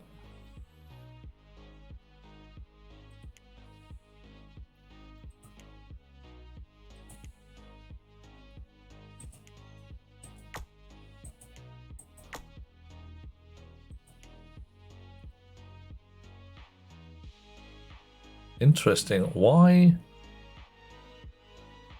is it jumping to there?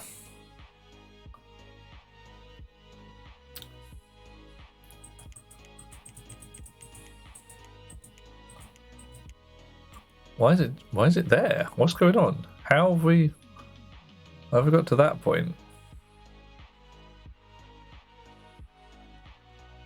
Wow.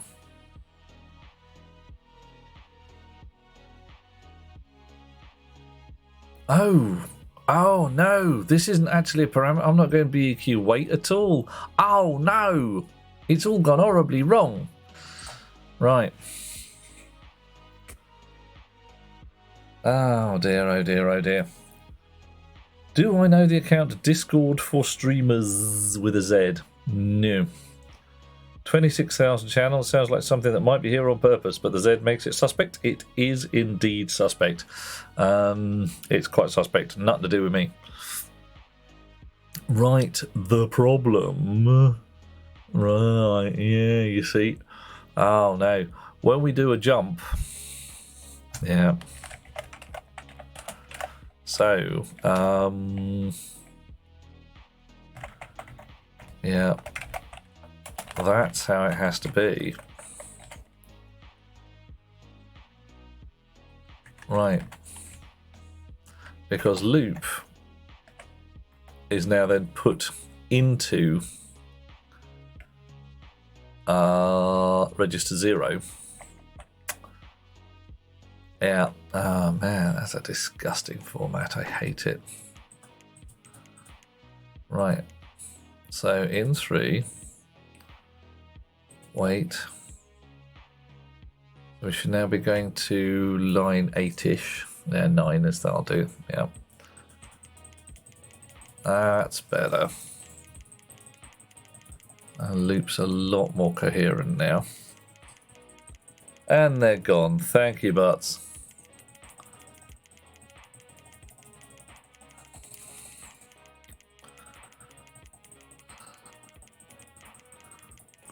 Oh, blimey. Oof. My clicking finger's going to fall off at this rate. Hang on, I could put breakpoints, couldn't I? Ooh, I can put breakpoints. How do I put a breakpoint? I could have sworn I could put breakpoints. Ah, there's one.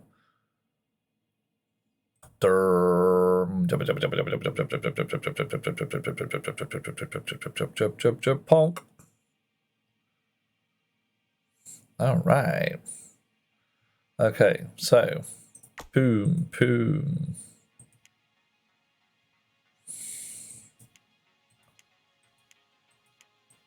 Boom. Okay.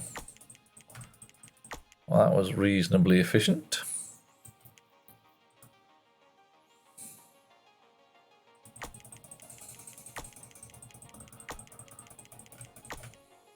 I'm liking that.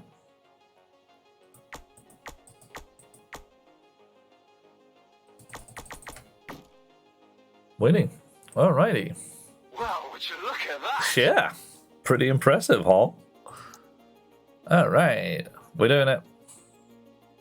How many bytes is that? That's not very many bytes. My program's tiny and still very effective. Look at that. Mine's smaller than yours. Or something along those lines. Oh, hang on. Oh, breakpoint. Remove. I continue.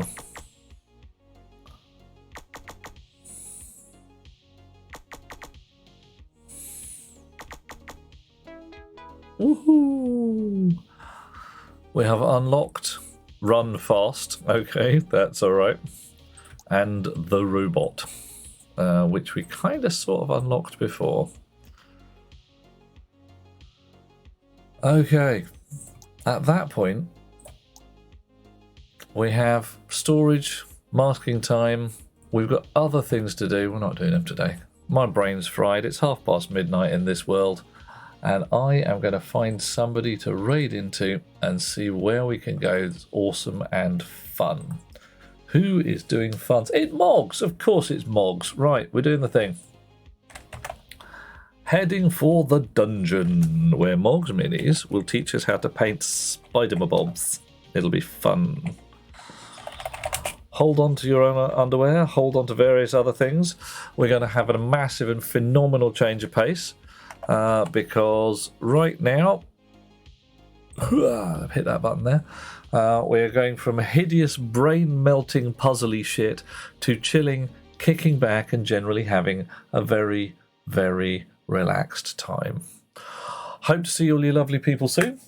I may be here tomorrow night because this is actually fun and I'm enjoying doing this. I may just rampage through the entirety of Turing Complete as fast as possible and see what happens. It beats sitting around on Mimas waiting for a cup of coffee that never comes. I will see you lovely people later one way or t'other. Right now, though, let's head over to Moggs and see what happens. Sweet dreams all. Catch you later.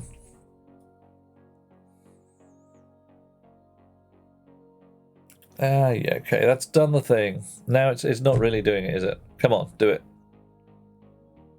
Always forget there's that weighty thing. You hit the button, but nothing happens for ages. Sweet dreams all. Good night, Crazy Leroy. Waving to you, Skurrus, as well. And sweet dreams, butts. May life be ever sweet. And frankly, I'm rather hoping that you and your best beloved get together for some kind of pie-carrot situation that I'm just not going to ask about because it's just going to go weird on me really quickly. No courgettes, all right? Catch you later. Sweet dreams all. Going away. Bye-bye.